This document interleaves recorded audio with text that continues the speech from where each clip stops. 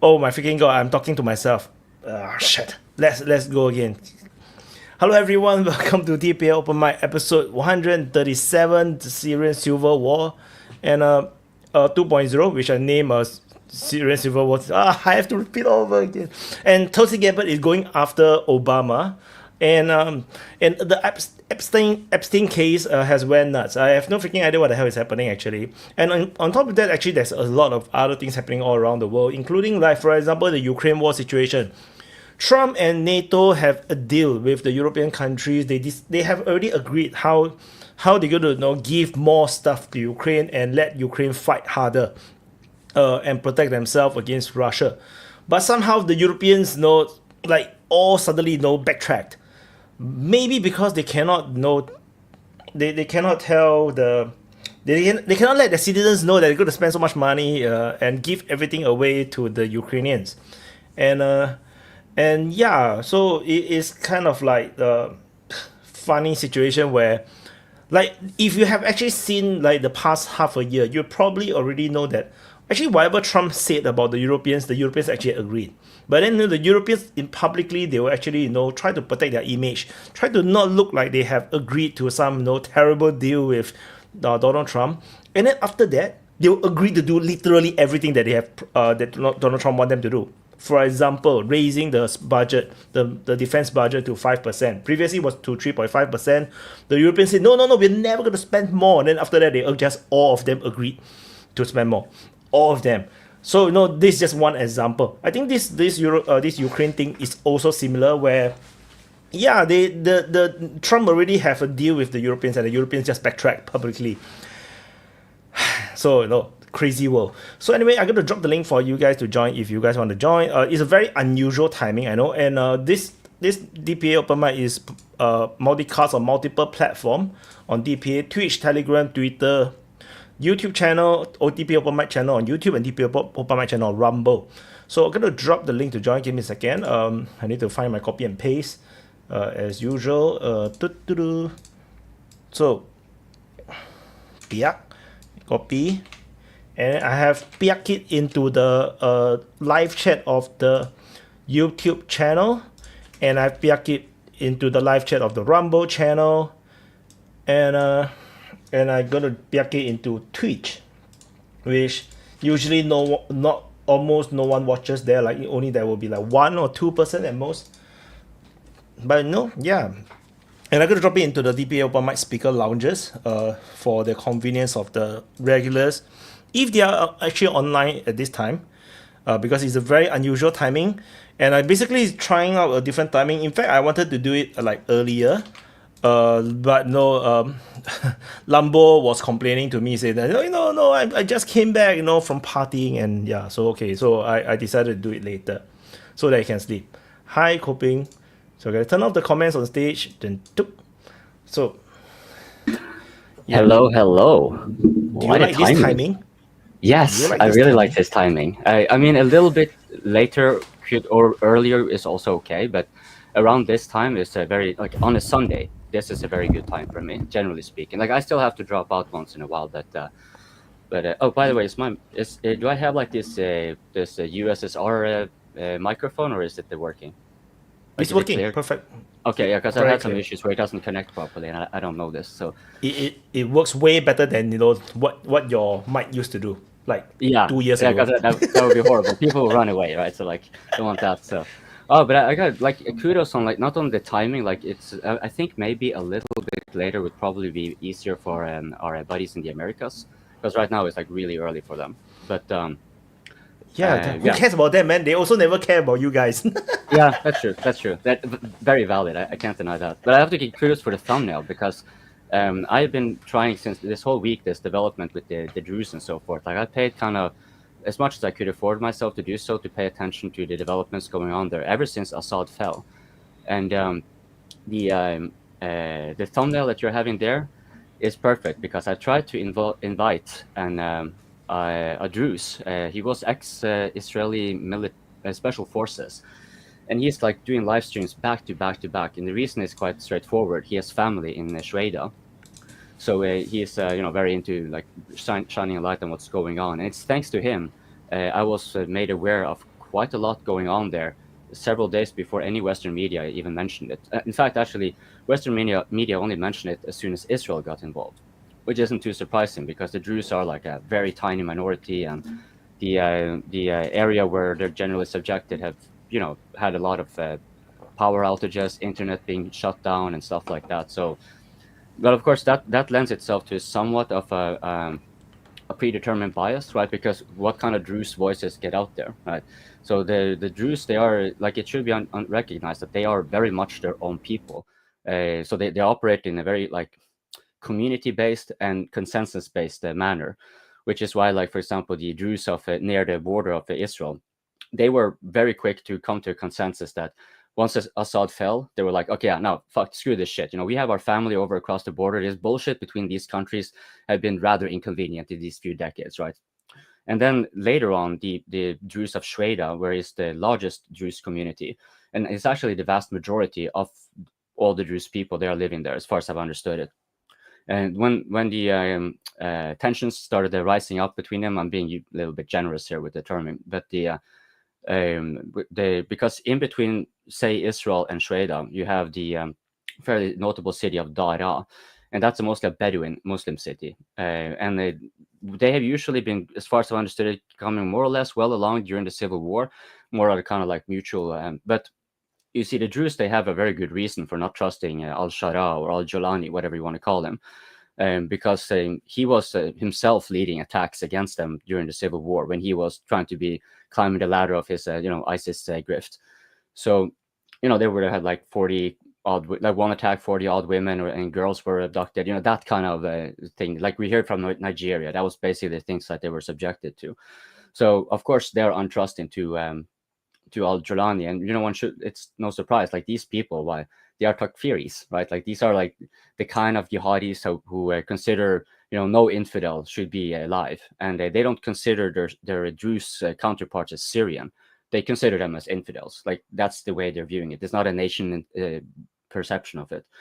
And so like what we saw basically with the Alawites and the Syrian Christians, that's what we're seeing quite a lot of. But yeah, I'm rambling quite a lot, but I've been trying to get this YouTuber invited on here. So like, but because he's really busy with this, he may not be able to. But hopefully he will be coming over.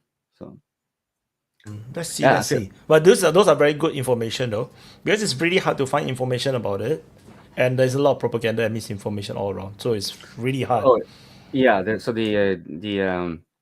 I think, like, for example, I think it should be like, if we're just going it on a geopolitical basis, like one very interesting thing that stood out was an interview. His name is Mansour Ashgar. I can drop it in the live chat, so because then people can keep an eye on that channel, and if you see him go live or anything like that, just remind him that Coping's invitation to the DPA Open Mic is, because like whether you agree with him or not, like he's obviously very pro-Israeli, like no doubt about it, but he does actually provide a fair amount of useful information.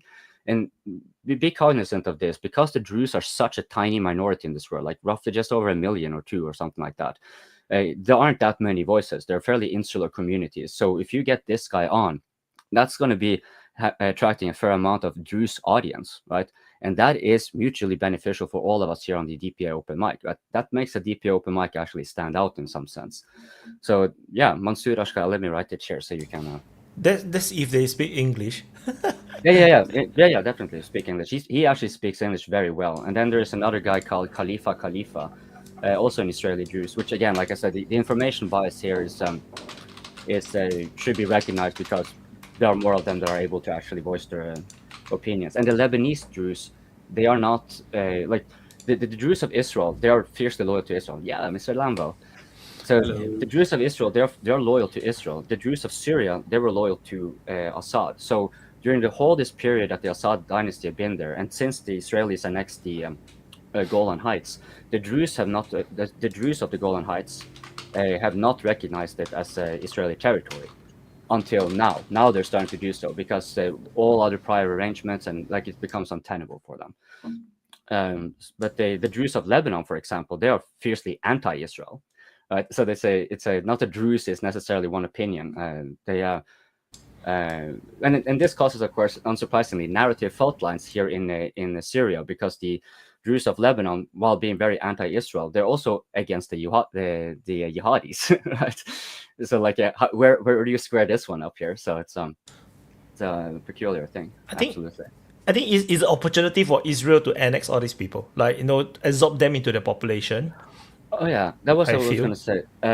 Well, I'm not so sure about the annexation part. I think there's a lot of factors that depend. But before I forget, the Mansour Ashkar, the guy who I'm referring to here, he had an interview. He managed to get an interview with a deputy spokesperson of the Knesset, of the Israeli parliament, albeit for just like 15 or something minutes or so. But there was something in that interview that stood out, a fairly refreshing remark from the spokesperson, because one of those Druze, they asked regarding, the bonds between the Druze and the Jewish counterparts are fairly close. This is like one of the less tragic outcomes of all this conflicts going on. Most people are not getting along, right? But here, like over the course of the decades, these two in particular have managed to kind of find a way.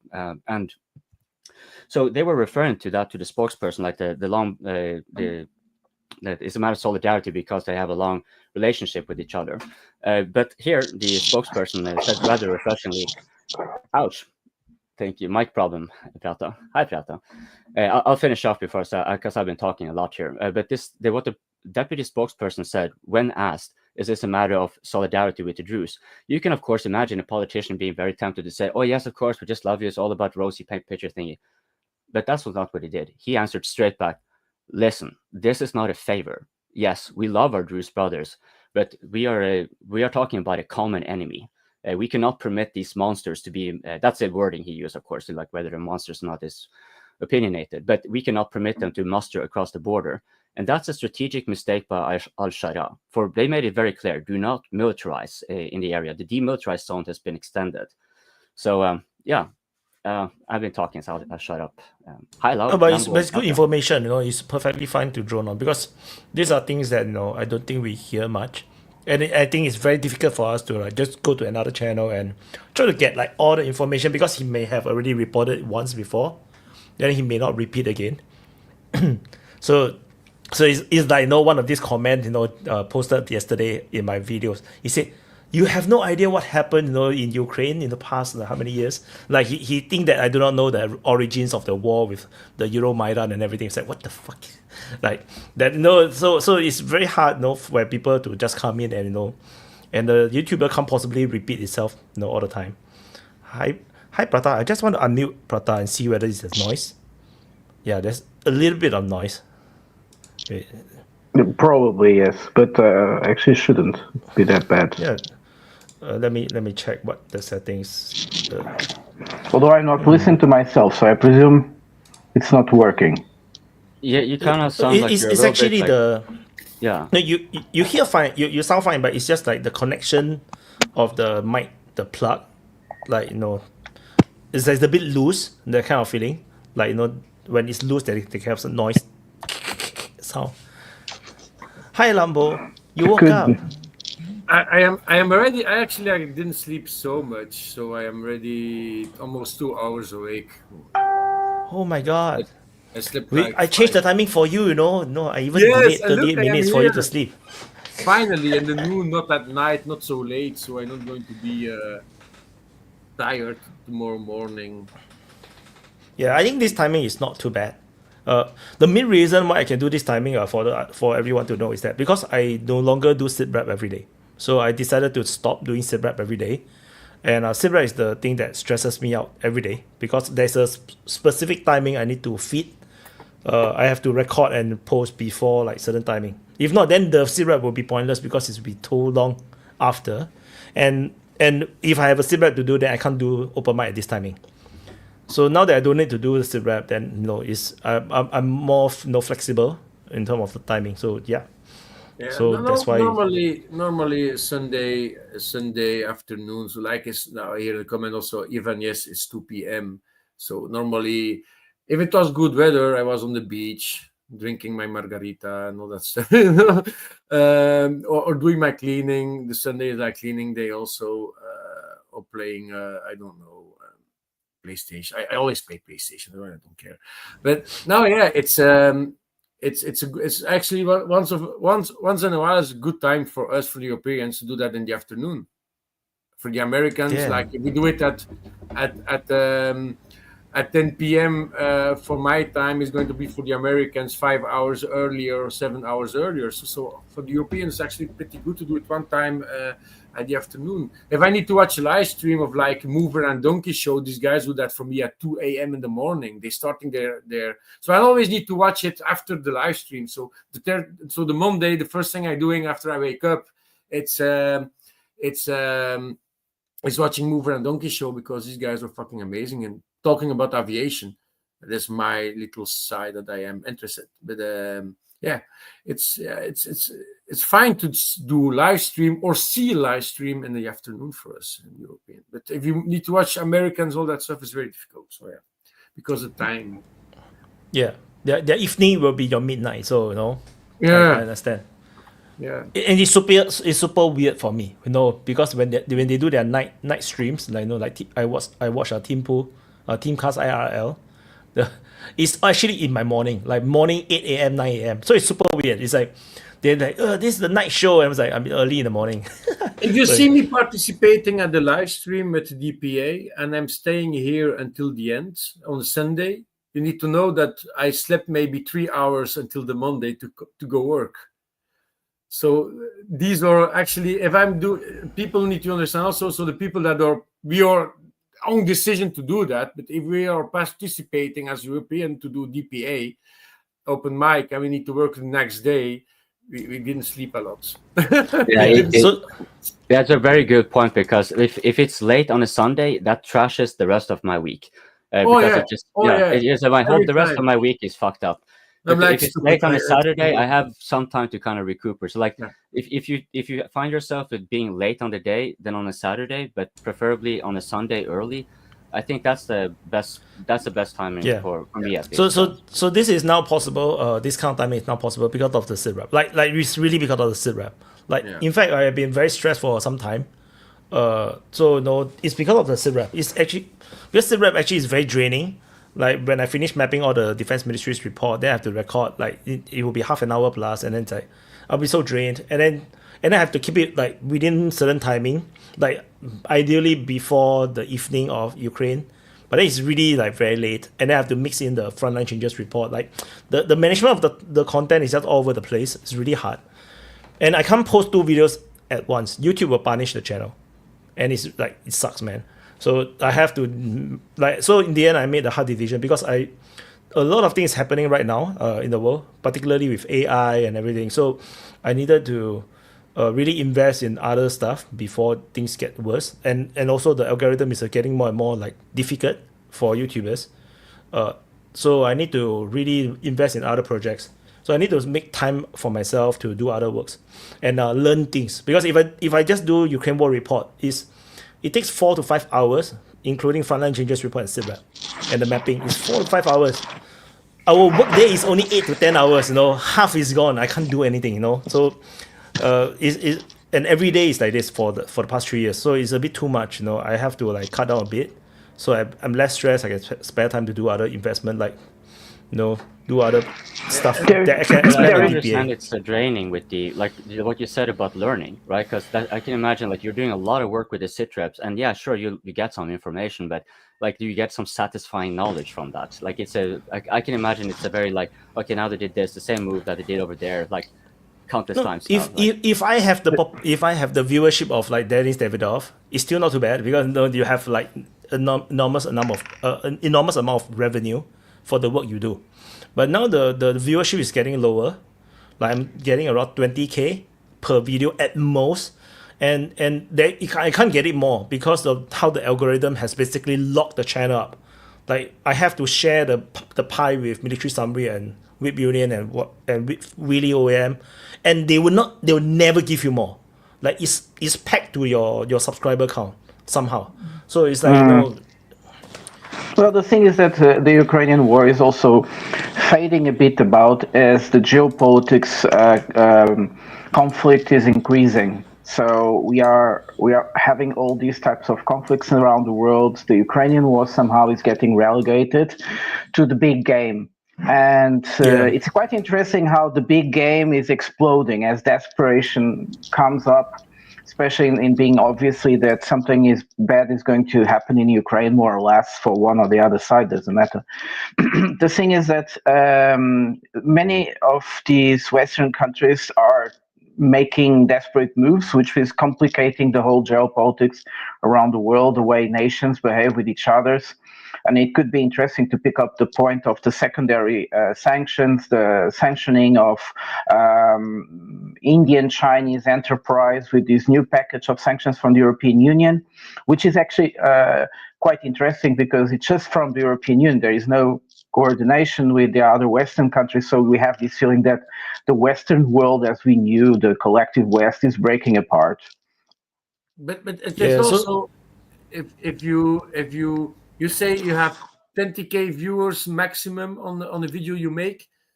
Really had his last video. I just checked it 11 hours ago. I watched it when I drove back home from going out. 30K, it's not a lot. Then you have like Denis Fafifov, 500K, something like that. It's disgusting, and it just shows how the propaganda is still working very well. It's entertainment. It's actually Come on. very concerning. Actually, It's what you need to interesting. do is more going to super panels also, inviting people and making super panels and share the viewership together to make it bigger. Even contact one day, calibrate it on something like that you can make a video together with him. Actually, if you look at other YouTubers, you see like even Calibrated, you can see even really they try. It's not that they didn't try. You see, they tried to invite guests on. It doesn't have a very huge impact. Like if you really look at the viewership and how it changed the channel, not much. Yeah, the now it's getting difficult, and also like the last super panel, because the invitees, like only Millennium 7 is like someone bigger. The other guy, and of course, Dan is not considered big in the Ukraine war sphere or the geopolitical sphere. So it's considered a very weak super panel, and the viewership was very poor for that. And there's a lot of effort to put in to organize a super panel. And if you wait, it's just not worth it. It's better that I spend the time to just read up on the latest developments, and then I make a news report. I probably earn more. So that is the conundrum that I face, and there's really a lot of things to report on. It's going to change, and it's easy. The moment that the press is more starting to say that Ukraine is losing, a lot of viewers are going to lose faith at these propaganda channels. Yeah, and but Mr. Lambo, a lot suddenly. Now they're making money, shit ton of money to telling lies. Telling lies continues. But what Prata say is true, because it's entertainment. You see, that's the problem. It's just entertainment. On the it was also I didn't watch the live stream, but it was from Speak the Truth, and he was saying like he's always talking about Israel and Palestine conflict and Iran and all that shit, and if he's starting to talk about Ukraine, he's saying like, I just look at the maps and Russia is actually losing and Ukraine is gaining ground. I just checked the maps and I'm like, how can you call, and I were reacting like that, like, how can you call your channel Speak the Truth if you're fucking lying and everybody knows? You're not even showing the mappings. You just, I like, come on, guy, you have actually basically good channel. I don't like his channel because if he's talking about Israel and Palestine, I like bits agree with him.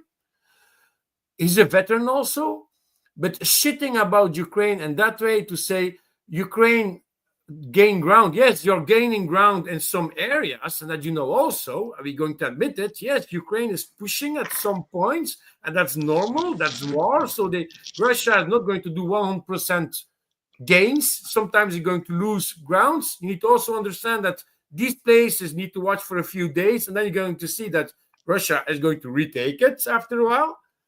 But you're not going to say that Russia is losing everything and that Ukraine is gaining. That's fucking bullshit. And show your maps. Show your fucking maps also. And like David was playing the game like coping against Trump and playing shit about a lot of things. He's playing with the guys like that. and he's not showing also what's really happening in Ukraine. That's the propaganda. A lot of all these pro-Ukrainian channels are playing these games like that. People are not going to do research like we do, or just going to follow these guys. But I don't think this is propaganda. Davidoff is another. It belongs to another level. It's entertainment. You have the feeling it looks like a war game. A report of a war game that he somehow creates in people's illusions. It's so. Sometimes it's so disconnected to reality that it's not. It doesn't even go along with mainstream media. It's just make believe. Yeah. It's completely social constructivism, and I think it's not important to understand who is Davidoff because he just exists because there are people watching it. But what kind of people watch it? And these are people that are not interested in reality. They are not interested in the real news. They are interested in these making feel good. Make you feel like the winner, make you feel like you are still on the spot, on the brink of the righteousness. The people that want to feel they are the good ones. You see, like when the good ones make bad things, this is a good stuff. When the bad ones make the same bad things, they are really evil. And this is the belief that many people, unfortunately, since the end of the 90s, although the Cold War mentality was a bit like that, but I think after the 90s become really strong. Yeah, if I can just comment quickly what you said about, like, I noticed that as well. Like, you have people who are very oriented in, for example, Israel, Palestine, or Ukraine, or whatever. They might be actually quite astute on their observations there, their main thing. But then they tend to be making this false correlation and kind of putting it in the same basket. So the viewing kind of, and a bit sloppy. Like, so like the guy you mentioned who looks at the Israel thingy, I come across the same. When they those who tend to have like fairly decent information regarding that area, they will tend to be viewing the Ukraine war in a very similar lens, even though it's like not really comparable. And likewise, of course, those who are really good at Ukraine, when they look into the Israel Palestine, if you kind of have looked into it, you can tell they haven't really looked into it themselves. And that's where the open mic is really good. Hey, folks, don't forget to press that like. The sooner you do that, the earlier the YouTube algorithm goes. Algu Akbar, they're going to be blessing us with fresh new peeps and stuff. So don't forget. And also, you can join us here. It's nice here. Just saying. Yeah, it's a difficult topic, and you believe what you want to believe. There's a rule, actually. You believe your belief. It's like the religions also. You're choosing your religion, and that's it. But these people are, and that is not like it's. They are telling shit every fucking day, and they're showing only what they want to show to you, and you believe that because you see you're a fan of the guy and you see what he's showing, and you're going to only believe what he's going to show you. You're not going to look further than what he's showing you. The problem is, if next year suddenly, just give a stupid example, Russia is in Odessa.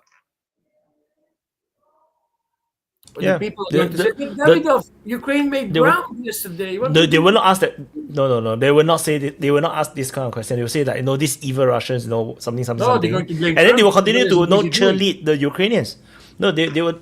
It's just like they have already lost Adiyevka, they lost Bakhmut, they lost Voleda. What changed? Nothing changed. Their support for Ukraine don't change.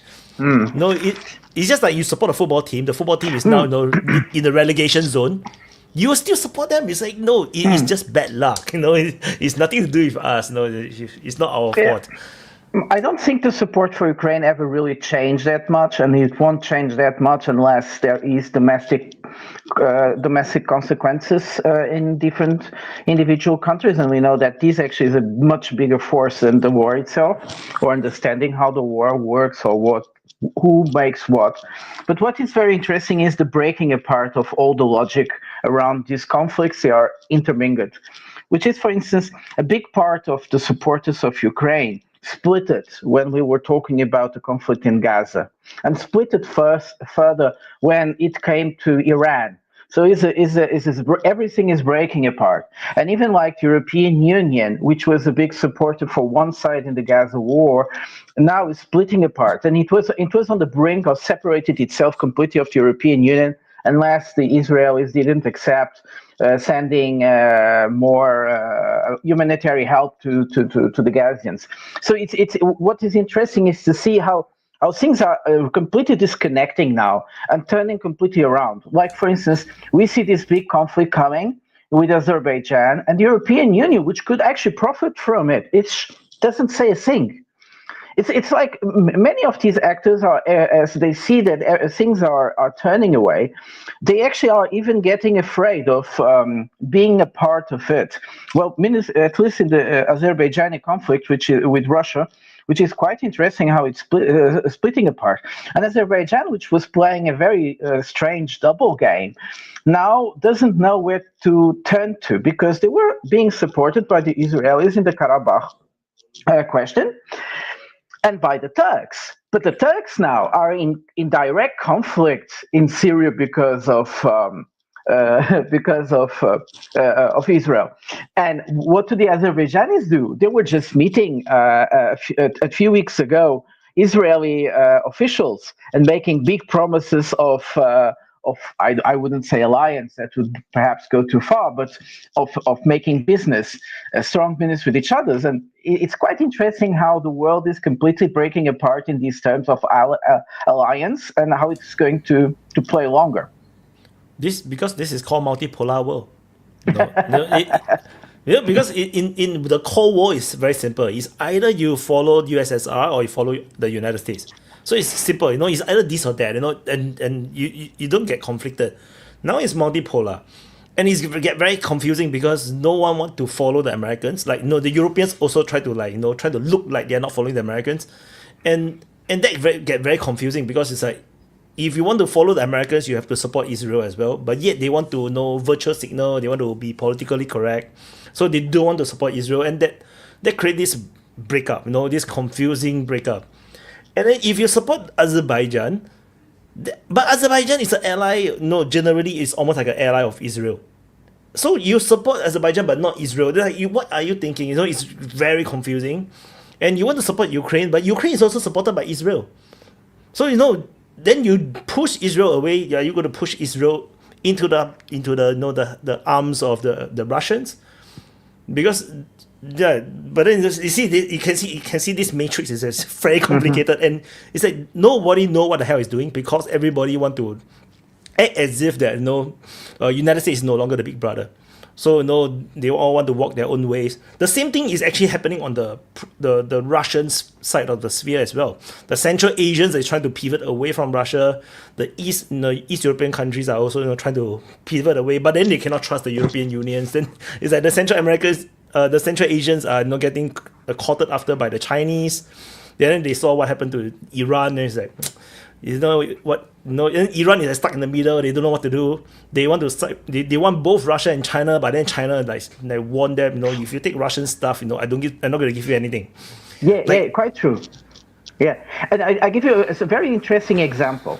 The Azerbaijanis were creating this process of conflict with Russia. It was a question of time. And Azerbaijan lives from oil and gas. The problem is that the big banks don't support new projects of oil and gas explorations, and the oils and the fields in Azerbaijan are drying out. So they went to Russia to finance these new explorations. But as they were preparing a conflict with Russia, of course, they understood they are not going to get the financing they need in order to survive 10 more years. So what did they do? They went to China.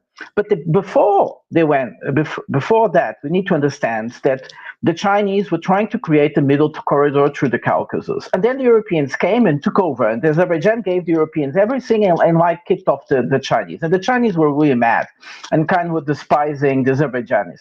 But now they were planning and making bad things with the Russians. They went to the Chinese and make big deals to get inside of Belt and Road Initiative to get financing for the oil and for the exploration of oil and gas new fields.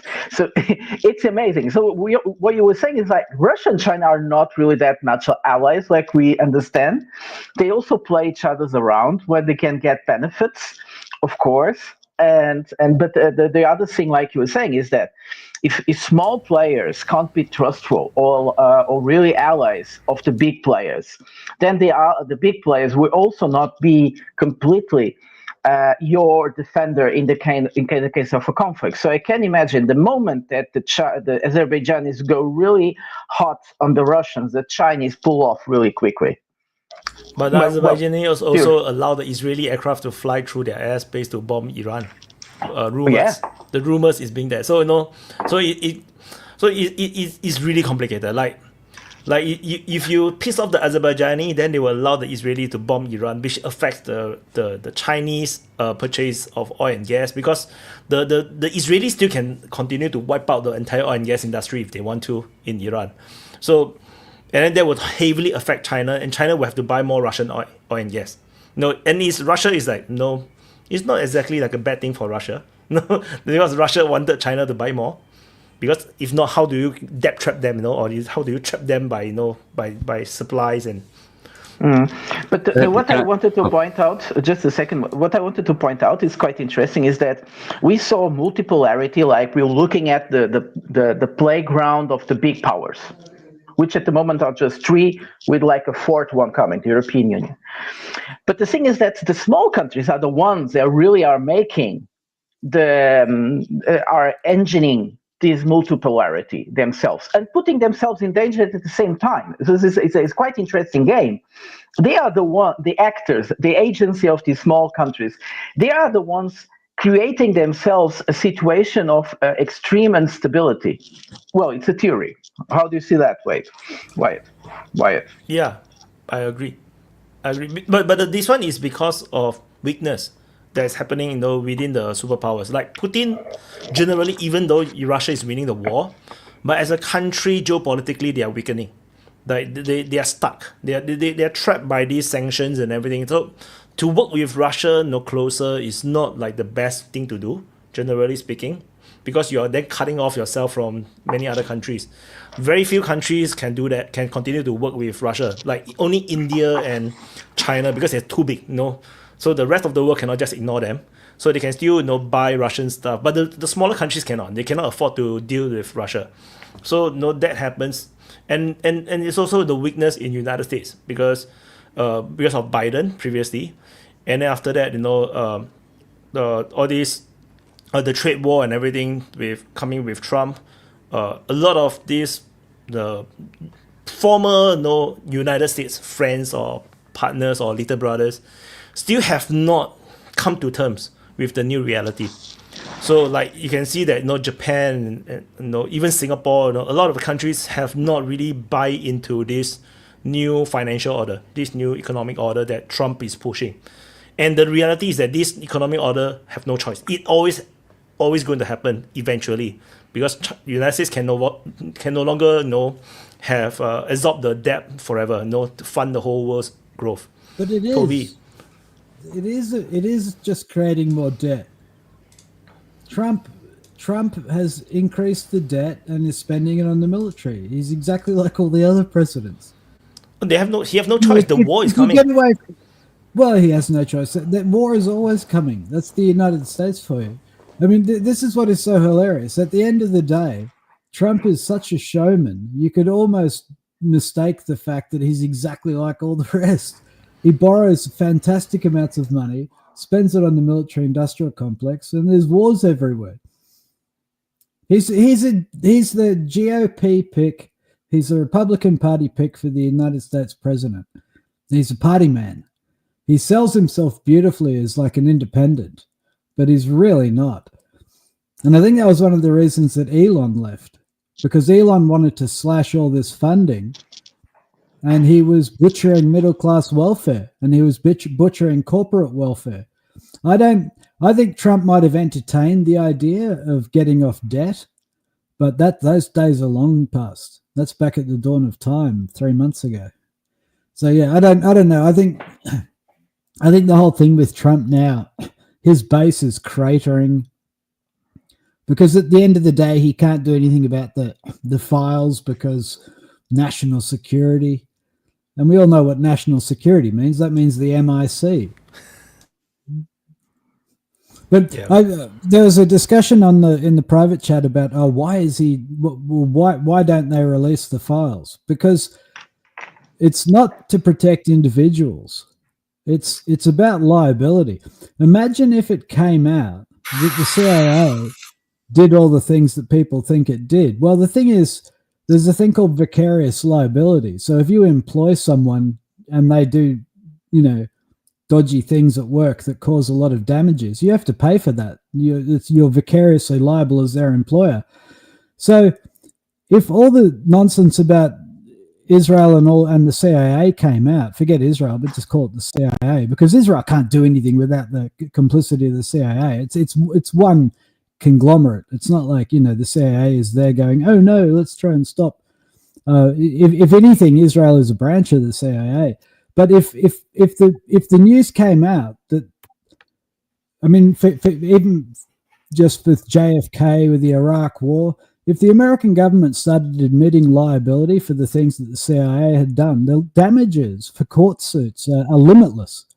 Everybody who's ever lost a family member in one of these pointless wars, the families, 9/11 victims, and it's not just the damages in suits as well. It's like if military-industrial contracts have been given out on the basis of shenanigans, and all the information comes out, that's going to bankrupt some really important companies just through the operation of law. So the government kind of has to keep it secret unless they want to allow the operation of law and suits for damages and vicarious liability to constitute a revolution in terms of property ownership, because there would be so much money changing hands from the corporate sector and the MIC to the victims of their shenanigans, that's effectively a revolution.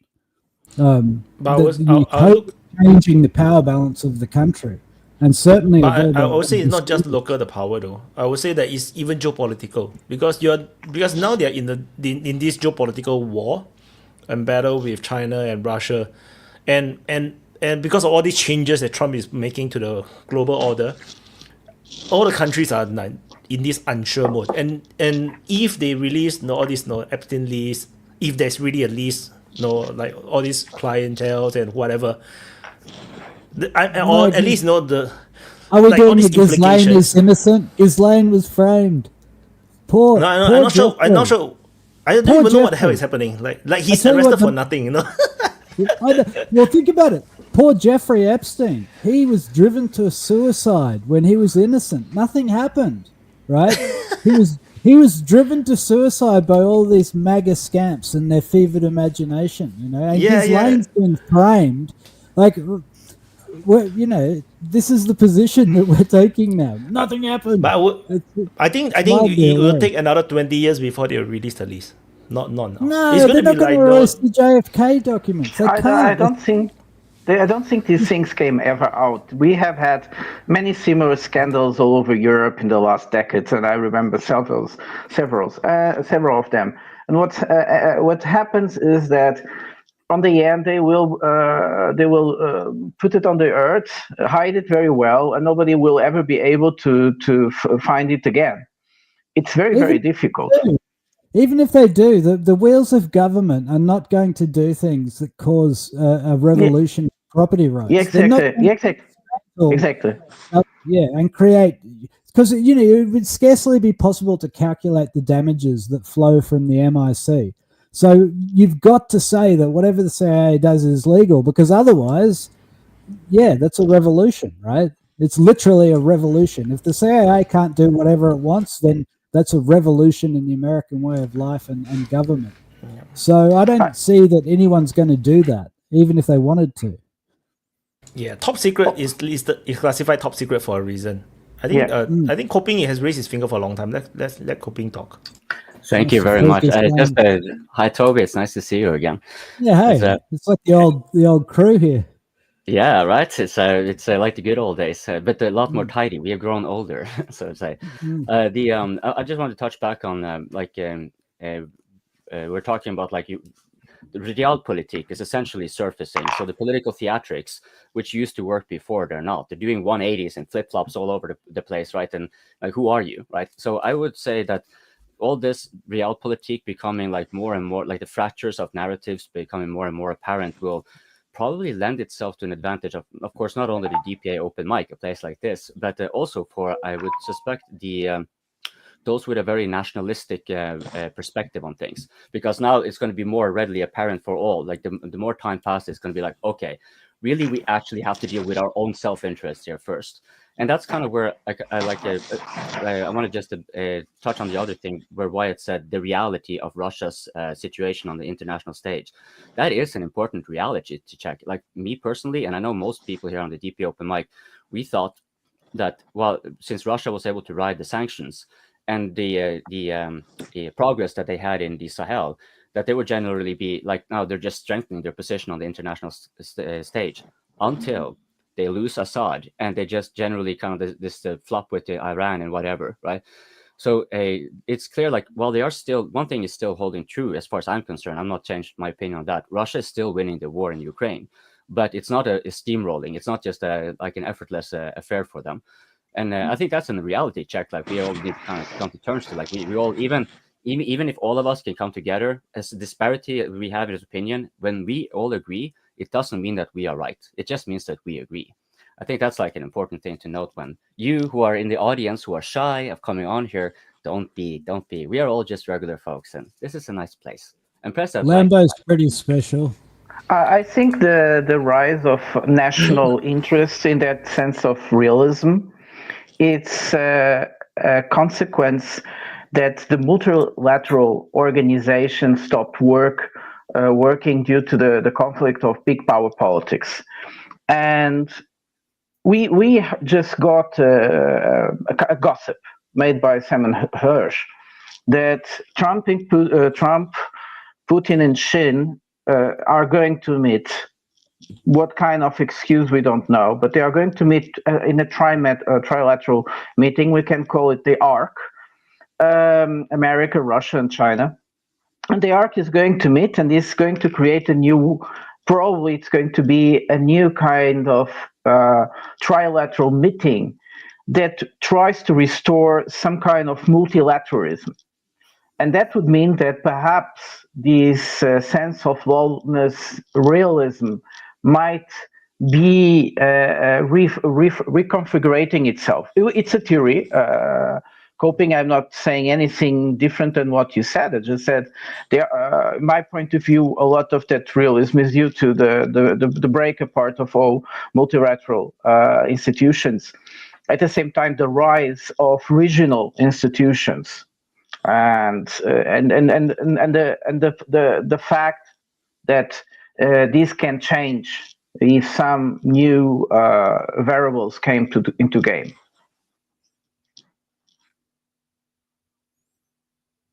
The ARC. Wait. I want to read a super chat from Johari. This was like half an hour ago at least. What's your take on Aliyev? Seems like he's poking the Russian openly. Who is Aliyev? Sorry. Which Aliyev is this? I'm not familiar. Yeah, sorry. I do not know who is Aliyev. Aliyev, who is Aliyev? Can it be? Oh, the president of Azerbaijan. So yes, no wonder I find the name. No wonder I find the name very familiar, but I can't remember who it is. I only remember a bald guy with beard, but I forgot who is he. So, okay. Yeah. So what's my take? No, the thing is, I think Azerbaijan now have a very reliable ally in Israel and Turkey, and like both of them. So that's the and these two countries willing to provide Azerbaijan with real support that Russia is unwilling to or unable to for this moment. Hang on. This is fantasy. Azerbaijan and Russia have a very long history. It's kind of interesting. I went down this rabbit hole years ago. So they're basically tied at the hip and always have been. It's like there is no Azerbaijan without Russia. Stalin cut his teeth as a union leader in Baku oil fields in Azerbaijan. And like every few decades, Turkey especially, but people go to Azerbaijan and try and cultivate anti-Russian sentiment. And the Azerbaijanis, being pretty cunning, they take huge amounts of money for this. And then they split it with their Russian friends, and they promise all kinds of things. And then in the end, traditionally Turkey goes away grumbling. and speaking about platitudes about, you know, Turkish people having to stick together. But if you have a look at the hard economic ties between Azerbaijan and Russia, Russia doesn't have to even go to war with Azerbaijan. Russia can just completely shut Azerbaijan down. And remember the geography as well. Azerbaijan has got Russia to the north, the Caspian Sea to the east. It's got its traditional friend Armenia to the west, and Iran to the south. So it's not going to be allying with Israel or the United States anytime soon, right? Azerbaijan is a fantastic place to eat food and sell oil and get along with Russians. And it always has been, and it always will be. But they will take money and say things. But yeah, I don't know. If you read the history and you have a look at the economic ties, it's fantasy. There's no chance that Erdogan is going to achieve very much there. I suspect that this is the British playing the great game, and maybe the CIA as well. But I don't think anything's going to come of it. Well, May I ask you guys? Oh, sorry, Piotr, because I think you might probably know a bit about this. The PKK have recently announced that they're surrendered. They did so quite a while ago, and then now, as far as I've understood it, they have officially surrendered to they relinquish armed resistance. That's basically it. So now they're pursuing more through a constituent assembly and whatnot. Now, I haven't been terribly familiar with these folks. But I tried to, because of one peep in the audience called Hill who wanted me for some reason to look into it. I came across this about the PKK. So I wondered, what do you guys have to say? What is your take on the PKK dismantling? Because that sounds like a really big win for Turkey and a big L for the Kurds, generally speaking. But I'm not really sure what to make out of it. Well, remember there's two lots of Kurds, right? And always have been. There's basically the Turkish Western Kurds, and then there's the Iranian-backed Kurds.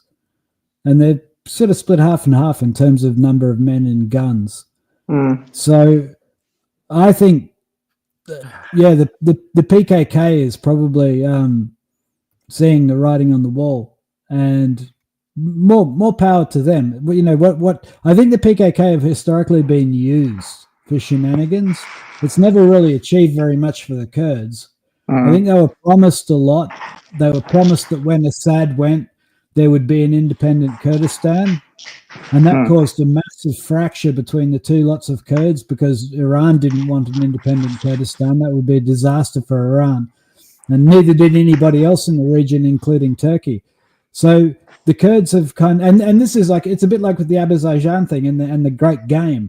It's like Britishers and Americans go in there and they talk to the Kurds, and they can spend a bit of money and be James Bond 007 and be the quiet American. But at the end of the day, an independent Kurdistan is a disaster for all of the states neighboring it. So I think the PKK have just wised up, and they don't want to be the blunt instrument of foreign policy. So I think it's a good move. I think what we have to take into account is that the Kurds, people tend to call Kurds the Kurds, but actually they call it themselves several stuff. The band back together, just missing Ron and Alan. Oh yeah, the old guys. He just woke up. Ron is in the chat. Vos, just continue to watch the live stream of Tomorrowland, dude. Come on. So just like I was saying, the Kurds call themselves several stuff. They speak even language. They are not understandable between the different tribes. And we have to take into account, for instance, this is a very interesting idea. Sometimes people like to play the ethnic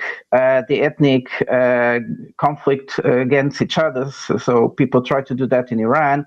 And one of the things some more attentive and knowledgeable commenters said is that, but the Kurds that live in Iran have been living in Iran so for almost 1,000 years in that sense of empire, because as you know, Iran was never colonialized. Well, it was it was taken advantage from Russia and the British and later the Americans, but they always kept their independence more or less.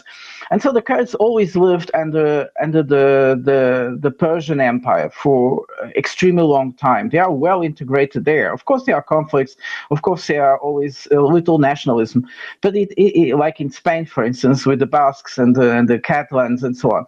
But they still belong to that system. And the same could be said for the Azerbaijanis, that weren't the part of Iran that wasn't taken by Russia. But that's what Azerbaijan is the part of the Persian Empire that the Russians took for themselves. And in doing that, we have to understand that Azerbaijanis living within Iran, they have very little in common with the Azerbaijanis that passed through first the Russian Empire, the Stalinization process, the communism, you see, and later the glasnost and so on. They're very different peoples in terms of beliefs, in terms of everyday life, in terms of the way they enjoy the little things. And even the Azerbaijani language in Iran is full of Iranian language subtract. So it's one of the things I wanted to join. We also understood. Are they really that different, though? Just to finish. Again? They're probably more like each other than they are like anyone else. Who? The Azerbaijanis in Iran and the Azerbaijanis in Azerbaijan. I doubt it. I profoundly doubt it. And the last thing I wanted to say, because it just also the name Azerbaijan is quite interesting. Is a quite modern creation. But the thing about the Kurds. Just to have an idea, it's quite interesting that the Kurds from Syria never really allied with the Kurds in Iraq. And the connection between the Kurds in Turkey has always been a bit conflictual, a bit strange with the Iraqi ones, and a bit more cooperative with the ones in Syria. So these groups have been making alliance, compromises, and so on, but they are not all in the same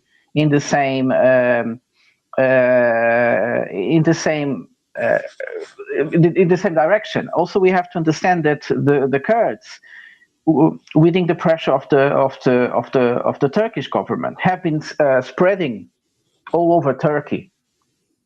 So where you find big communities of Kurds nowadays, you'll find them on the coast, on Istanbul, where you can earn more money.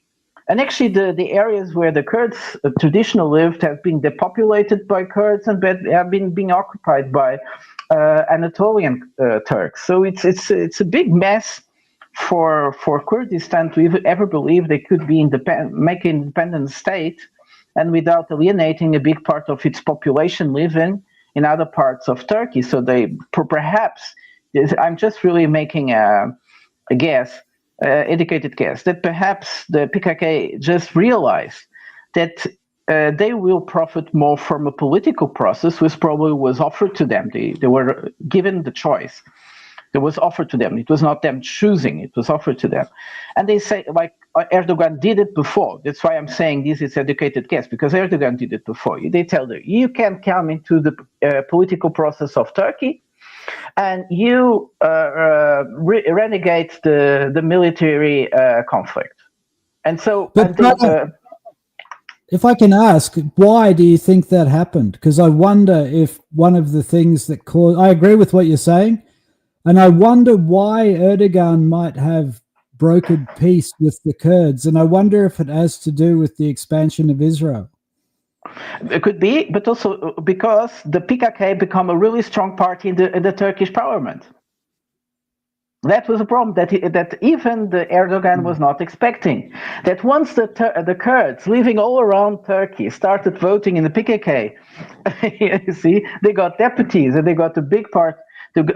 Well, not to make a government, but they were a strong force in the parliament. And so when Erdogan wanted to make political changes, when he wanted to change the constitution, he had to take the Kurds out of the parliament in order to regain strength enough in order to pass the constitution.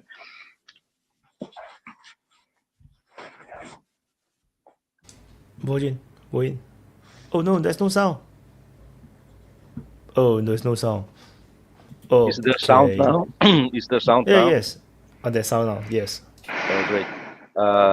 Well, I agree that the Turks and the Kurdish have a very complicated territorial distribution. The Kurds inside Turkey, but it's quite curious that Turkey made this out of the blue theater with the big PKK chief they imprisoned for 20 years or something. Just now that he came out and said to his guys that they should give over all the weapons, to Turkey. So it's definitely something which has to do with the current events, in my opinion, which is most likely the situation in Syria, which is unraveling. From my point of view, there is clearly a partition in the cards, and if there is a partition in the cards, then the Kurds and they have been promised something by the United States, in my opinion. Is it noisy? Prate, can you mute? Yeah, you're crackling. Oh, sorry. So I will change. I don't know if you guys noticed. I don't know No, if well, you you're noticed. just low, but Prata has like a connection issue with his mic, so it's kind of hard to hear you when he's not muted. Actually, Yeah, it was not me. Friday has bad internet. No, I noticed Toby. that in the news, the consequence of Israel bombing Jolani and Damascus was that the court brought a halt to the proceedings against Bibi. So, like, that whole thing is such a farce. Bibi is in court for corruption. He faces serious criminal sanctions, and he literally goes to war, and the court calls off the next session because it's an emergency. It's, I don't know. This is why I have trouble taking seriously, like, the geopolitical stage, because unless we're watching a comedy or a farce, it's not much of a stage. You can kind of do whatever you want. You've got Trump out there being Trump. The move was to expect, you see, Toby. The move was expectable because you're right about the moment, but the move was expected. Why? Because Jolani made very bad choices in the process of coming to power. And one of them was attacking the Christian village and the guys, the other nationality around the coast, Alawites. And in doing that, and killing hundreds and hundreds of people, we don't know. They kill hundreds of people in several villages. So it was several thousands of people they killed in a few weeks. And he took a lot of time to react, just under international pressure, actually. The thing is that now it's a perfect moment to bomb the central government in a way, because this will give rise for the Alawites, the Christians, to unite against these barbarians. And I'm sorry if I tell you we're barbarians, because whoever saw the videos of what they were doing in those villages, how they looked like, and the way they were dressed, and what they were doing to people, just humiliation, just for the pure.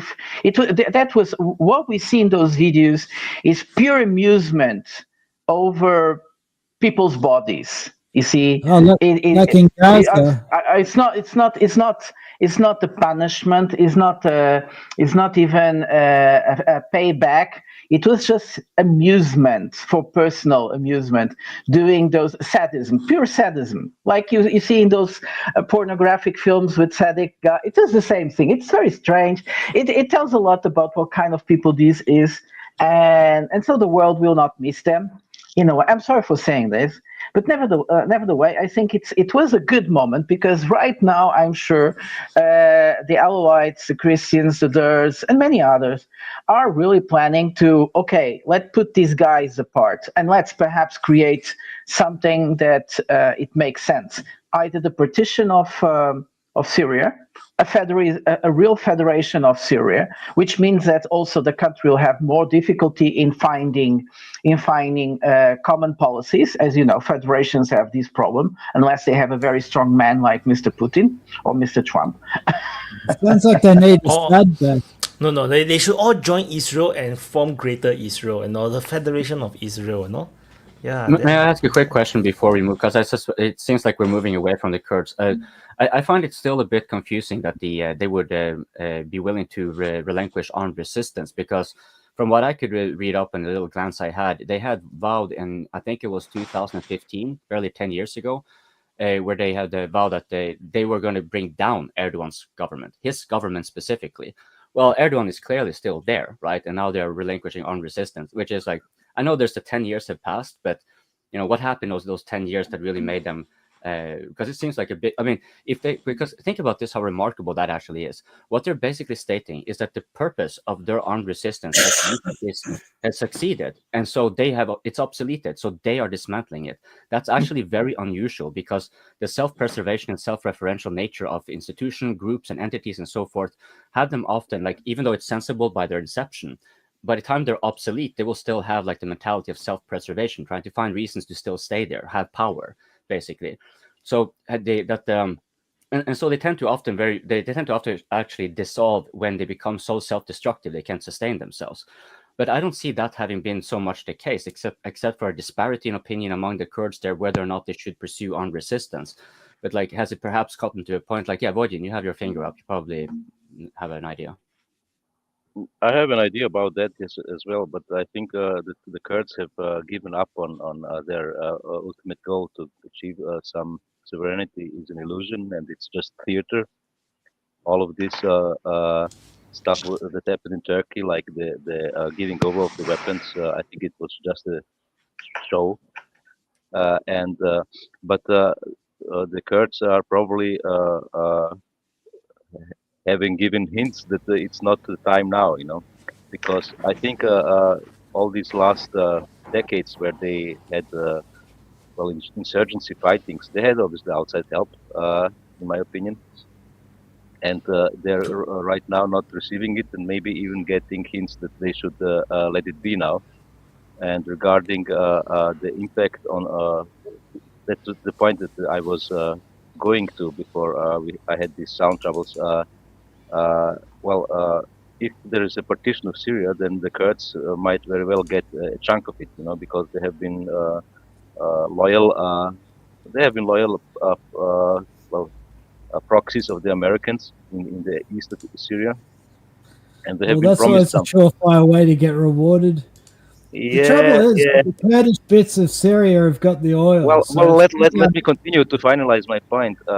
And if you look at the situation, Israel is obviously very concerned about human lives right now in the south of Syria, which is very noble and which is remarkable in itself, because the Jews are there are Jews living in Israel, and these are going out to help their other Jews living in Syria. But regardless, they're not Israelis or Jewish. They are also not Muslims or not accepted as Muslims by the rest of the Arabs. And they are obviously a possible ally there. And if you continue the geographic line, then you get from this territory where the Druze are to Al-Tanf, which is the region which the Americans occupied and blocked Syria from connection. At least in this part, there was a road, I think, a good road to Iraq. And if you continue further, then you get to the Kurdish region. So you have a direct connection between Israel and the Kurdish part, which is I think the thing that is pushing all of this. I don't think that the Jews have a real interest to ally themselves with Israel right now for the sake of being allied with Israel. Come on, no, it's a coincidence. Netanyahu just wanted to do the right thing. Yeah. He can't walk past a puppy without giving it a pat. Yeah, obviously, it's a humanistic thing to do, obviously. And the implications will, however, be that Israel will have road connection up to the Kurdish part of Syria, which is if you continue thinking, the reason why the war against Iran stopped so quickly because it was an air war, a pure air war, and without boots on the ground, you cannot really easily achieve something. But then there is a Kurdish region in Iraq as well, and in Iran too. And if there is a movement to liberate the Kurds in these regions, then Israel and the West could have a land connection directly to the doorstep of Iran. This is, in my opinion, a very big part of the driving what is happening now. Still, it's a very long game. Yeah, they have I time. want to add a little bit on the Kurds thing. Could it be that the Turkish Kurds decided to give up because they gave up on the Iraqi Kurds and the Syrian Kurds? Like, Yes. these partners can no longer be trusted. Like, no, this is pointless. No, then they give up. They just like, let's just join Turkey. And then also No, because as I I was agree saying, with the William political on that. I think And also the because- money dried up. And also because the political process in Turkey itself, if it is offered, because the Turks are offering something to the Kurds, so they're offering them the political process. At the moment they have voice inside of the political process in Turkey, they have a very big voice. What Coping was saying, why did they go back to the armed conflict? Because they were illegalized as a party once they were inside of the political process. So they were betrayed by Erdogan, which illegalized found all kinds of excuses to legalize the party, and all those parliamentarians and politicians were arrested or put out of office. And so and now they are offering them again the possibility of coming into the more or less democratic Turkey. And once they get those positions, again, they have a much more power than they would have or would achieve with the armed resistance. And like I was trying to say, although someone was putting into question in the chat what I was saying that it is a lie. No, it is not a lie. The PKK, once they got in this political process 10 years ago, they were able to get politicians in many parts of Turkey where they traditionally were not there, which are not traditional areas of the Kurds. And when I say some Turkeys are coming to the areas of the Kurds, I'm sorry, the person was saying that is a lie. They should inform themselves that actually Erdogan offered more land and extreme good conditions, tax facilities for Anatolian Turks to come to those areas where traditionally they didn't occupy. And another person was saying the Kurds have a higher birthday rate. Yes, and this is what preoccupies the Turks, because that means the big communities of Kurds in other parts of area like Istanbul, the coast, Antalya, and so on, good economical areas. This means they have an immense power, which if the PKK understands how birth rate works and so on, this means that they will have much more potential being a political party than being armed resistance. Go on, Toby. I just wanted to go back to Voyan's idea because I think it's very interesting. I think he's probably right. I haven't read anything about this in ages, but it does make a lot of sense. And one of the things about Israel being America's ally in the region is it's very small. It's got fewer than 10 million people. So it really just is not big enough to engage in a land war into Iran. So let's just say America does the naval and the air war. You're still going to have to send a large land army in like you did with Iraq. And I don't think there's a lot of appetite for that in America. And Israel's just not big enough. There'd be no one left in Israel because everyone would be occupying Iran. And so I wonder if the plan is to use a Kurdish Arab army to basically train up an occupation force there on the border. So that then, Yeah, right. So then America can do the sea and the air war, and then their proxy force, because, let's not forget what ISIS was originally. Then they can send in this proxy force from the border region and keep them supplied through Israel and through the road that Boyan was talking about. And that solves the problem of Israel not being big enough in terms of population, and it also solves the problem of Americans not particularly wanting to go and die in Iran. So I wonder if that's the plan. Okay. The Druze and the Kurds all join Israel. Greater Israel. No, all the minorities unite. No, they'll be liberating their brothers in Iran for the sake of correct. It's like we need to save the Kurds in Iran as well. So that's like the logical step. Like first they need to absorb the Druze first, because the Druze people are very similar to the Jews. I heard, in terms of the way the religion work, how like they always marry or within their religion, or like you cannot adopt, and you cannot adopt the religion of the Druze. You have to be born into it. That's what I heard. So so it's very similar to the Jews. So it's like bring this group in, treat them very well, make them look like wow, joining Israel is so good. Then they'll invite the Kurds in, Australian Jews allow you to marry in. Yeah, that. I mean, I would like to say something about the Druze, if I may, because it's easy to kind of just look at them as a different strain of sand monkey or whatever down there, but they are very much. Okay, sorry. Okay, but they are very much a distinct people. Like Giuseppe Skondis, they corrected on for replacement in the live chat.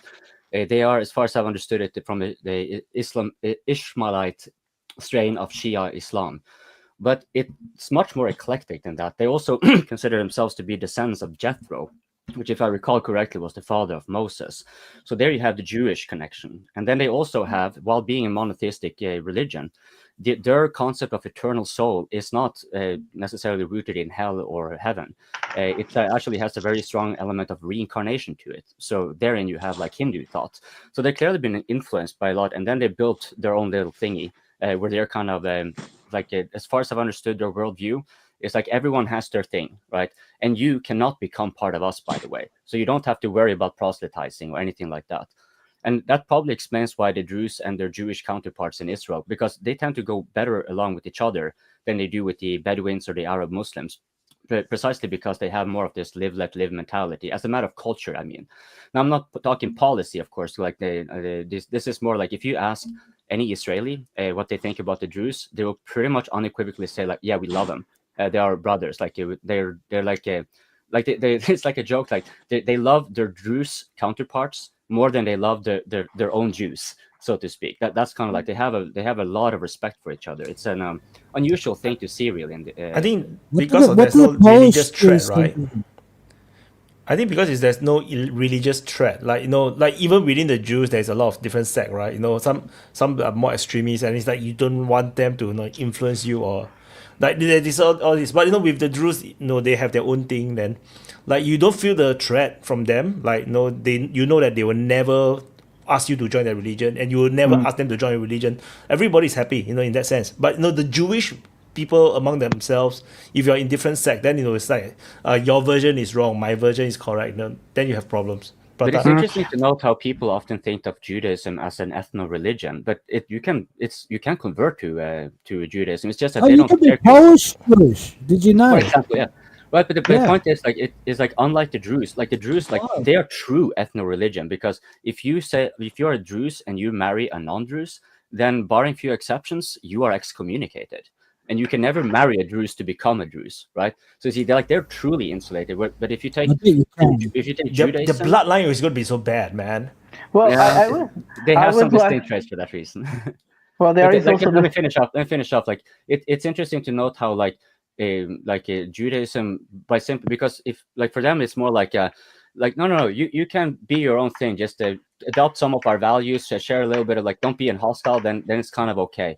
But if you want to join us, you may, but we would not recommend it. Like they would generally try to avoid it, which of course, that causes the very reasonable perception that it is an ethno-religion, because it causes by default some ethnic recurring patterns, right? Like so it's kind of like an ethno-religion by default, but it's not because it's a true ethno-religion. It's simply because they have eliminated the function of proselytizing as a prime driver in what they do. So yeah. So I would like to add to make the story a bit more fluid, because any story that has a strong line tends to ignore the conflicts within all human relationships.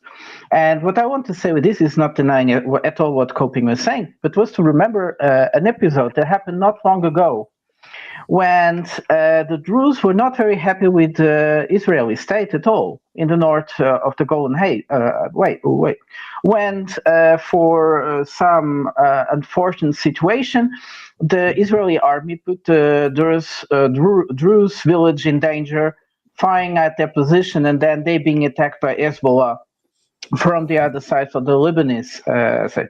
There is also another characteristic about the Druze, which is more or less well documented, which is the Druze tend to be, historically, is their strategy of survival. And that's also one of the reasons why did they survive for so long in such a harsh environment. Because let's remember, during the Byzantine Empire, there was very little consistency for religious alternatives. The Muslims were also not very keen in being tolerant, like they sometimes say. But the Druze were able to keep all through these empires for several thousands of years. How did they do that? Because they ascribe profound loyalty to the rulers over them. So we have seen a complete loyalty of the Druze to the Syrian government, to the Israeli government, to the Lebanese government. It is just when these countries are very breaking apart, like Lebanon or now Syria, that they start to not knowing what to do. And I think that's also one of the reasons why these barbarians from Bedouins trying to attack the Druze created such a conflict. Of course, they were being used and so on.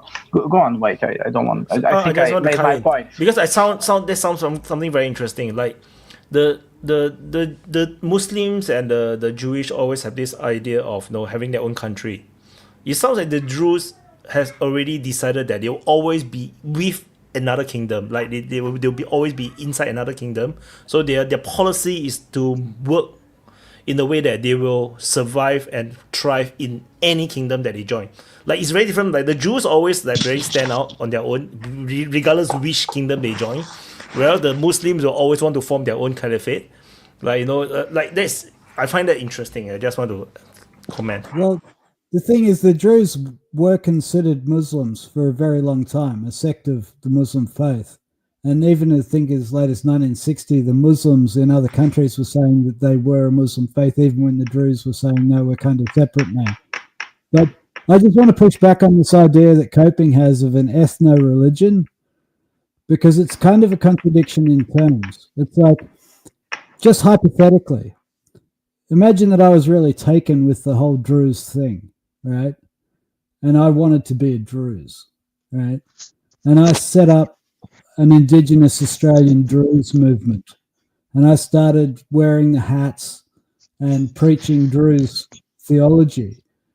Who's going to stop me, right, in Australia? Like, so I don't think it's possible to own, to like, people like to talk about ethno-religions, but actually I think it's a contradiction in terms.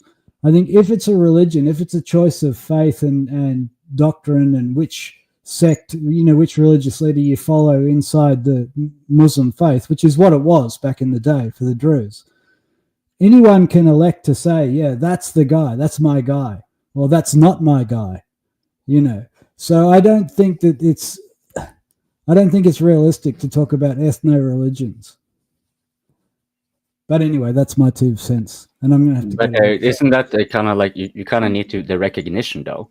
So with the Druze, it's pretty straightforward. You need to have both of your parents. Both of your parents have to be Druze. So the indigenous Australian Druze do not recognise Who would this. listen to you? We Who would say listen? that you're a heretic.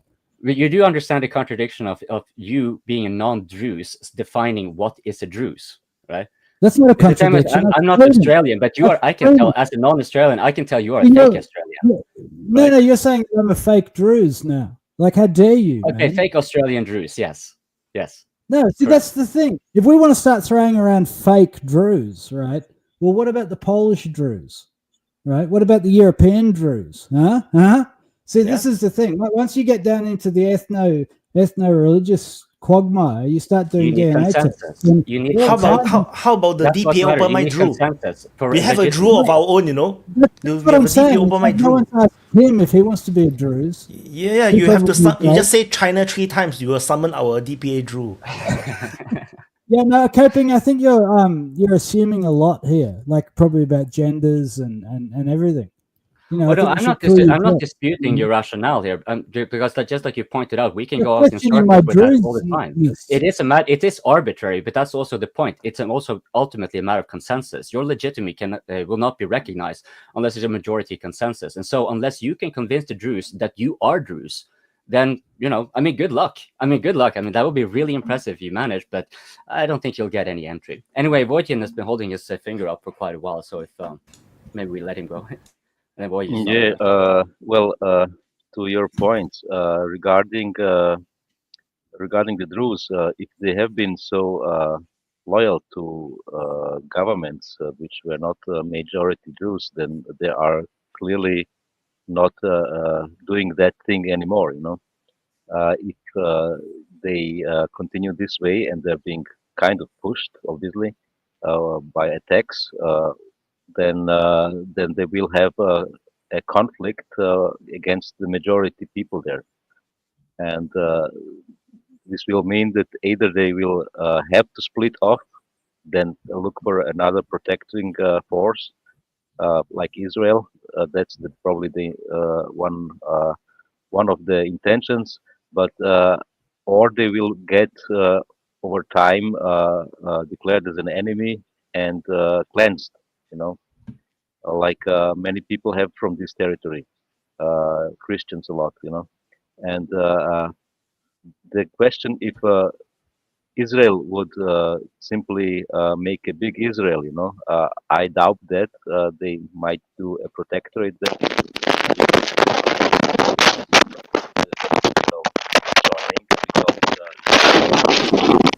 Is Voin, your mic has granted a lot of white noise.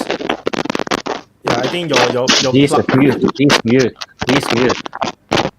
As soon as he started talking about Holy fuck, what an air raid. Boy, Oh my god. Hell. Voin, Boy, just went full Balkan on us. yeah, your cable is loose or something, like or something. Yeah. Okay, it's quiet already. You turn it off. Oh no, sorry for the people's ears. If your ear has broken, you wouldn't have heard me say sorry also, and it's okay. I wanted to add something very shortly to what Roger was saying. It is very interesting. The thing is that we are reading the Druze through the eyes of a certain Israeli narrative. We didn't hear about the Druze talking about themselves, and in this thing, the only thing we know is that they had a conflict with the Arab Bedouins. And this is quite interesting. We are still not in the complete friction inside of the Syrian government, how it is, although it's breaking away. It was just with the Arab Bedouins. No, not quite. Jolani had himself been leading attacks against the Druze during the Civil War, and that's something they remember. Like whether he did it or not, they believe he did it, and they don't trust him. So from the get-go, they came to power. The Druze had a very clear idea of what they think about. So that's why they flatly refused to disarm and everything, especially when they saw what happened to the Alawites and the Christians. So yeah, that's I wanted to add that. Vojislav. Hello, guys. You guys are talking about the situation in Syria, right? So I got this. I mean, I'm not saying that I'm expert on Syria, or basically, I'm trying to understand what exactly had happened there, and I want you guys to try to answer me, because I mean it might sound stupid for me, or maybe We have been talking you about know. Syria since the open mic began. We've been talking about Syria quite Okay, extensively from the Kurds and so forth. So just if you could be specific on what you would like to, so you yeah. can catch up quicker. There is notion over here in Serbia that Syrians were let down by Russia and Iran. So I'm trying to understand, like, when did the Russians come in, or to basically militarily help Syria, and could they? We all know that big revenue income for Syria was oil, right? So the why my question is, could the Russians done more and prevented Americans to take over the oil fields before they did, just to keep Syrians having revenues to pay their army, because we all know that without money there's no functioning state. So that is my question to you guys. What do you think about that? Thank you. Serbia is taking over, guys. Yes, I'm noticing it's an invasion. Yeah. It's the timing. I think it's the timing. Before we go, may I just answer quickly? If we're sticking still to the Druze, I think it's they're, like I mentioned before, they don't have an aspiration for self-determination beyond autonomous communities, right? So I think that's not very likely for them to be going for statehood, though there are some talks about that, at least being entertained somewhat with all the changes going on. But as for the Russians, I think that is the thing that the Druze, as they have managed to keep themselves safe precisely because they maintain this loyalty to whomever is in authority, right? Now, the Russians, I would say that if they could, they would. And so that's why they didn't. That's why they're pushed back and yielded as much as they still have Latakia and Tarsus, as far as I know, but everything else, it's a big embarrassment for Russia, no doubt. But the war in Ukraine is still going their way. But if the war in Ukraine ends in, let's say, a few years or something like that, and the Russians return to Syria, then the situation on the ground is going to change rather, especially if they ally up with the Turks. Right, and then the Druze, if they are swearing too strong of an allegiance towards Israel in the terms of self-determination and breaking up the territorial integrity of Syria, then they might put themselves in a very dangerous situation. This might take on. Sorry, I was talking a little bit more than intended. Sorry. I just add on a bit because Russia is trying to avoid a two-front war. If they overcommit in Syria or in any way, they're gonna get drawn into a second front, which they cannot sustain. I think that's the main thing. I'm not sure who's next, Prater or yeah. Well, my understanding of what happened in Syria, I think we have to understand that the Russians were not happy with Assad because Assad compromised in doing stuff that he didn't, and he had the moment where he could be the king. And instead of being the king, he just decided to lay arms, stay quiet, and enjoy the quietness. But the quiets were being done at extreme economical costs of the population, exploring the population in a feudal way, like extorting money to people. And in this sense, the Russians were not happy. And when the moment came, they didn't support Assad. The problem is and Assad was also not always loyal to the Russians, because he played a double game with the Hezbollah militias, with the Iranian National Guard, and so on. And so the relation was actually being complex. And I doubted that the Russians, with their information agencies, didn't know anything about what was going to happen. And the fact that they were able to convince these jihadists that they needed Russia for a special moment, we see that it paid back, and it is true. Giuliani would be in a much worse situation if the Russians really abandoned the coast towns. And it was a very stupid thing of him Now he probably realized how stupid it was to make the Russians close down their bases that they had all over Syria. Now everything is unprotected. And Wyatt is of course very right, saying that the Russians have been trying to be that there were traps to the Russians all the time to create a second front. Was it in Bergkarabakh before the war in Ukraine, when the war in Ukraine was in the making? Was it with the attack on Syria? Is it now in this conflict both with Armenia or Azerbaijan? But they're always trying to avoid a second front, be it too much political, like in the case of the Caucasus, be it in the terms of hot. The Russians could come back to Syria. They could, but I don't think the Syria of Bashar al-Assad will ever be again. What probably would be is that the Russians would protect a kind of a new state that some people have been calling the Latakistan. In that case, I'm sure the Russians would take that area into protection. This is the homeland of liberal Arabs, Alawites, and also the biggest concentration of Orthodox Christians in the Christian Valley. So yeah, that would make sense. So now I have the Serbian provocator, right? Don't overjump me. Thanks. I will be short. The Russians tried it. But they couldn't get to an agreement with the Kurdish. So without the Kurdish, they couldn't have any access to the region because the Americans were first there, and this would be a shooting war against America. Only if the Kurds would have joined the Russian and the Assad side, this would have been possible. But the Kurds declined. Yeah, but there are oil fields on the border between Syria and Iraq, and that's the area that was overtaken by American troops. What do you guys think about that? I mean, should have Russia just sent like battalion or something of soldiers there, and they could have secured never gonna happen because you have to fight the Americans for it. You have to fight the Americans for it, and the Americans but I'm saying before.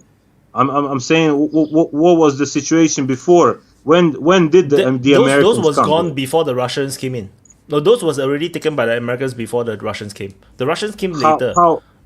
How long did like the Russians came when Assad was really in danger. Like Assad invited the Russians to come, and that was like very late into that moment when ISIS was very powerful, and then so those oil field is already lost to the Kurds, the SDF. Maybe some of the ISIS people, some are lost to the ISIS. Those times, Assad was like almost going to get kicked out. Okay, I understand that, but if Russia was serious about Syria being their ally, they should have known about all this. Like what is the only revenue for the country? It's oil. So let's make sure that they stay. It stays in the government's hands. I don't know. I'm just throwing it out there. Go ahead, Serbian. I just want to say that we have a Bulgarian that is claiming that they invented Russia. Buddy, you're a little bit hard to hear. You're very you check your mic setting. I think your mic setting is wrong. Like it's I understood him. He was just arguing that it's not the Bulgarians who invented rakia. Someone in the chat claimed it. Oh, I couldn't tell what he was saying. I thought he was telling me about the time Serbia shot down an F-117. Yeah.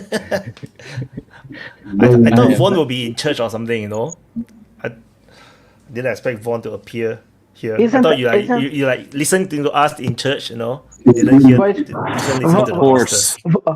Voisin, isn't rakia a Turkish word, actually?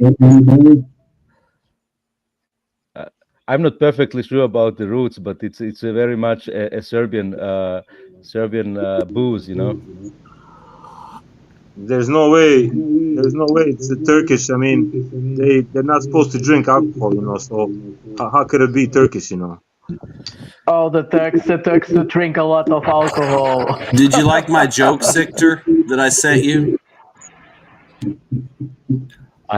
I'd like to, while we're still on Syria, before we digress, if anything, I have some opinions regarding this Jolani dude, because he strikes me as a very opportunistic guy, and like I know, while may seem like a CIA asset, I'm kind of hesitant of those kind of things because, like, the enemy of my enemy can be my friend for a short while and then an enemy again, right? So like they might be operating. He strikes me like a dude that operates with his own ambitions.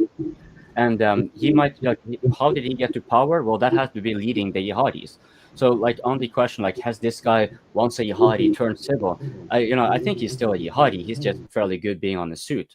But as it pertains to how he got to power, right? Everyone knows that 101 on geopolitics. If you lose your base, you're out. His base is currently, pretty like armed goat fornicators, right? Let's just put it straight. And then he and they kind of can't help themselves, right? Like they can't help themselves go after the Alawites, the Christians, the Druze, whatever. They do the Takfiri thing because that's what they were swayed by in the beginning.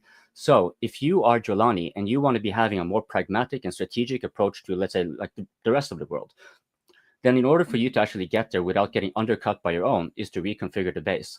Therein, permitting the obsolete tanks and whatever that went down against the Druze, get rid of them, because if you have that normalized, you get rid of that, the old base, and you can start the normalization process without being too hampered by your own, and in turn get more modern weaponaries, right? Keep in mind the Qataris and the Saudis are quite heavily involved in this. A lot of the equipment that they have acquired is from there. So, Jolani is clearly pulling strings to kind of make his acquisition of power, which is effectively a coup, right? He's now trying to maintain it, and he's coup-proofing himself as much as possible. And I think it's not implausible, though this is a conspiracy, a speculation from my side, that he's being a little bit soft on restraining the jihadis from going towards the Druze, because he actually wants them to be annihilated by the Israeli army. Because let's face it, they don't have an air force. All their equipment is obsoleted. They have shit training against an army that has been now at war now for 2 years almost. So that's kind of my conspiracy perception of it, that he might be trying to go in that direction. I'm not sure who was first, Vaughn or Voyen. Yeah, I think on the whole Giuliani thing, I mean, the guy's a puppet. And the problem is that some of the puppet's people got a little out of hand, and Israel went in and stomped him to make sure that he understands that he's to play a role and not do the things that we're allowed to do. And it works out for Giuliani because he can get rid of the more militant factions in his government now, because they went crazy and went down the road to try to kill some Christians, and then the Israelis took him out. I mean, he's a tool of Israel. That's why he's there. Some of his people got a little overexcited and had to be stomped out, and it probably worked out good for him because he gets rid of rivals, but he's still going to do what Israel tells him. I believe the whole point of the operation was for them to go in there and stir it up so that Israel has a cause belli to go in there and add territory and get the Druze to go in and say, oh, please protect us, please protect us. I mean, I think he played a role. There was probably some people that got out of hand, and it was convenient for them to get stomped out by Israel because it benefits their puppet, Giuliani. I think that's all that was going on. I think it was just a consolidation of his power and making sure they got rid of the more uncontrollable elements so that they can continue with the greater Israel project. Voyen. To Coping's point, I think if I've read correctly, Jolani is an Saudi Arab born and Saudi Arab raised person who as a grown-up only came to Syria. So if he is at all interested in the state of Syria, it's likely in a pan-Arab way, So it's not that he is specifically Syrian interested, but Arab interested, in my opinion. And obviously, if he is a CIA asset, there have been other Saudi Arabs who have been claimed to be CIA assets, like Bin Laden or other guys. Then it's obviously that they think that they can use the help from the Americans for their own cause, and if they think the help is not there anymore, they might switch or abandon American interest or Israeli interest, but I think the Arabs currently see it's more interesting to follow in the American and the Western way. Saudi Arabia was also supposed to join BRICS, but they abandoned the project, so they're still on the Western side. Discord, if I may to Discord, no, Saudi Arabia almost officially entered the BRICS in the last. They never refused the invitation. They were participating kind of disguised in some meetings, because the BRICS summit, the BRICS are not just the summit of the head of state. Cyril, almost like every week there is a meeting of BRICS. And they were taking part in some thematic groups, and now for the first time they took officially part in some meetings. They still didn't send any head of state. They also didn't sign any declaration, but it sounds like they want to join. So it's not that they refused yet.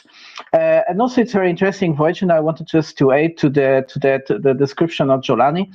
He's not just that his parents were Syrian theoretically, or at least it's the story they tell. It's also that he's a cleric somehow as well. And it's quite interesting how a chameleon, that guy, how opportunistic, like some people said in the words, that once he came to power just to please the Western eyes, but also the Syrian population in general, he presented himself into a suit. You see, so from a Saudi Arabian-like, Bedouin-like cleric, with all those strange followers with big bards, suddenly he appears like in a French-tailed suit, looking more or less Western and so on. So it's quite an interesting addition. He became the new Assad. He basically almost looks the same as Assad. Like there's no change, just change the face. Do you think he stole his suits? Oh yeah. He entered the palace and said, "Oh, nice suit. No, I should wear this."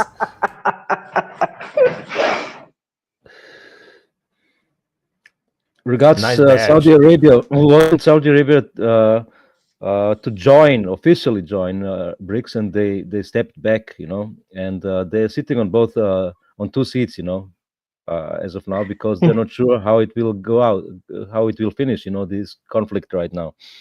But they're not yet in BRICS. The Saudis and the Qataris seem to have maneuvered fairly well, especially the Qataris. I mean, whether you like them or not, you kind of have to give props up. We're talking about like 300,000 camel riders or something like that, and the footprint they have per capita in the world is actually very impressive. So, and now they have managed to maneuver themselves like unabashedly bribe Trump in public and get themselves a seat in Syria, where they are going to be normalizing relations, lifting sanctions, which fits very neatly for the Qatari-Turkey pipeline. Like they're very, maybe exactly because they're so small, they're fairly good at actually maneuvering themselves, even though like they're actually, the only thing they really have is money, right? But they're using that money quite well in order to get their interests across. The Qatari pipeline has been, it's a huge project. It's too much land to cover, and you can't just build a real pipeline when you have a complete stable society, when there is no danger, because otherwise each time there is a break or instability, it costs too much money, and these pipelines are extremely expensive. And I would also, but there are several projects in play. I think there is a kind of logistic geoparanoia around the world, and we have been talking about this for several times. It's not just the EMAP, which is more or less difficult to portray in terms of how it is being planned today. It would make much more sense that from Saudi Arabia, the lines would be extended to Jordan, and from Jordan there is already a rail line. Of course, it would have to be completely restructured. That would go then to Damascus and Latakia, or even possibly direct to Turkey and from Turkey to Europe. That would make actually much more sense and bring cargo from a ship to the train to Haifa, and from there again to the ship. It makes no sense. But it's quite interesting. Syria is definitely in a very important bottleneck of an area with a lot of population, with a lot of resources, and it's an important country, and it's not by chance that it is in the state that it is. It is in the interest of many countries that Syria is in the state of instability. And I'm sorry for saying this, even for Russia, it was important that Syria didn't allow, for instance, to take part in the planning of this pipeline that we were saying, from Qatar to Europe, or at least to the coast, to Mediterranean coast. So it's quite interesting. There are too many actors. The country is too unstable. I don't think that's really at play now. It's a long game, yes. Long games are what they are. It takes a long time. But going back to what Rojan was saying, it's quite interesting, the reaction of Saudi Arabia. Like their double game with the US. So we saw the crown prince making a really big alliance with Trump, saying he was going to invest a lot of money in the US. I think it was like 600 billions.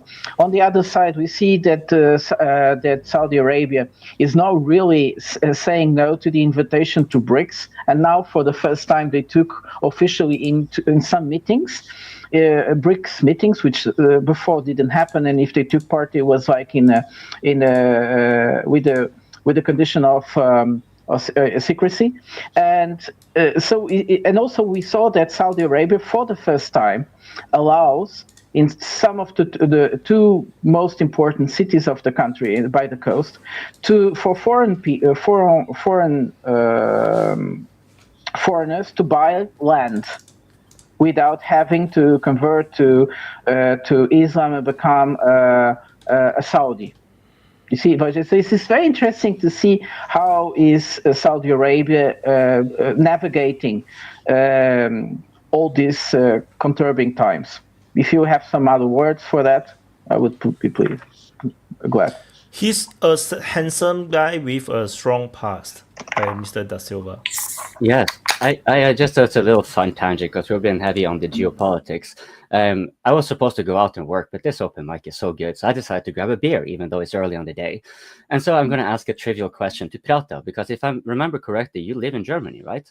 So you're probably quite familiar with German beers. I wonder, have you seen this beer before? I can't see it, and besides that, I'm a wine merchant, so I have no interest for beers. I'm sorry for you. You've never seen this? Esptein. Shit, this is not working. Let's see if I can get the... There, it is an S, yes. Seidel is the name. Pilsner. Who the hell it's- drink Pilsner, man? It's so bitter. Yucks. I don't like Pilsner. I like Scotch in my cognac, so there you go. I'm not a Pilsner guy. Cheers, I'm very everybody, vanilla. and people, don't be, this is a casual place. Like, you don't have to be so shy. Come and join us, and if you haven't pressed the like button, this is a pretty good time to do so, and hopefully get fresh new people. That's an interest. That's a very interesting size, Wyatt. That's a very interesting size for Red Bull. I never saw Red Bull in that size. This is the Thai Red Bull. This is the original Thai Red Bull. It's not the Austrian Red Bull. The Austrian Red Bull, we still have it. It's a long one, the same one. Yeah. With the dark blue color. So this is the low sugar version of the Thai one. The Thai one is actually gold in color. This is like the low sugar version. That one looks like it's like in Asia we have the Thai and the Austrian one. The Austrian one is more expensive. So can I ask how big that container is? Because here we usually have 0.5 or we have 0.33. What you seem to have is something akin to a 0.2, like a 200 milliliters or 2 centiliters, if you like. This 250 milliliters. 215. 50. 250. Huh, interesting. A quarter. It's even a measure that you wouldn't find in Europe, although it would make sense to make a quarter. Yeah, I mean, it's according to the metrics. We have 4 of them. You got 1 liter. Just like I know, 2 of these, 1 liter. The .33, 3 of them, 1 liter. So this is Vaughn is disgusted. He's like all these all these barbarians using Hey Vaughn, is it too early for you to start illogical drinking? measurements. No, I mean I don't. I don't like Red Bull personally, but I feel you drinking that. It's early. I mean, I don't know. It's not early for you. I just don't like Red Bull. But yeah, we got all that shit. They got the king size cans, and then the 12-ounce cans because you're trying to be healthy. And then the the 8-ounce cans if you're on a diet. So or now you go for the big 32-ouncer if you really got to get going in the morning. Coping. Barbaric savages still uses the imperial measurement system. Vaughn, Coping, are you trying to summon Lambo? Probably. No, with the beer. Just a joke. Just a short joke about the beer. American beer factory CEO and the German beer factory CEO go for a business meeting and have a lunch later on. They order the drinks, and the American obviously orders Budweiser American, and the German orders Coca-Cola. The American asks, "What the fuck, you're CEO of a beer company," and the German says, "Well, if you don't drink beer, then I won't either."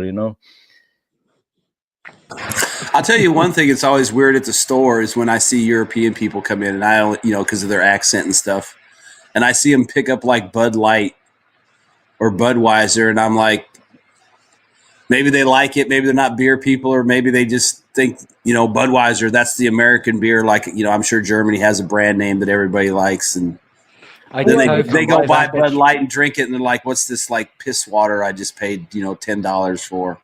Yeah, because that's the thing. It tastes like piss water. But I think one reason that they might be liking it when they're tourists over there is because at least where I'm at, Budweiser is not very common to come across. So it may be like, okay, now that I've taken all the effort of going to the United States, I have the beer. Maybe it tastes like shit, but at least I'm kind of living the experience a little bit.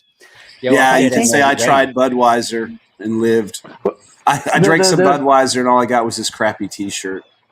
Yeah, but the thing about Budweiser is because it is the original beer from the city of Pils in the Czech Republic, and there is this idea that that German family after the communists went to the US and made the original Pils like it was made for centuries in the city of Pils, and that is this idea. This is completely false, of course, but.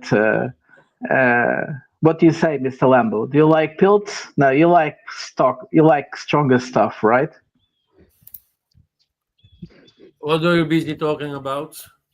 We are talking about beer. Beer. He's talking about which country has the biggest national pastime of renting beer. We have a very long past of drinking we beer. are the country of the beer, so what a question. I am now a big Duvel drinker, so Duvel is like 6 and something, and I drink actually the softer version is 6.5, I think. Come on, you bloody idiot! Sorry, guys, walking the dog. He's being stupid. Hey, can we change track a little bit here? Because I just woke up, and I saw a couple things that have me interested. Actually, but actually, Mr. Lambo was still picking. Quick question for Wyatt. What do you think of President Lee or Prime Minister Lee's statement? You talking about the one where he was talking about Ukraine and the whole Russia and why Russia did what it did, and what he's I was talking about his statement on the United States. I'm talking about President or Prime Minister Lee's statement on the United States. What do you think, Wyatt? He's your Prime PM. Minister Lee. Yeah. There's no Prime Minister Lee anymore. That Lee guy is already that graduated to senior minister. Now we have another Prime Minister. Okay, what do you think of his statement? Either way. Which statement? He said a lot of things. Like, can you share with us what he said? Then we have a choice. We stay where we are, or we cut the United States out of global trade. That's what he said. I doubt it. Yeah, that doesn't sound very Singaporean to me. No, that is impossible. I Singaporean would have been bad. The man. No. I saw it. I saw the an prime interview minister is with. going to get voted out in the next general election if he really says something like this. Like Yeah, I saw an interview. It was a former Singaporean prime minister. I don't know how current he was, but he was being interviewed by an African guy, and he was asking him specifically about the whole Ukraine thing, and because the guy's like, the aggression of Russia against a smaller state and changing the borders, we can't do that. And the Singaporean guy went right into Kosovo and how, well, you did Kosovo and you did this and you did that. And, kind of like, how dare you kind of like you do something, but somebody else can't do it. And I mean, he wasn't anti-American, but he wasn't towing the line as far as the narrative goes. I mean, he made it pretty clear that obviously there's deep reasons this started. There's reasons why Russia went in. The West doesn't want to acknowledge those reasons and act like Russia's this aggressor, completely for no reason. And then, like I said, he brought up examples of U.S. basically doing the same thing like in Kosovo with Serbia and stuff. So I don't know what statement Wayne's talking about, but, I mean, they didn't talk about cutting out the United States out of trade. They just basically talked about the hypocrisy of the entire opposition to what Russia did in Ukraine, based on what NATO and the United States have done in other countries around the world over the last, 30 years. He wasn't hostile. He was just pointing out the facts, Yeah, sorry, I just want to finish the beer thing. May all of you who have beer, cheers. Okay, didn't you take out something from your fridge? It looked like beer. It's not too early for you now. It's a good time. It's too early. I'm not going to drink it, but that is actually probably prune juice. 666. So it's 6.66%, and the normal Duvel is 8.5. And what better place than to try out a 666 drink than here on the DPA Open Mic? I already did it a few months ago. Why don't you know what, Lambo? Why don't you open that beer and pour it on a Ouija board and start fucking around and see what happens live? So I tried to find a statement about the Kosovo thing, but I do not know who actually said that. But then I happened to see that Singapore have not recognized Kosovo as a country. He wasn't saying anything nice about Kosovo. I mean, he was just pointing out all the bullshit that went on. But yeah, if I can find it, I'll post it to you so you can watch it. It's only like maybe 15 minutes long, but I mean, he shut that guy down. It's like he probably regrets asking that question. Okay, here's another point for you guys to consider. Where are the AN-124 fleet? I already talked about it last week. Huh? Just last week. Yeah, I mean, what about it? I mean, planes got moved around. Some planes ain't working. The majority. I mean, they're going to refurbish some planes. Where have they been ending up? The majority of these planes is in Russia. Where they have Antonov 124s, Ukrainian Antonov 124s have been showing up near NATO military bases for the last month. Yes. But the majority is how many they got? They got like one or two. They got what? They got one or two. No. Eight. They don't have a fleet. They have 8. Antonov Airlines. Don't forget that one. I don't know how big the fleet is. They're based in Leipzig now. All Antonov is based in Leipzig now.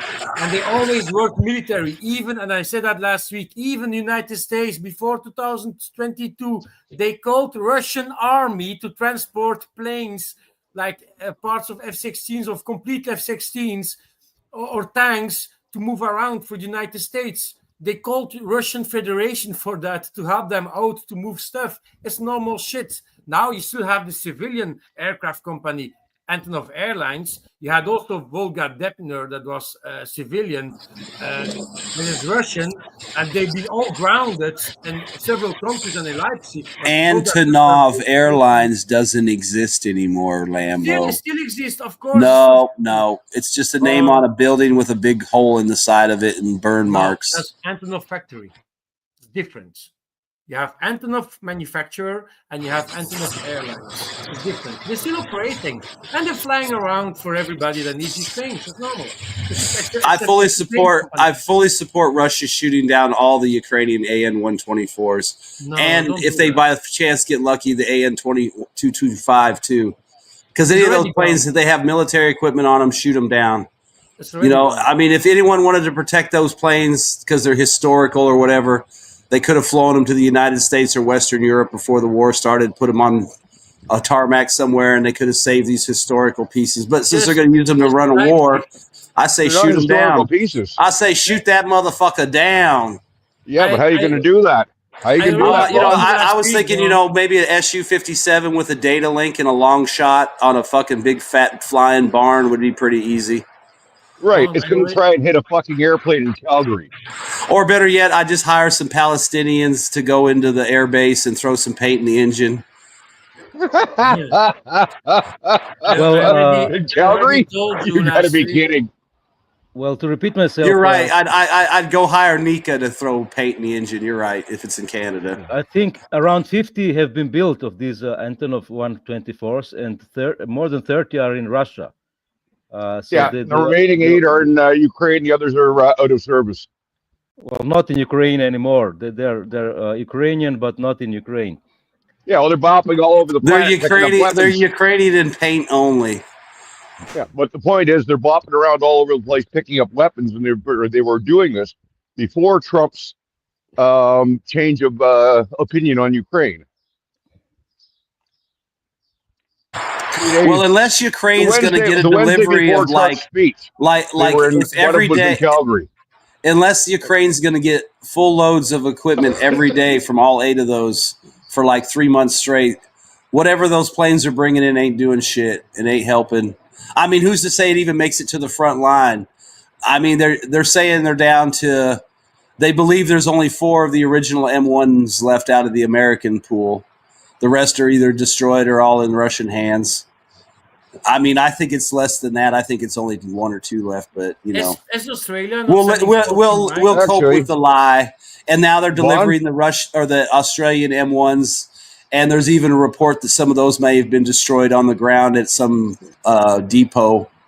And I think my report is that all the original Yankee M1s are dead. Well, that's what I just said. They can account for 26 as being destroyed or captured or whatever. Yeah, well, my information is that all are gone. Well, I believe that too. I think there's basically maybe 1 left, and I can't even say that for sure. I assume all the American ones were dead by the end of Kursk, or captured or blown, damaged. I don't think the Ukrainians recovered a single M1 because it's just not possible too for them to heavy. Go out and get them. Too bloody heavy. It's not that. It's just that you don't have time to hook it up to anything when there's 5 drones flying around trying to kill you all the time. Yeah, but they also don't have a lot of recovery vehicles that can handle something that weighty. A T-90 can hook a tow hook up to an M1 and tow it. It might not be very fast, but it can tow it. The T-90 transmission surviving. Jesus Christ. Just so you know, like when we tow tanks, we use other armored vehicles to tow. No, you're not going that way, you idiot. We use an M1 can tow another M1.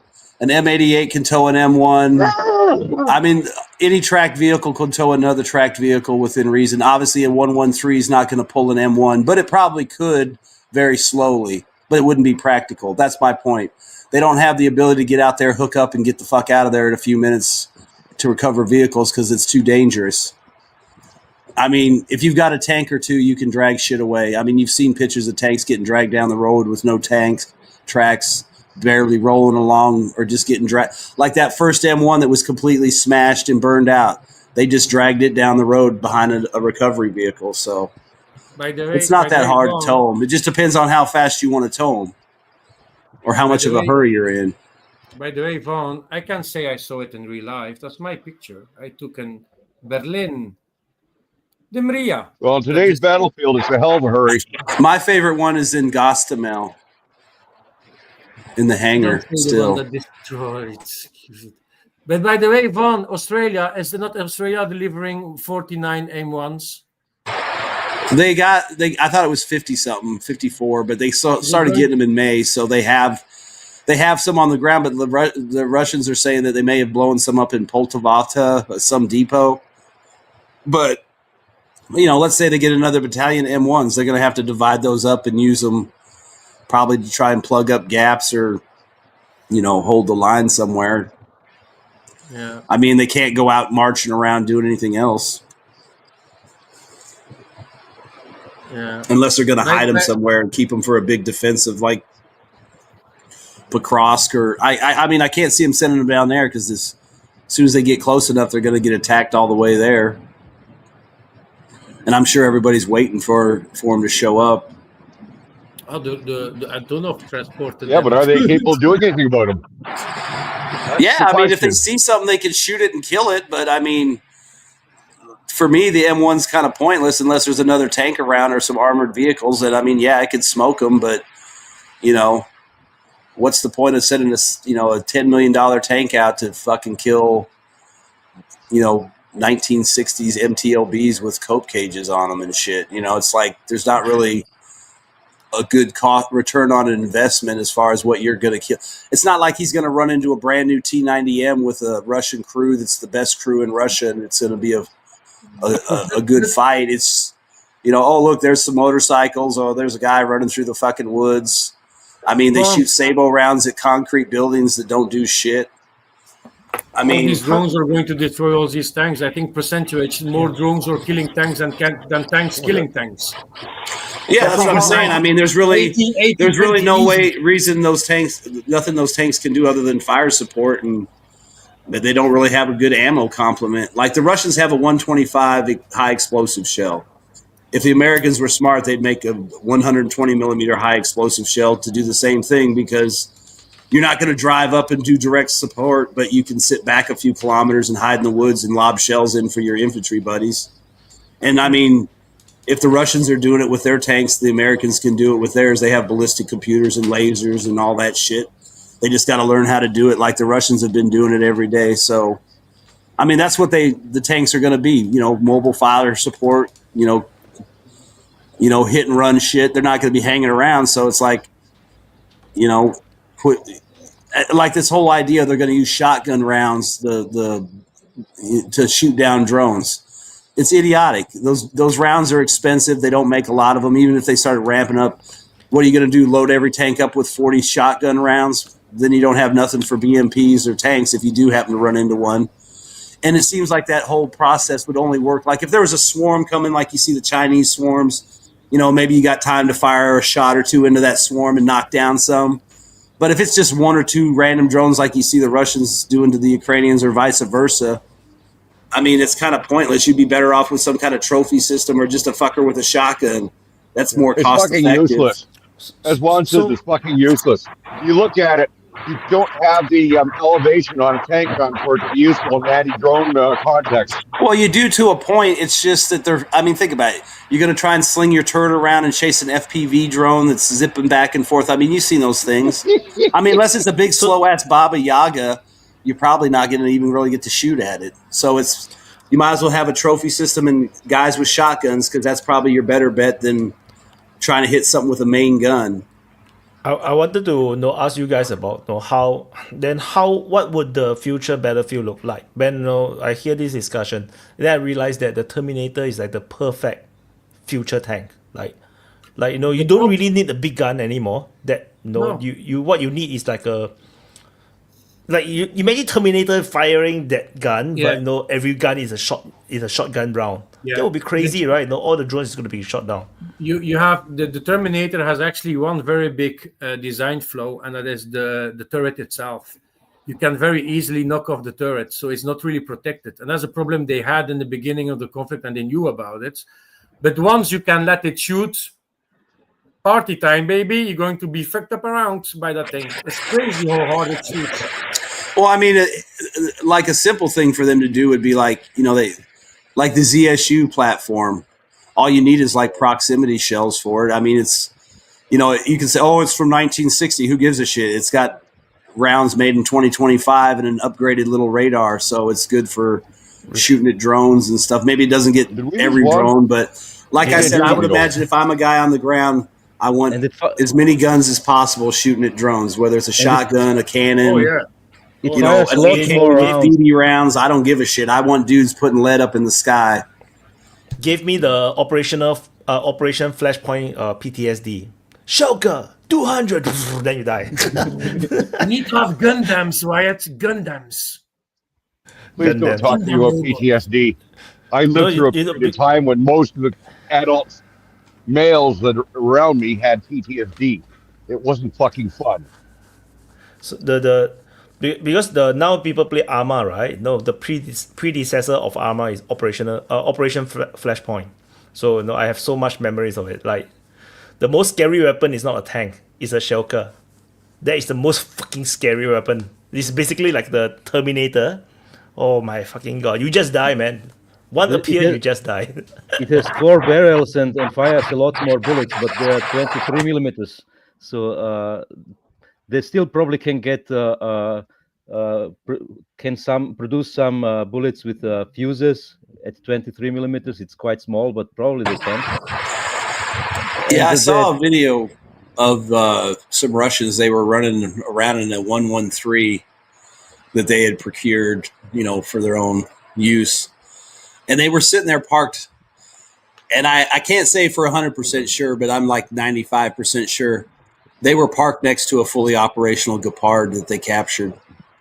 And I was like, that's a trophy. It's worth money. But if I was them guys, it'd be like, you can have it when I run out of fucking ammo or it breaks down. I'm going to use this to protect us, because it's like, it's got the shells, it's got proximity, options and stuff, I think, on it. It's like, that's the kind of stuff you want, for the drones and stuff, because it's probably the only thing that's got a good chance.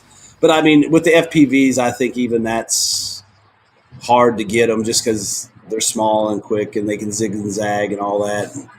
But, it's better than nothing. It's better than a net on a road. So why haven't they introduced them yet? Why haven't they introduced them? They have a lot of them in the storages. Shell. I don't know. Maybe they use all the ammo up for the Terminators. I mean, that's what somebody will tell us. The Terminator is actually perfect for forest warfare because you're using the trees as a shrapnel. And we saw a lot of videos of the Terminators just give it all to the forest. You can see all these trees exploding. And I said that last week, I think last week also, if you are in the forest, the biggest danger for the person that is hiding in the forest or the trees themselves, once you start shelling in the forest, you've been attacked by shells, the damage that you're going to get as person in the trench or something like that are going to be the little pieces of a tree that's going to go into your skin. And if you see these Terminators just shooting all of it into these forests, I don't want to be in the place of these guys. Already World War II was... All you got to do is get down in the trench and go underground and the Terminator can't touch you. But Lambo reminds me of the splinters, I got like this tiny wooden splinter in my skin. It was like, oh, so painful. Then you cannot get off it. I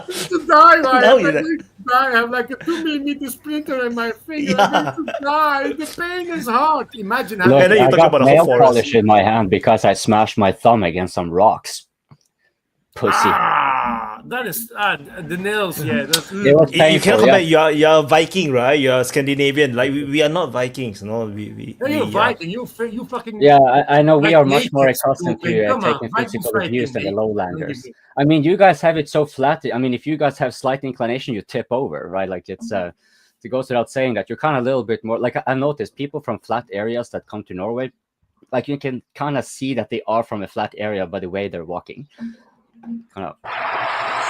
Yeah, on the drone thing too, there was a video the other day. It was a Chinese, military propaganda video, but it was like some of the new tactics they're working on, and it I hope we're working on the same things because they had I don't know, it was like a company assault on a trench line, and the Chinese guys were hit. Yeah, they were moving like they were. Yeah, they were bounding up, and then they had these robot dogs. Some of them were carrying stuff for them. Some of them had rifles on them that were shooting. And I guess they can rig them up with like a Cornet or an AT-4 RPG or a machine gun. Well, these guys, they would move up, and these dogs would move up, and they would bound with the dogs, and the dogs would provide suppressing fire. The neat thing was the guys that came up behind the infantry, they lay on the ground, they hold up their palms, and these little palm-sized FPVs take off, and they fly up and hit these targets that are supposed to represent infantry. And it was just really neat to see the coordination. It's like, I hope Western, the United States is taking notes because they're showing you how they're going to coordinate with, drones for ISR, drones to attack, and then, robots to help provide suppressive fire, carry extra ammo. maybe provide them some kind of surveillance or as they, because I'm sure they got thermal cameras and all that kind of shit mixed into those dogs and stuff. But it's just interesting to see, what people are starting to see as a potential use on the battlefield. I mean, the United States has some stuff like that, but you see them and it's like, oh, they can open a door, or they can, carry a shotgun, or, carry a phone up to a hostage taker or something, You haven't, they carry the loads on those mules, so you haven't really seen them use them like the Chinese were. But hopefully, there's people looking at that as a possible option. Von, United States no need to do that. Just drop some tactical nukes enough. Everything is gone. Why bother? So much that effort, right? Just tactical nuke. The EMP will wipe out all the drones, and everybody dies. Yeah, they'll be like, well, we could build 1 million robot dogs. Why don't we just drop a nuke and save 1 billion? Yeah. What do you think the F-47 is for? What? It's for dropping the tactical nuke bombs. So why bother? It's gonna drop robot. It's gonna drop robot dogs behind Chinese lines. Now, what if the Chinese Terminators eat the robot dogs? I was just going to say that one. No, the Americans will drop the Optimus bot, right? You guys gonna have the Tesla bots, right? The Optimus bots. The Optimus will just carry the rifle and just walk around and storm the trenches. Why bother with the dogs? I don't think that conventional war is possible between China and United States. I mean, it's just so stupid, like what they're gonna, I mean, how are they gonna fight? Just destroy each other's fleet, and that's it. I mean, what is the United States gonna attack mainland China? I don't know. I mean, if you think about it, like you're saying, the whole battle between the United States and China would just be missiles, because nobody can get close to each other to fucking do anything like typical war. Like, you can't really invade China. China can't really invade us. All we can do is lob missiles back at each other, like you said, and destroy each other's fleets and bases in the area. Then everybody's going to go back to their corner. Hold on. Yeah, I mean, why the hell would anybody want to invade China? No, hey, I'm not saying anyone would, but you hear dumbasses like Lindsey Graham and people like that. Invading and conquering China would be fucking stupid. It'd be a mess that you'd never get rid of. Yeah. Going to war with China over Taiwan is fucking stupid. No, going to war with Russia over Ukraine is fucking stupid. That's protecting an ally. Stupid shit. No. Yeah. That's protecting an ally. That's our old ally from World War II that never did us wrong. And you're telling us we should abandon them. You got a really fucking bad attitude there, boy. Abandon who? The Chinese or the Ukrainians? Our World War II ally. Yeah. Why would we abandon them? They treated us well. We treated them well. So, we got along really well up until now. We got along really well. Yeah, well, things change in the real world. You're not allowed to be friends with them anymore. We're not friends with Russia anymore either. Russia helped us during the Civil War. We're not friends with them. Hell, they helped America become America. We're not friends with them. You believe that bullshit? I don't understand. Their fleet was there. Their fleet defended the harbor. I mean, they did do stuff. They recognized. They were given awards and they were given payment for their services. You go back and look at the history books, boy. The Russians did sweet fuck all. Well, apparently the United States government felt that they did something to get compensation and reimbursement, whatever that was. They felt they owed them a bill. So whatever you think they did and whatever they really did, they got paid for it. Which ally is he talking about? I have no idea, man. Which ally? China? Apparently China. Apparently we're supposed to be best friends with China, but not with Russia. But then China is Republic of China. That's Taiwan. Republic of China. That was our ally. We were never allied Taiwan with the commies. Yeah, it's not the communists. The communist is not the American ally. The allied country was Republic of China. It's the Taiwan government. That was the ally. So if you look back, the Flying Tigers, there's this famous squadron of planes, the Flying Tigers. You see the emblem on the plane. That's actually the sun, the blue it's sun. It's the Taiwanese logo. Yeah, it's Taiwanese emblem. Yeah. So it's the same one that they are using today still. Voice love. You're muted. Can you guys hear me? Can you guys hear me? Yeah. So and also Europeans, they're stupid for thinking I mean, I think it's just them dumbass politicians that think that Russia is gonna attack Europe and attack Poland or whatever, waltz into Germany again. This is stupid, dude. There's no way Russians gonna go through this shit again.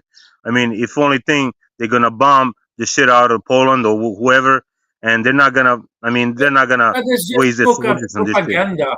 That's just propaganda to make us afraid, to Europeans, to make the people afraid. That's just propaganda. They know also Russia's never going to do that. Russia's not so crazy to attack NATO. Come on. It's fucking crazy. I mean, Russia doesn't even have to attack NATO. All Russia has to do is clean up its mess in Ukraine, get whatever it's going to get out of that, create its buffer zone. My take is that Russia is crazy enough to attack NATO. No. If you are Putin, you're going to be crazy to do it, because it's true, man. I don't think you understand Russian culture very well.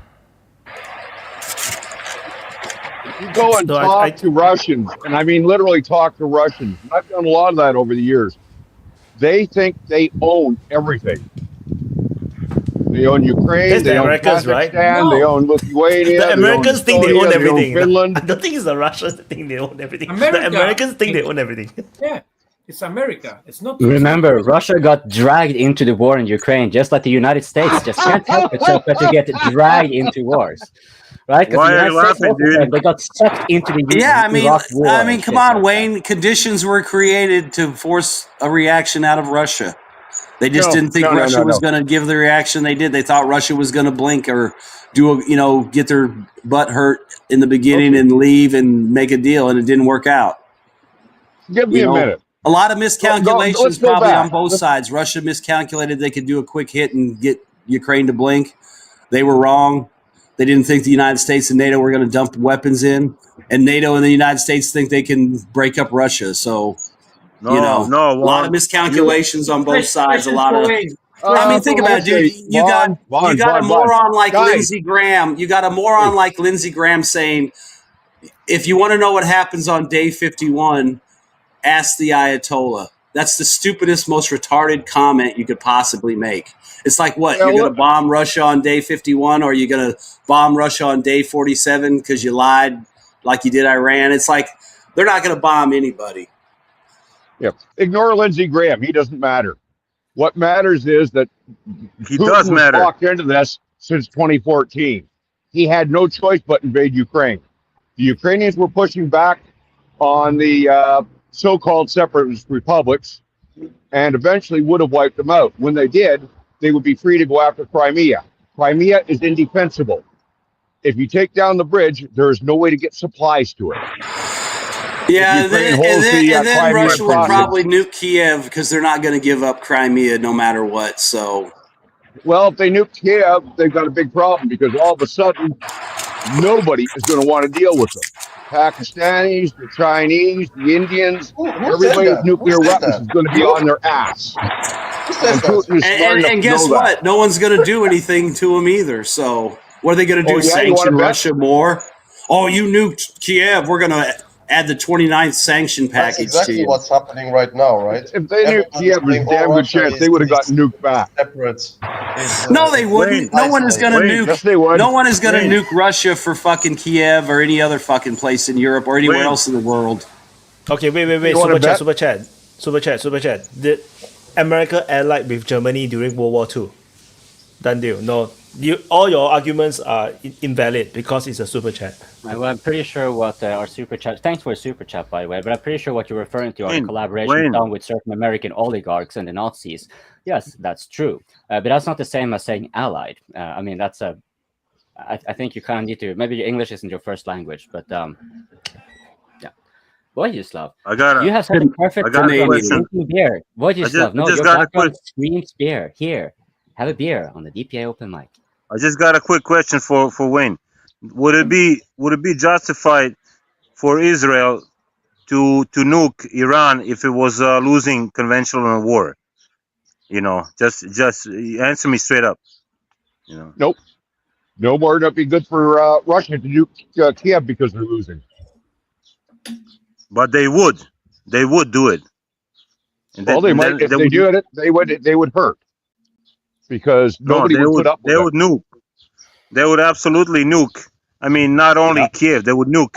I whoever. think it will have to get really, really bad before they do it, because something like that would have such a serious diplomatic fallout that, like, just to think about it, if any smaller power is starting to lob nukes anywhere, then it is for the bigger powers to promptly shut it down at the Security Council. And any arrangement the big power have with each other, that would have to be consensus on destroying whoever cross the red line, right? Now, the only reason you would cross the red line is because you have nothing else to lose. So I think it's like, it has to be really bad for Israel before they will. But also on the thing on nukes, we haven't had a single nuclear testing for 3 decades. Like, do we even know if this shit is working? It costs a lot of money, and how do you actually know it's working after so and so many things, right? Easy, because it's fucking simple shit. I keep telling you guys, nuclear weapons are not complicated. And that's why Iran is struggling to get it. They still have to be maintained, and you still have to set aside money. They have to be maintained. But look at it. Back in World War II, the U.S. tested one of 2 bombs they dropped. Why didn't they test the other? Because they knew it was fucking going to work. They didn't have to test it. They were confident ahead of time because the data said that's exactly what would happen. When they only had 2 bombs, so they didn't really have a lot to laying around to test with. Yeah, Vaughn, they could have made another test article. Yeah, they could have delayed the bombing It was in their power. Japan another year. They could have dragged the war out for another year. But USA tested a lot of nuclear bombs since World War II, right? Like a lot, like crazy a lot. Yeah, go up to Area 51 in Nevada. If you go north of the place, there's a nuclear test range up there. I mean, it looks like a fucking moonscape with craters, and there's all different sizes, and they even have a sign on one you can go visit if you get permission. You see the same thing in Australia. You see the same thing in Russia. You see the same thing in China. Russia has a moonscape. Australia has a moonscape. So obviously they test their weapons, and if the theory holds that you said, then everybody's shit works because they tested it once. Everybody's shit should work as long as it was properly maintained. That we don't know. So, but then we do have nuclear tests in North Korea, right? We maintain them, but I don't know that they did. I'm just saying. I would assume any country that has operational nuclear weapons make sure that they spend the money to maintain them. Whether it's a dirt-ass poor North Korea, Russia, the United States, Israel, whoever's got them probably spends the money. Even Pakistan, broke as fuck as they are, they always make sure they got money for the nukes because that's their fucking golden ticket.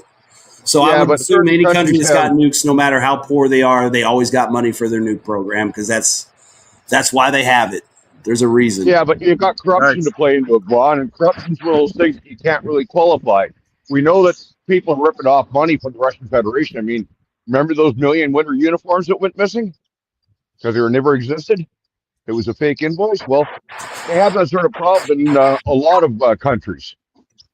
And we've heard about the Ukrainian corruption, of course, but there's a lot in China. It's not known how much there is in North Korea, but basically, how should I put it? Authoritarian countries tend toward a trust system, and if the person you trust decides to rip you off, what you going to do? And that basically is what happens. There's a lot of people saying, "Oh, gee, super yacht." So you got guys like Shoigu having a yacht that, quite frankly, is obscene. I mean, who gives a fuck what he has? I mean, General Petraeus has a gold AK-47 in his office. That's illegal. If I was a soldier and I brought home an AK-47, especially the gold-plated one that's the property of the people of Iraq, I would go to Fort Leavenworth and I would get dishonorably discharged. But that fucking general, he got a gold-plated AK he took from one of Saddam's palaces. There's a story about a soldier that tried to do the same thing. He got fucking in trouble. Who gives a fuck if Shoigu has a yacht? Who gives a shit if Petraeus has a gold AK? Who gives a shit if some guy in the Air Force that was in Desert Storm has a fucking MiG-29 because they took one from Iraq? I mean, who gives a shit? That's just war trophies. There's a fucking bunch of Russians running around with M1s and all kinds of shit. Vaughn, you're talking war trophies. I'm talking theft from the state. Remember Fat Leonard? Right, yeah. You gotta go blank. Fat Leonard was a Navy contractor who bribed a bunch of Navy guys to send ships to his yard so he'd make more money. So what? So he got the job, and as long as he did the job, I'm sure the Navy was fine with it. No, they weren't, because he overcharged. Oh, imagine That's that. basically what happened Somebody with Shoigu. overcharged He the overcharged US the whole Defense pile of Department. stuff, That's unheard of. and that's how he's got his yacht. He stole the money from the state rather than stealing it from an enemy. I mean, all this shit doesn't really mean anything. I mean, 1 million missing Yes, uniforms, Vaughn. big fucking deal. They probably Take made money out of 5 the million system. uniforms since then, so it doesn't even matter. I mean, Yes, those it does. You uniforms take probably money out of got the system. stolen. They probably got sold to some other country. Maybe they just got Yeah. lost. Maybe they never got made because somebody stole the money and said they made them. Yeah, I don't know. that's the whole It point. doesn't Now they have to matter. make a second set, or now they have to buy a second set. It costs them more money. Hey, guys, Basically, move on. I mean, anybody who, just so you know, like anybody who the commits average corruption Russian is soldier gets a effectively fuck ton of traitor. money to join up, and they got money to buy uniforms and equipment. They give them fucking free shit. They give them all kinds of bonuses to go buy just equipment and shit. You know, like if you join in this Oblast, here's your fucking boots, your gear, here's your bulletproof vest, here's your AK-12. You know, here's your bonus money. Just sign here. I mean, I think no think Russian they're- soldier's got a problem getting equipment or gear or clothing. They can either get it themselves from the army, or they can go out and buy their own Vaughn. shit if they want to spend their own money. Vaughn, I think they even have it's like fought having from their a loans. host of leeches on you. These guys are basically draining the system and making it less efficient. If it hadn't have been for all this draining of the system, it's quite possible that Russia could have taken Ukraine within a couple of weeks. There's no way reason I that knew they missing wouldn't is because I uniforms know how and much shit like corruption that there have a was. fucking thing to do with taking land in Ukraine. I mean, the only time that Fine. would have mattered was the beginning of the war. Russia got stopped. They withdrew and reorganized and came up with Plan B. So the only time that would have mattered a uniform shortage would have been the initial invasion of Kiev, where everyone was Fine. supposedly short-handed and short-equipped and had rotting tires and didn't have the proper food or uniforms. But obviously that's been worked out since we've been through 3 winters since then. They obviously have cold weather gear. They obviously have no problem getting top-of-the-line gear, night Forget the vision, fucking optics, handlebars. rifles. Think about the money.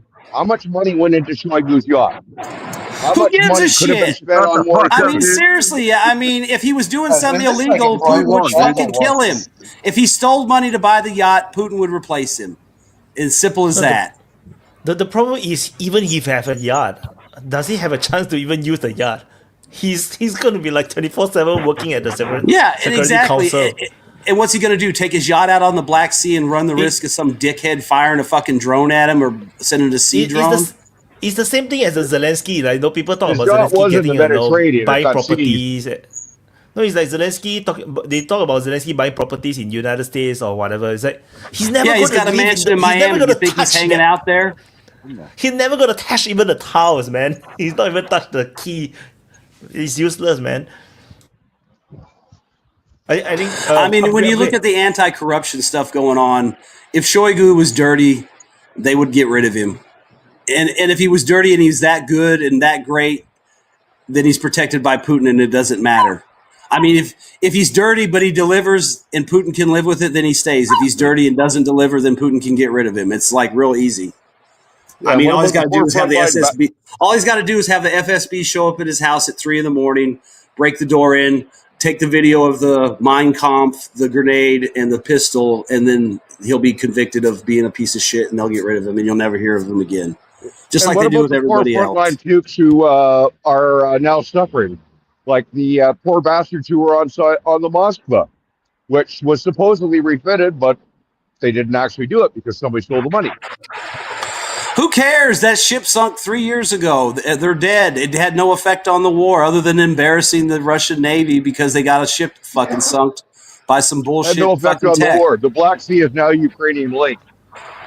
Not really. And I mean, So, every night the Russians launch cruise missiles from the Black Sea from subs and ships, so I doubt it's really a lake for Ukraine. and if you know something a little bit about ships weighing, Black Sea Fleet is a less important fleet of Russia. Don't give a fuck about these fleets. Oh, horse shit. The Black Sea Fleet is one of their most geopolitically important because of where it sits. Look at the trade routes, you It fucking might moron. be he wants to Bosphorus Straits are Look open, at the but right fucking now trade the routes. fleet is Don't pointless. be stupid. Look where the money goes. The Black Sea Fleet and the Baltic Fleet are the two most important fleets because they guard Russia's major trade lanes. Without those fleets, and that's Had a bunch of drones That's go why off. they have the Black Sea Fleet. That's why they have it. That's it. That's Can you guys hear me?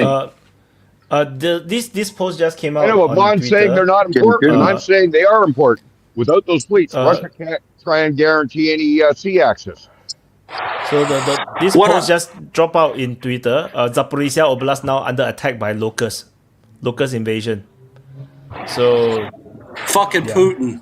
What it was Yeah, they had Russia's these fault. biolabs deep in Russia where they were genetically modifying grasshoppers. And these grasshoppers, like if you listen, they didn't have the sound because they don't want to freak people out. But you can hear the hum, and it plays the they play the Russian national anthem with their wings as they fly And not to around. mention that their wings are shaped like shovels. And they only eat Ukrainian grain and beets and potatoes. In Not fact, to mention that their wings, they're their so wings are shaped strong. like shovels. Rumor has it that they're so strong that they can open a pickled cucumber jar with their legs. Or they will attack anyone that speak in Ukrainian and not Russian. Yeah. I have another question for Wayne, if you know everything about ships. Which ship before the conflict was the most important for Russia? The Moskva of Peter the Great? I think it was actually the Gagarin. And also, Wayne, the Russians Where do you think announced it that they're was? going to go ahead and deactivate the Kustanov and not finish its upgrade. So they're probably done with the carrier. Pronounce it properly. The carrier is not the future anymore. Can you hear me? I mean, the only thing they could probably do with that ship is maybe turn it into a giant drone carrier, but then you still have to figure out how to protect it. Yeah, sell it to Chinese. Chinese could use it. No, somebody made the point, don't sell it to the Chinese, just have the Chinese build you one. They'll have you a carrier in 2 years, and it'll It can work. be that Russia ordered one from China. We don't know. But They don't still, you need one. Answer my question, Wayne. Which one is the most important? Is a Moskva No, more important than The Russians Peter the don't Great? need a carrier. They don't need a carrier. Nobody knows. They It's have done. the Kirov The class. era of the They have the carrier is Kirov done. class. Yeah, they don't need a carrier. They can base their aircraft from their land anywhere and cover any of their interesting Exactly. areas And like they the have Arctic. the Kirov class. They have those 2 Kirov class cruisers as well. Yeah, I mean, Peter the Great. Only one of them is actually maybe you make it serviceable into for a time. What is the flagship of the Russian fleet and cruisers is the Kirov class, is Peter the Great for the moment, and then it's going to be. I mean, look, if you're going to build ships, you need to build ships that have fuck tons of air defense and good radar. Okay. The other That's what thing you you need to need is build. you need numbers. You know about the rule of threes? Yeah, the Chinese not. practice it, no one else does.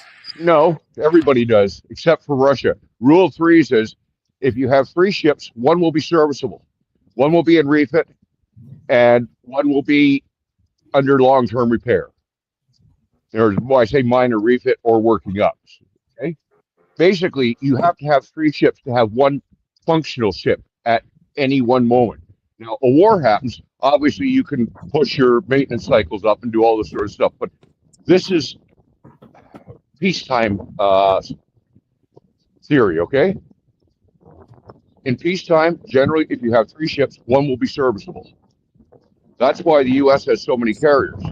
That's why I never really considered the Russian carrier much of an issue, because they only have the 1, and it only can be serviceable during certain amounts of time. The French have the same problem. They've only got 1 carrier.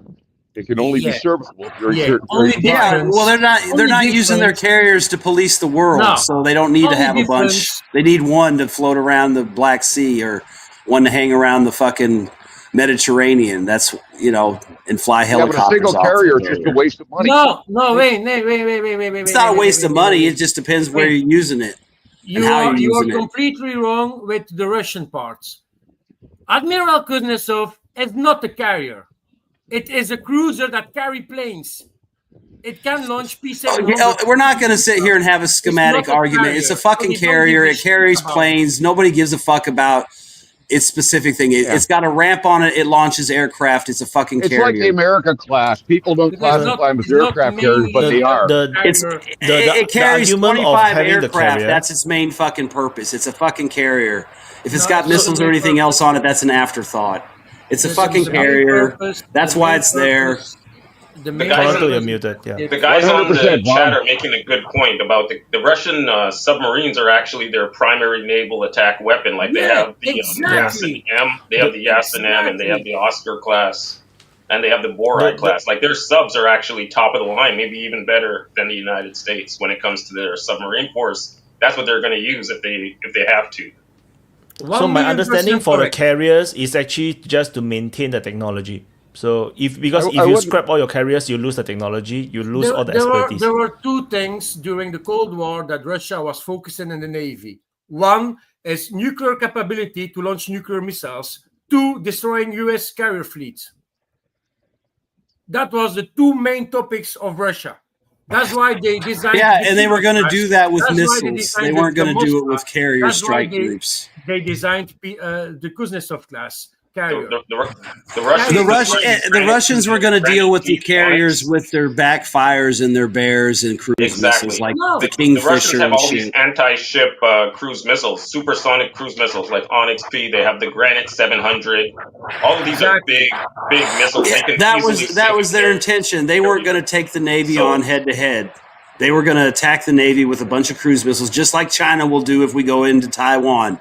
They're not going to send their 3 shitty carriers with their shitty, short-term history and carrier operations. They're going to keep them close to the fucking shore, probably use them as air cover, and try to protect them. And they're going to shoot thousands of missiles at the U.S. Navy and send thousands and thousands of drones. They're not going to fucking go out there like the old days and have destroyers going broadside on each other. And, ships will shoot at ships, subs will shoot at ships and subs. And then there'll be a shit ton of aircraft and land-based missiles going out. And it'll be a fuck all. So, Vaughn, that is my point with the carrier of Russia. There were 3 types of vessels or naval vessels that had the P-700 Granites, if we're speaking in the 90s. One, the Kirov battle cruisers. 2, the carrier, Kuznetsov, has P-700 Granite launchers. 3, submarines like Kursk that sunk had P-700 Granite launchers. That's why the Toronto said the main focus of Russia were these cruise missiles. So that is why I'm saying, like, the carrier of Russia, Kuznetsov, the planes were actually Plan B. Okay, come on over here, guys. Second plan. Plan A is P-700s. Plan B are the planes. That is the mental focus of Russia. I mean, the anti-ship missiles that carrier has on it are just to be fired into volley and added to all the other surface ships that would be supporting that ship. It's not an offensive. It's not the primary offensive weapon. Its offensive weapons are the aircraft. You use your planes to defend your ship, and you're using your P-700s to attack the carriers. Well, then they're not using it right, because those planes should be carrying anti-ship missiles and defending the fleet, just like American carriers do. Also, multi-role. Sukhoi 33 on board of the. It was also that, but the main focus of Russia was anti-carrier, so they don't need to have carriers. Yeah, and the focus of their anti-carrier stuff was their naval aviation and their air force and their submarines. That was where the hit was going to come against the U.S. Carriers Navy. are useful for certain things, just like destroyers are useful for certain things. And submarines are useful for certain things. I mean, that was the plan. If they got into it with the United States, we don't actually know what the Russians' full plans were. I mean, we know they intended to build a lot more of the Kuznetsov. They actually got a second one almost completed, which currently is the Chinese Lianyang, I think it's pronounced. They didn't have the money. And there was a third one, which I believe got scrapped on the slipway. They didn't have the money anymore. That was the problem also with the super cruisers. They had no money anymore. The Kirov class was planned to build by 4 or 5. I mean, you can look at how the Russian was going to attack the U.S. Navy. It was going to be with aircraft and their subs. Yeah. By the way, technically the Kirovs aren't battle cruisers; they're heavy cruisers. Yeah, hey, don't play with my words. You know what they are? It's a fucking aircraft carrier on a cruiser hull. No. It's just a boat. All of them are their boats. Yeah. It fucking floats and it launches planes. It's a carrier. It's not anything else but a carrier. That's the Kuznetsov. But the I mean, Kirov is the Nimitz class has missiles on it too. Nobody thinks it's going to shoot missiles at other ships. Hey, what about the Defense. 2 new carriers Russia's building? They're not building any. They're shit canning the Kustanov. So why would they build 2 more? No, they got 2 building in the drone Crimea. carriers, is it? Are you referring to drone carriers? I think I Maybe heard a some drone rumors about ship drone or something. Carriers, whatever you call them. There are 2 of them building in Crimea. But the drone carrier, and Iran proved it, you just can build it in like 3 weeks' time. You take a cargo ship, you put a floor on it, and you launch your drones on it. So easy is it? Look at Iran's the Russians built a proper one. Vessel that they used to. I mean, Iran's got a drone carrier that they built that looks like a cheap ass aircraft carrier. Okay, guys, Iran's is a conversion. Conversions are never as efficient as purpose-designed vessels. They can't be. But what did you think? How does it? How did Well, I mean, they got to practice, Wayne. I mean, the United States has 100 years of carrier operations. Nobody else can touch us except maybe the British and the French, and they don't have that kind of experience because they don't deploy all over the world and use their carriers. I mean, they can't even get one carrier with a full air wing complement. So, I mean, China's decades behind. Chinese.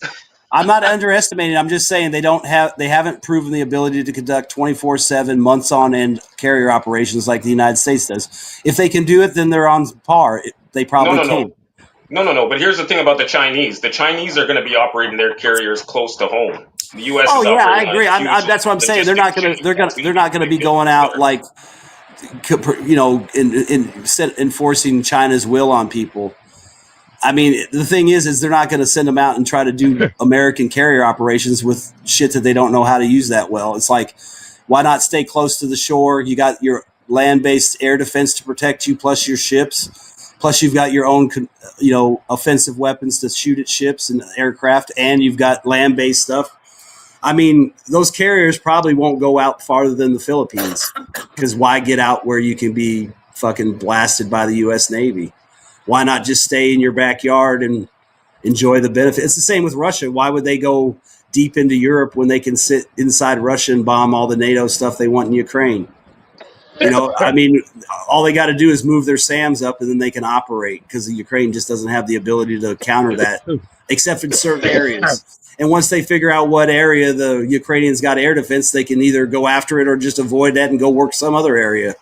They don't have to fucking commit to it and risk anything. They could just sit back and say, oh, well, we'll hit that section next week. Let's just go fuck around Pokrovsk this week. And when Pokrovsk dies out, we'll move back up to Kupiansk. And when Kupiansk dies out, we'll shift over to Sumy. When Sumy dies out, we'll go back down to fucking Zaporizhia. I mean, pick your poison. They can. And the whole idea of a summer offensive, there already is a summer offensive. It's everywhere. It's from Zaporizhia all the way up to Sumy. That's the offensive. The only difference is some parts of the offensive are more exciting than the others. Some of them are boring, just pressure campaigns every day with some positional fighting. Other days it's 2 or 3 kilometers down a tree line. And the next thing you know, there's another magic salient full of Ukrainians, supposedly. So they're either all dead or they're all going to surrender, or there's nobody there and Deep State can't cope. I mean, the options are unlimited for the Russians on what they can do every day. They can pick and choose where they want to start. They can find the holes and exploit them. And they can cause whatever problems they want for Ukraine anytime they want. And only option Ukraine has is to react. Upgrade first. Upgrade just now raised finger like 1 hour ago. Yeah. I don't know why we're talking about so long about what Wayne says. It's ridiculous sometimes, some of his points, but it's okay. You can say whatever you want. I mean, talking about some fleet and stuff like that. We all know that the Russians is not their main strength to have a strong fleet. What's important in the war is what's happening in Ukraine on land, and that's where the Russians are clearly winning. You can see the desperation of the Western countries trying to send some Patriot system. Then, first of all, it was sent by the Americans directly, and then the Europeans will pay for it. And now it's not like that. Trump said oh, by the way, it's the Europeans who will sell their stock first, and then we will replenish their stocks again. So it's a total mess. And when you talk about corruption, I mean, like, no one word about Ukrainian corruption, right? Just the evil Russians again, right? The Ukrainians, they didn't take nothing, right? They didn't take nothing. They don't have mentions left and right, right? They don't take a coffer full of cash, you know, and cross the borders from to Hungary or Poland, you know. They're just good people, you know. They don't forcibly push Uber Eats driver, you know, in buses, you know, to send them to the front, you know. It's just one way, you know. So it's a ridiculous argument to have. But I think what Vaughn said is right. The most important part is the front line, and the front line is moving in one direction and not another. And yeah, Predrag, I think you had the finger. Yeah, Predrag.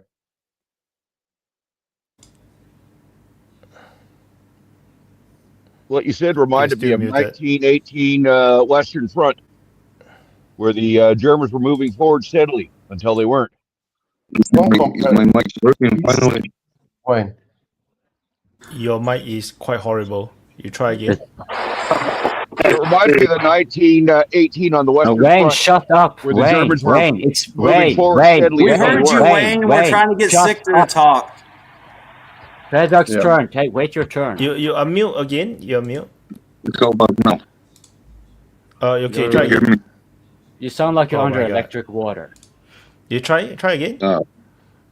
Okay, hold can on, already. Yeah, because I'm adjusting some of the settings to make sure that you can talk. Like, yeah, you can talk now. Okay, can you hear me? Excellent. Very good, very good. Please continue. No, for fuck's sake, finally. Yeah, Wayne, it's rude, brother, to laugh when someone talks. And fact remains, like, none of the NATO iron that they gave them helped them. Nor it will. Only thing Ukrainian has is manpower. And they are wasting that manpower like crazy. That's like literally this is the meat grinder when you look at it. Saying shit about Moscow and all of that. Besides the lives, that's also just iron. But people told you front is moving in one way because none of the iron can help that NATO sends. You're not that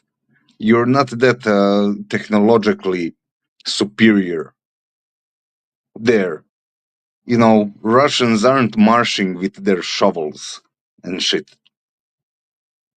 No, brother, that's the fact. And you can laugh it all, like when someone talks, you laugh it out loud, which is rude. Besides the point that everything that you say should be subject to sanitary inspection and not to serious debate. What am I supposed to do when somebody says something so ridiculous that it's incredible? I mean, and look at I have a choice. I can laugh or I can cry. Saverska's getting ready to get hit more. I mean, you can name any frontline city that the Russians are around, and it's all going Russia's way. Stop that.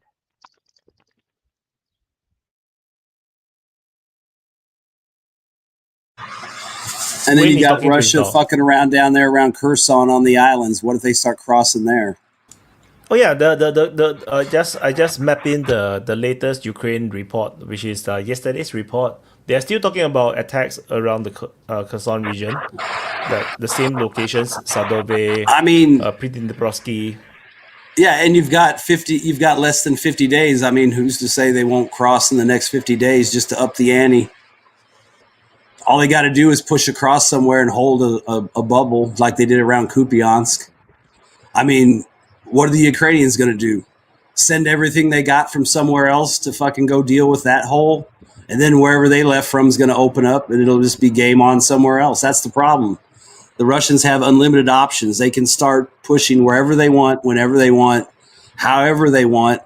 And then they can just sit back and let the Ukrainians come to them. They don't even have to push to them. They just cross and set up, and the dumbasses will come, and then they can bomb them, or they can set up, put up a fight, then drop back, let the Ukrainians have it, and then bomb the positions they gave up to the Ukrainians after a hard fight, and then they just walk back in and take it because there's nobody left, and everybody that went down there is dead. Go ahead. Yeah, it's whack-a-mole. It's like a whack-a-mole. You put your finger in, and then there's another spout of exactly. water that comes up. It's I mean, no way to stop or it from. Or the little Dutch boy trying to put his finger in all the holes. That's right. That's right. Put your finger in all the holes, just like Diddy. That's it, boy. Let's not talk about that. Sounds very gay, no? That sounds so gay. Don't forget to buy baby oil. Very important. But also, what the Ukrainians admitted, that they updated their figures, right, for desertation, right? So you see that it's like 220,000 who deserted, and that's probably a low estimate because, like we said, that some of them don't want to mention that some of their soldiers deserted because they will get punishment or stuff like that. But it's quite a big number, right? So it's just going to increase, and it's just going to be more horrific, more death, more bloody. It's going to be the same like in Second World War, you know, like until the end, you know, and then afterwards it's going to just be horrible, you know. It's going to be horrible for the Ukrainians. I mean, they should end this war really quick because it's useless. It's just like Predrag said, right? They're just sending their best people, you know, to the front, you know. And meanwhile, the other ones are just somewhere in Monaco or Switzerland, you know, and enjoying their life, you know, and the poor guys go to the trenches, you know, Exactly. and fight for the country. They were corrupt before the war. Imagine how war affected their corruption. Besides the fact that we have Svoboda Party and what's the guy? Fuck, I forgot. But the Svoboda Party leader that was real fucking Nazi. Like, you know, you had him shaking hands with no-fly McCain and shit. Like, we had literal Nazis coming to power in Ukraine, most corrupted country in Europe back then. Does anyone think that war and Chocolate King, which was the president, Poroshenko, actually helped that corruption or stopped it in any way? You know that the Nazis borrowed all their basic ideas from the United States? What the fuck? No, explain what you mean.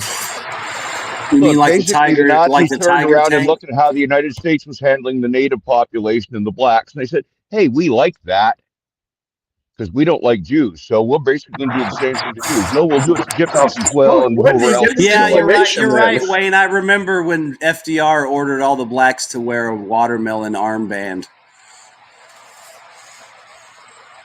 Can I ask you some more serious or worse yet, all the blacks in America had to wear a KFC pin instead of a star. May I ask you somewhat serious? And I can name a half a dozen battles that were fought between Commonwealth troops and U.S. troops over the fact that the U.S. troops treated the blacks in their army like shit. And the Commonwealth troops wouldn't put up with it. I mean, who gives a shit? I mean, whatever Canada thinks they did, they obviously didn't win because we're in charge of the continent and you're not. The point is, you're on the verge of being a protectorate. All their best ideas from the United States. So if you want to go for Nazis, Putin, you need to go to the United States. Okay, cool. Can I ask a more serious question? Well, you know what, Wayne? I bet you Putin built a time machine and went back and talked to Trump's dad, and that's where they came up with the whole idea. With Hitler and Stalin. Okay, can we move on? Thank you. So because I am a bit uninformed, like outdated, like I've been struggling to catch up what's going on in Ukraine, and I saw some headlines where the Ukrainians supposedly had some remarkable new drone tactics and stuff like that. And on that, I had like two perceptions without even looking into it. One, I wondered if that's even the case, and how much so, if it's anything noteworthy here in that regard of what you're saying on the media and on the application of hardware. And the second thing is, generally speaking, when the Ukrainians have been come with something, innovating a bit on the battlefield, generally the Russians would just adapt to it and scale up in response. So I figure like whatever tactic they're applying now, the Russians are just going to be adopting and then throw back with more size. I think Vaughn was first, so yeah. I didn't have anything on the Ukrainian drone thing, so if somebody else does, I'll go first. Yeah. My comment was about drones in general. So. Yeah. Well, what do you guys think? Can Europe provide attack drones for Ukraine? To kind of pair to. Hold on, please hold on with your question, because I just asked a question, so I'd like an answer from Upgrade at least, if or okay, someone. I'm sorry. Yeah, I'm sorry. Yeah. No problem. Yeah, Upgrade. If you had an opinion, I'd like to hear it.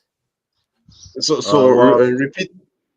Oh, sorry. So repeat your point, and I will make my point, and then maybe. I just seen some headlines where the Ukrainians supposedly got some miraculous, great drone track. Oh, okay, yeah. And I'm not sure. I want to find out first if it's actually anything to it, and if so, like, why wouldn't the Russians be able to kind of throw that back? Because that's usually what they've done whenever the Ukrainians have been since the innovating. beginning of Hey, real quick, can you fix your mic some coping and turn the volume up a little? No, it's someone else. Someone else who is having the crackling. So coping to your point, right? It goes both ways, right? Because the Russian innovates some stuff, and then the Ukrainian take it, and on the other side too, right? When you see right now this super armored tanks, right? Before, when they were putting this thing on the top of the tanks, all the Ukrainians were laughing at the Russians. Oh, look at them, what they're doing, stuff like that.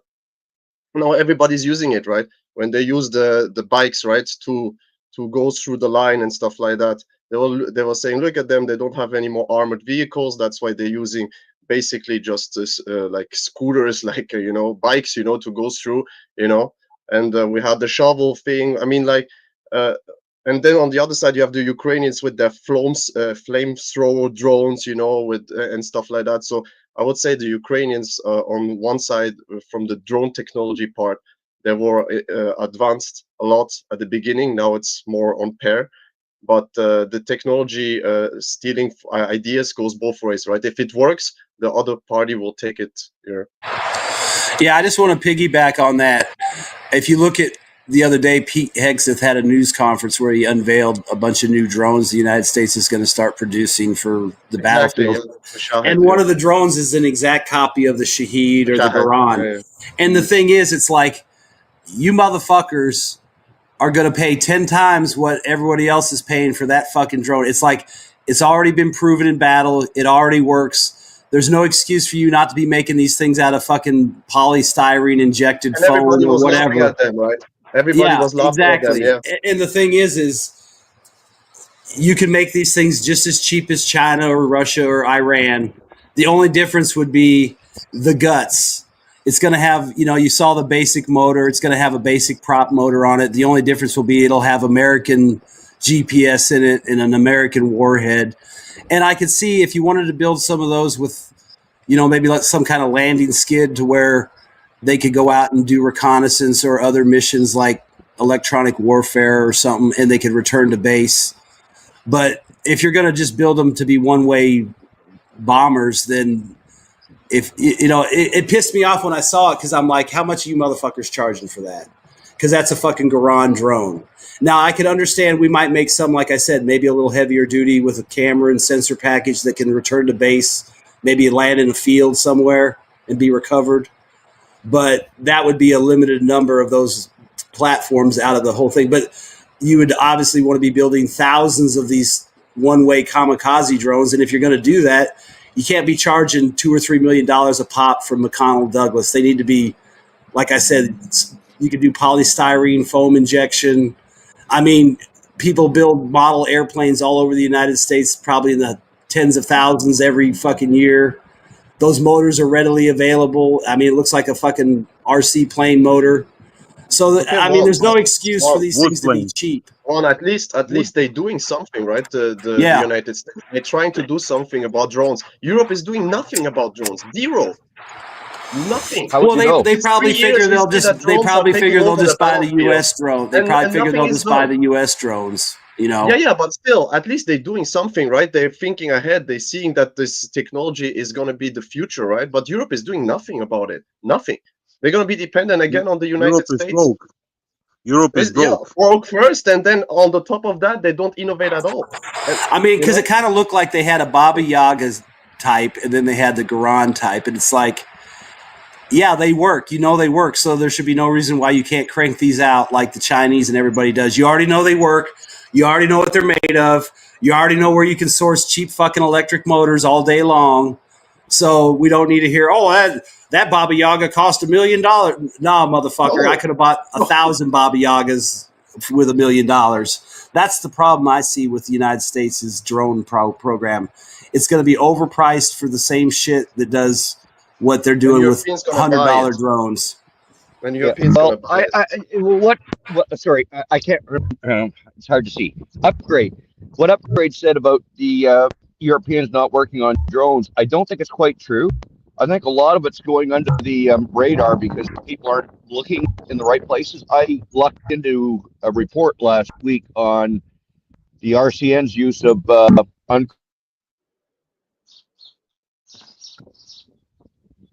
Wayne, you just broke up. You just turned mute. Oh no, he's lagging. Oh. The Royal Canadian Navy's already got uncrewed surface vehicles in service. We're blowing shit up with them. Blowing what shit up? Well, test stuff. You know, basically, you take an old ship that you're going to sink and you blow it up. Yeah, and the U.S. Army is starting to use drones and train their infantry on how to avoid and fight drones. And they showed these guys basically hiding like motherfuckers, going through the woods, staring at the sky, which is good. That's what you need to be doing. You better fucking get used to staring at the sky and having PTSD every time you hear a fucking weed whacker. But, you know, I mean, at least, like I said, at least people are paying attention and trying to incorporate lessons and coordinating with small drones for surveillance and attack while your infantry is moving through to take a position and stuff. So hopefully they're not just, oh, well, that's only a special forces. Yeah. No, that needs to be the basic dude with a rifle needs to have anti-drone training. Yeah, so much for Russians are moving too slow. I mean, fuck, is anybody going to be able to move any faster? Come on, guys. You know, it's bullshit. You know, they're trying to save soldiers, you know. Yeah, I mean, well, it's like they're trying to apply 1980 to 2025.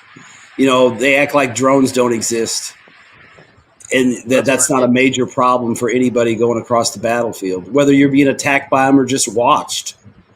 It's not like before where you might, oh, there's a Predator drone up or whatever the Iranian analog is or the Russian, you know, flying at 30,000 feet. You know, there's like 1 or 2 drones in the theater. Now it's like thousands of drones could be flying around looking for you, trying to kill you, hanging out, just watching shit. I don't think anybody, even when the war started, I mean, official invasion, let's call it that, started in 2022. I don't think anybody saw how much drones are gonna change the whole fucking, you know, warfare. I mean, I don't care what anybody said, but I didn't hear anybody, you know, back then, you know, talk about it. I disagree with that. Before this war happened, Azerbaijan and Armenia, you saw the Azeris using already drones, you know, to attack the Armenians and actually break them apart because they were living back in the Soviet era, in the NATO style times, and the Azeris used already drones to scout the areas, you know, to coordinate with the artillery, to even make like some kamikaze drones. So I think this was like the first for me when everybody's saying, yeah, the first time you used drones for the Ukraine-Russia war. I disagree with that. If you can look up, you're right. I do remember seeing videos too, like in the Donbass before the war started. It might have been Russian troops that were fighting in Donbass, but they were using those drones to do like high-speed runs along the trenches to scout for people and stuff. So, I mean, maybe they weren't thinking about flying them into people and killing them, but they were definitely using them a lot more. Guys, I have to run. My phone is running out of juice, and you know how loud I am. I got people sleeping, which is why I'm outside right now. Please don't And I'm gonna go. have to go back in to Please don't charge up. go. So Wyatt. talk to you later. Wayne. Bye, Wayne, please Napo. don't go. Bye, Napo, Wayne. Please don't go, Wayne. Napo. Please, we love you. We love you, dude. North Atlantic Fellas Organization in the house. I think he froze. I think Wayne froze. I think, was it Wayne? Yeah. Yeah, regarding carrier or not, the Russian carriers, they are classified as cruisers because of legal reasons. They can't cross the Turkish Strait and Bosporus as carriers because there's an agreement that no aircraft carriers can cross there. Therefore, there are no American aircraft carriers inside the Black Sea, and therefore the Russians have. That would be a mistake to have an American aircraft carrier in so small of a place. I mean, that would be a huge mistake. It's not so small a place, but legally, the contract between Russia and Turkey is that they can't bring or no one can cross with aircraft carriers the Bosporus Strait. So that's the point that I wanted to give you. Coping. Yes, thank you. This is yet another question from out of ignorance. I get the impression that quite a lot of the drone spottings, they are basically naked eye spotting or something similar. Like it's mostly infantry seeing that, oh, okay, here, and then they shoot it. But are there any similar to like radar for bigger vehicles? Like what would you actually use as a detection system for drones, apart from having the infantry rely that they can hear it and see it? You talk about drone detection? They got little handheld things that'll beep when they're in the area, but I don't know how much of the range they have. But you'll see guys holding these little handheld things, and they'll start beeping and making lights, and everybody's like, drone, drone, drone. And they all take cover and start watching. So I don't know what kind of lead time they have on that or what the range is, but it definitely lets them know there's a drone signal in the area. But I don't know how common those are. That reminds me of a bomb detector, something that drones should maybe have when they go into booby-trapped areas or something like that. But it's not very good for detecting other drones. Like I kind of see where you might want to use it, but like, Oh, sorry, Voyan. I think the detector that Vaughn was mentioning is basically just picking up signals from the drone itself, which is sending back to the operator. And they can even watch the live video feed on it. And if they see themselves, then they're in a big trouble. So this is the one thing, and optical cable drones, they can't detect them this way anyhow. So because they don't send any signals over radio. My guess is that easiest would be sensors would be obviously for sound and visual. So I'm not sure about the. Well, you've got. The United States Army has some. I mean, there's a civilian use of it, but it's the same thing. It's called Shot Spotter, which is like an acoustic thing like we have around our city. So like if there's gunfire, it'll pinpoint the location. So maybe there's an acoustic version of that maybe the Army could adapt to where it would detect the sounds of drones. But then again, you got artillery and all the other noises going on too. So I don't know how that would work. But I mean, they do it for bullets and shit. Maybe there's a way to do it for the whine of an engine. But even then, the range is limited. You might pick it up on its way in, and it's like, oh, now you got like 5 seconds to engage the target before it hits you. But I mean, I guess some warning is better than no warning. From the videos that I've seen of the early videos where the drones have mostly dropped grenades, hand grenades onto troops somewhere in trenches. I have calculated that they are probably flying at the height of 150 to 200 meters. And I myself have also a drone, and if you fly it at 200 meters, you almost can't hear it. At least with your own ears, maybe with some.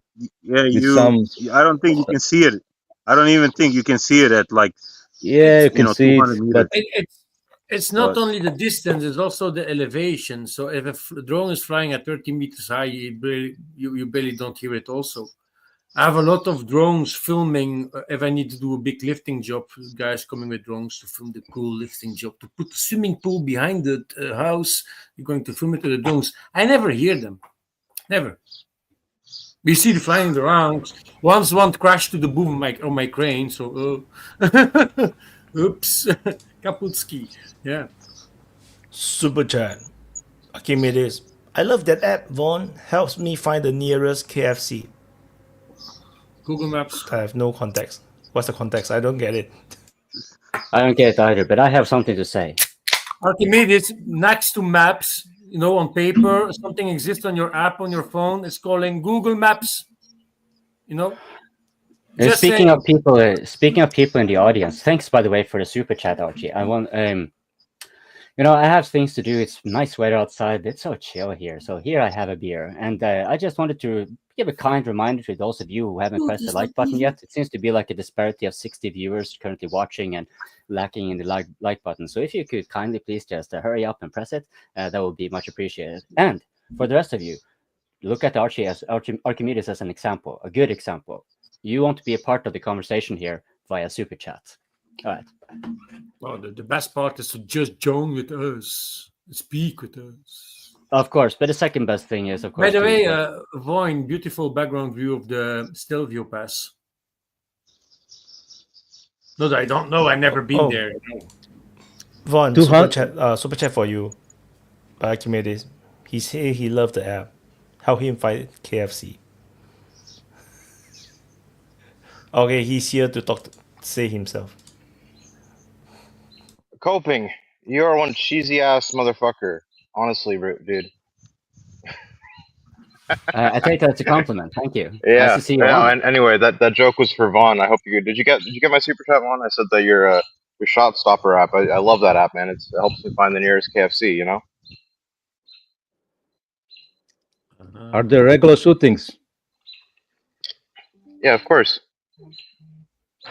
Well, the thing is it saves Archimedes the trouble, because if he hears shooting, he knows that KFC ran out of chicken, and he can go to another one where there is no shooting. Oh, no. That's a good one. So we're talking about drones. I think it's a very good point Upgrade made that Azerbaijan was sort of the leader in. They were sort of the first guys that were using drones in a modern warfare context. I think it's just amazing. I think you guys are right that obviously Ukraine is a whole nother scale, but Azerbaijan was first. I think it sometimes can be hard to appreciate just how fucking massive drone warfare has been, for humanity, and for the future of warfare. It's so terrifying. I like how you put it on that. You're gonna get PTSD every time you hear a fucking weed whacker. I just real quick, I saw another one that was kind of cool. Like the old Nebelwerfers.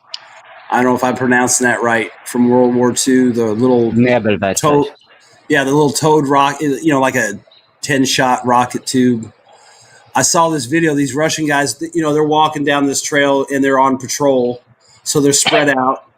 And behind them is this little tracked robot towing one of those little Nebelwerfer things. And I was like, they're just, they got light gear on. They got some shit piled on the robot. The robot's towing the little artillery piece for them. And they're just tooling down the road. I just thought that was pretty neat to see, basically like a World War II rocket launcher getting towed down the road by Skynet. What about these tanks now? These tanks which the Russians are using, this super duper, defense tank was so slow, but they need like 60 drones to kill it. Like, that's crazy. Well, see, I heard too on that one tank. They said they sent 60 drones, but the drones aren't what immobilized it. It supposedly hit a landmine and fucked up the track. That's why it got stopped. It didn't get stopped by the drones. So if it hadn't hit a mine, it might have made it back to the lines and reloaded up with more dudes and turned around and went right back. But those things are beasts. It's crazy to think. Is this a solution? Is this a solution to the drones? What do you think, guys? Could this be a solution? I think it is. If you have like a solution, it's a solution. That is what they are trying out. A solution. I don't think it's the solution. Stylish tank with these red dots in metal. Look, because ultimately, no matter how much armor you put on a tank, how many layers you put for drone protection, the calculus of a tank, and the more protected it is, the more expensive it is. The calculus of a tank versus X number of drones, it's never going to be in the favor of the tanks, I don't think. And again, you don't need to destroy 60 drones accumulated. No. It's a lot. Is it really 60 though? Like, I don't know. I mean, I guess that's look, what the that can be Ukrainians really said. consistent. Well, even if somebody was making the point too, like if the Russians were to go on like a big offensive somewhere, what if they took a couple hundred of those tanks and just started moving west into a certain area? I mean, that would probably wipe out the drones in that area. I mean, they might take out a dozen tanks, but the other 300 kept on going, and they all have infantry on them. I think another thing too, like Archimedes said, it's a stopgap. I think maybe later on you might see maybe they just take chassis and build armored boxes on them just to drop troops off and back and forth without having to build a whole new armored personnel carrier and come up with some bullshit trophy system and all that. I mean, they can use they got tons and tons of old armored vehicles that they can just weld cages on as long as the motor works and it steers. They can drop guys off, and when the war's over and you got time to sit around and you're not pressed, maybe you can come up with some new infantry delivery device that fights drones and drops infantry off. But I mean, really right now, I would just use old frames and put boxes on them like that. I mean, all you're trying to do is get the guys there so they can unload and go hide in a house or a trench. So if you can get them there, that's all that matters.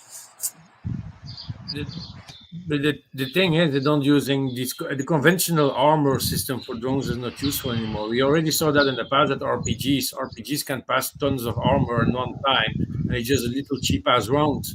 Now they're using the tactics like they're making a cage and then they put like steel hair over it.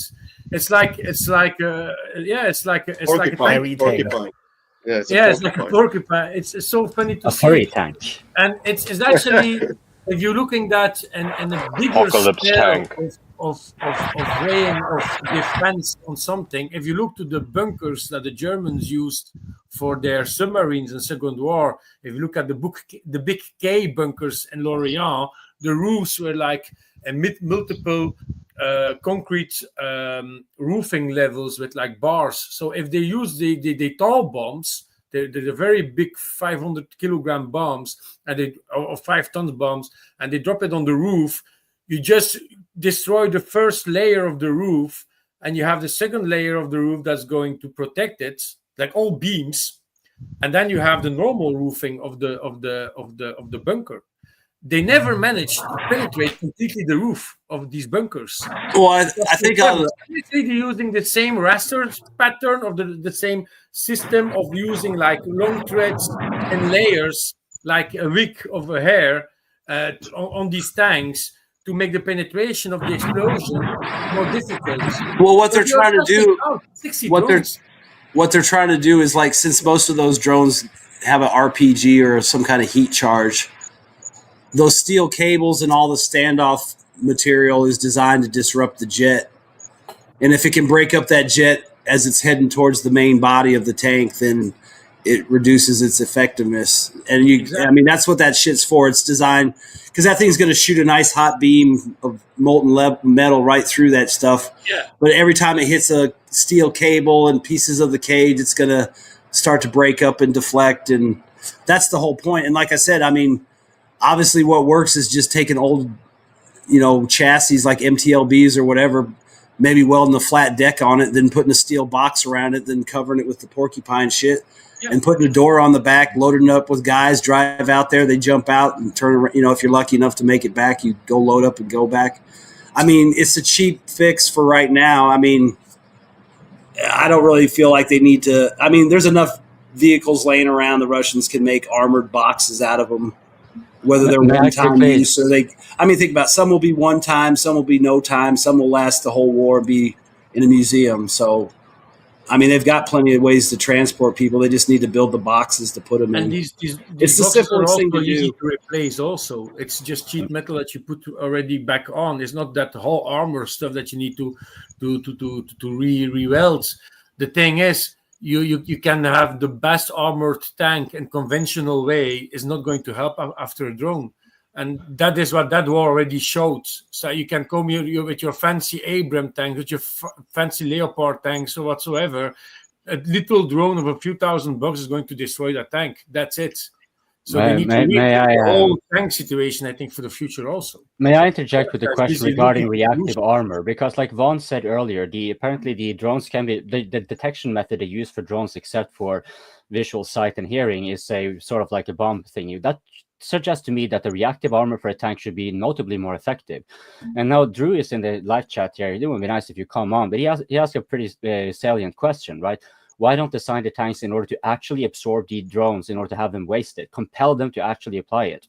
And reactive but armor, that was refuted fairly well in the chat too. Someone made a comment there. They said ultimately tanks can only be so heavy. You know what I mean?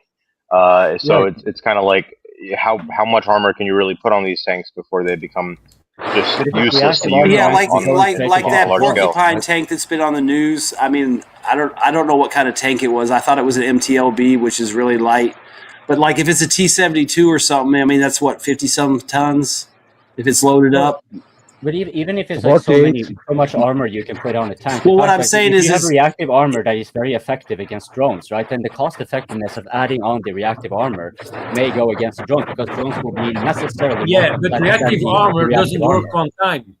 It's going to blow up and that's it. And then a second drone going to strike against it also and going to go through. And if you have that porcupine thing, it's like multiple layers. So 60 drones, dude. 60 fucking drones. Yeah, okay, but like you gotta think: is that an outlier? Is that just one case? Is it, or is it the standard amount that they're going to need? What if half the time it's 60 drones, but half the time it's 2 drones? You know what I mean? Yeah, I mean, I think the reason it was 60 drones is because that was probably a pretty heavily fortified position, which is why they sent those vehicles in like that, because there was a lot of resistance there. Like if there's other places where there's less resistance, maybe you'll see tanks that just have a cope cage or BMPs or something like that with cope cages. But maybe for particular things, that's when they move up the heavy stuff, because they've got to get guys in there and they've got to make sure they can't have guys getting blown off the top of the tank trying to ride in. So it might be something like that, because those things are going to, but again, right? Like Drew was saying as well, be able to operate how much can you, how much weight can you put on the tank before it starts getting stuck in the mud, right? Well, that's what I'm saying. It starts and if you becoming see prohibitively difficult if you to move see around. it's on a hard packed road trying to get there. And that's my thing. It's like those things are heavy. They might only be able to use them in certain places. So maybe they save those types of vehicles for like a real assault. If they can do it with guys on motorcycles and sneak in, then they'll do it. But if there's a heavy position, then maybe that's where they bring in the porcupine tanks. And, that way they can actually assault this and get guys in close enough to do the assault. But I mean, because think about it. If there was a bunch of those, you'd see them everywhere, and you're only seeing in certain places. Sorry, Upgrade. Yeah, before I give the upgrades, just to notice, 1 square meters of plate armor compared to 1 square meters of wire. Just do the calculation of the weight difference, and then you're going to know it. Upgrade, sorry. Yeah.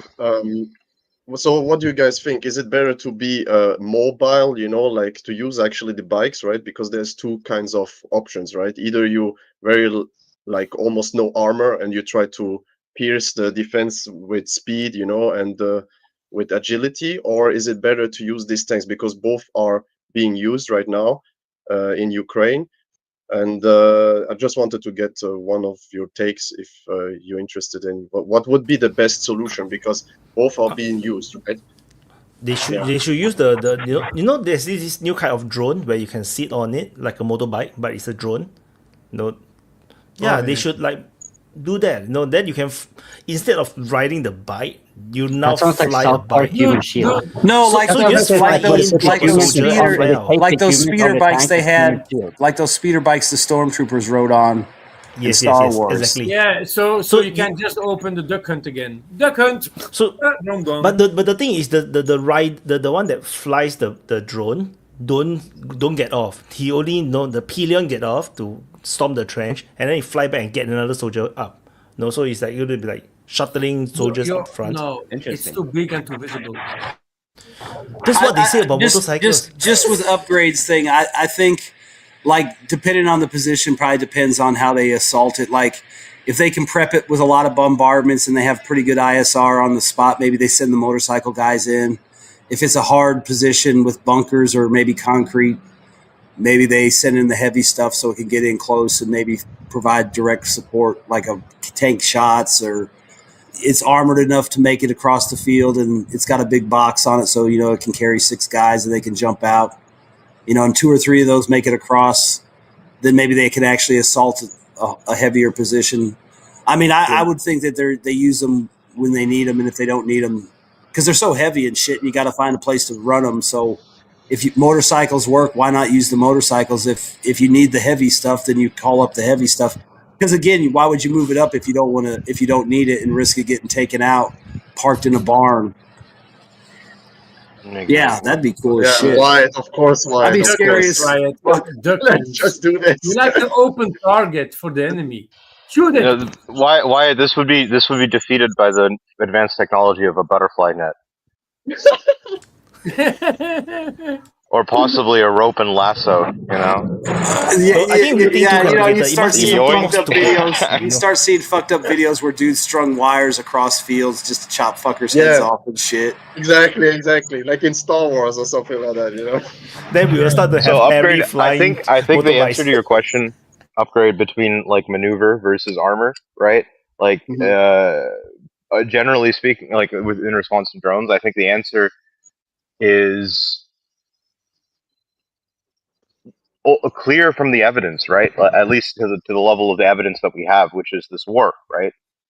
We can speculate, but ultimately this war has shown largely a pretty significant lack of maneuver warfare, and a lot of more fortification of positions. I mean, just look at places like Bakhmut, and Vuhledar and Avdiivka and so on. But what I also see, also in the battlefield, when you see how the Russians actually take some positions, they just go with 2-3 people. They don't even use no armor, no motorcycles. They just try to go through, and well, exactly. I don't think they're doing large scale maneuver operations, really, right? They're sending scouting parties and probing parties, of course, but the main focus is on maintaining a very, very solid position, in the fort, very, very solid control over your side of the front line. You know what I mean? I think the Russians have always acted with security first, and the Ukrainians too, to be entirely fair as well. Plus, the other thing too is I think the Russians just want to always be touching the Ukrainians. That way, there's never a break for the Ukrainians, because the Russians are always right there. So it's more defensive, right? And again, like in reality, what have we seen? We do see the real existence of this, of this incredible turtle tank that tanked 60 drones, right? That is a reality. We're not seeing guys on motorcycles, I mean, I guess maybe we are seeing some of that, but this type of porcupine strategy is, I think, ascendant in Russia, and that's borne out by the facts. But you saw already when the Russians started to use these cages, tanks, and these motorcycles, Ukrainians, pro-Ukrainians, laughing their ass like, see them busy with their motorcycles, stupid assholes. Guess what? Because Ukraine is doing exactly the same right now. They're not laughing anymore. You know what I mean? The problem is that the motorcycle, and it's like the example of the drone with the guy on that I just showed. You just like Christmas. Attraction fair, shoot the duck. It's you just actively shoot at. So motorcycles always been used, also in a certain. That's exactly what people think about motorcycles. That we say that we are going to stop you say that now, Lambo. But wait till those drone bikes have Tesla robots on them. They're going to be shoot at also. You're just a big target. The thing is, and you have it already in reality. If you're driving a motorcycle or even a bicycle, you're open at everything. If something happens, you're just going to be hurt directly on you. If somebody crashes with a motorcycle at 50 kilometers per hour against a wall compared to a car, who's going to survive it, you think? The guy in the car. Yeah. Oh well, you know, and if you're flying in an Su-34 and you smack into the ground at Mach 2, you're going to die too. Yeah, but I mean, but you have an ejection seat, so you're going to eject before, hopefully for you. But the thing is, motorcycle, yes, and the best thing to use it is behind the war zone if you need fast ammunition. So you're in the trenches. You take a motorcycle. I go to the post. I mean, for supply. I mean that's not true, Lambo, because they use them on offensive operations and they work quite they well. do it also. They do So it why also. wouldn't you just use them wherever you need them? If you need No, a heavy but then tank you for a see- heavy assault, then you use the heavy. You move up the heavy Yeah. tank. If you know But where then you everybody's see- at and they're all pinned down, maybe you send motorcycle guys because all they got to Yeah, do but is then ride you up, see, throw some like, mines in there, and they got it. I saw one I or think 2 they weeks do use them ago on three in the Russians back. motorcycles driving and being attacked by a Ukrainian drone. One of the 3 was hit. You know what I mean? So Yeah, and if they were riding across, across the field on 3 different BMPs, one of the BMPs would have got hit. If they were walking across the field, one of them would have got hit. yeah, but I mean, the it doesn't guys really that matter. I started mean, the BMP have obviously more they than should 10 use them. They should use them when it's safe to use them. I mean, if there's Yeah. 50 guys in the tree line, you probably shouldn't ride towards them on your fucking hover bike because they're going to It's shoot just your ass like- off. But if there's if there's like 3 guys in a village and you got hover bikes and you can go fly up there with 10 guys and take the village, then why wouldn't you? I have no problem. I have no problem with that tactic. And like I said, they already did in Second World War, driving the bikes to point A to point B to do things, to attack stuff. And the Russians do it, and they do it by a reason. And that is why you're fast, you're nimble. The only danger is that you're open for everything. It's a good tactic, and I don't blame the Russians to do it because it works also. You're nimble, you're fast, you're more difficult to spot compared to a tank. A tank is fucking slow. A BMP is fucking slower than a bike. And you can go very fast, head in a hose, and try to do your attack, depending of the situation of the war zone. And that is what Russia is doing. And a lot of times, because it's a war front line with full of drones, everywhere you go, you're going to be maybe being targeted by a drone. You don't have any choice. You're going to be targeted by the drone. But they're doing it. It's cheap. It's fast. Only the risk they're going to be hit and not surviving is bigger. That's the only point I want to make. You're just an easier target. That's it. But they're doing it. They're still doing it. And it's working. So why not? And like I said, the Ukrainians were laughing at the Russians like, oh, you stupid, using a motorcycle. Oh, you stupid. Yeah, we Oh, get it. oh, We get it. kill you. And they're doing themselves right now already for a few months using the motorcycles. But the Russians are still producing armored vehicles, right? So if the Russians are producing armored vehicles right now and they're using these 1- and 2-man units and they're using motorbikes, that means they're building up a stockpile of these armored vehicles, which they can armor like those turtle tanks, and they could use that. And if there is any weak point on the line, now they have a massive set of armored vehicles that can penetrate. As first combat assaults to try Yeah, to and take think about it. They can build these tanks 1,000 miles from Ukraine and load them on trains and send them exactly where they want them to go and use them when they want. I mean, the Ukrainians, they released a video, like you said, now they've got motorcycle troops being trained. I mean, I wouldn't dwell on the fact that they made fun of it. It's just, they got to cope somehow. So every time Russia does something that's unconventional, they cope. And then they adopt it, just like everything else. I mean, we're going to adopt the tactics that Russia and Ukraine are using. The Chinese are. The Iranians, whoever's watching is going to adopt the tactics that are being used in Ukraine by both sides. Even the Palestinians were capable to use paragliders to go inside of Israel. There's another point. You see, if your defensive position have been defending against drones and maybe motorbikes for half a year or even 1 year, you'll be totally unprepared for an armored assault. Then an armored rush will come in and then you'll be totally overrun. Because you wouldn't have anti-tank guided missiles. Why give it to you when you're going to die from a FPV drone? Then suddenly the armored rush will just wipe you out. Upgrade. I think Vojislav was first, and then after I go Vojislav. Yeah, I think, because of the nature of the conflict between, let's call them two brotherly nations, and how fanatically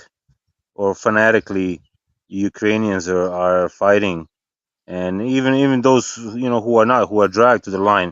I mean, you have to admit they still fight, and I mean, one of you guys earlier, said that that's basically the only thing they can offer is just the bodies, throw them to the line. And I think this is the only conflict, or maybe for a while it's going to be the only conflict that is going to look like this, with so many dead bodies and so many, and this kind of drone warfare.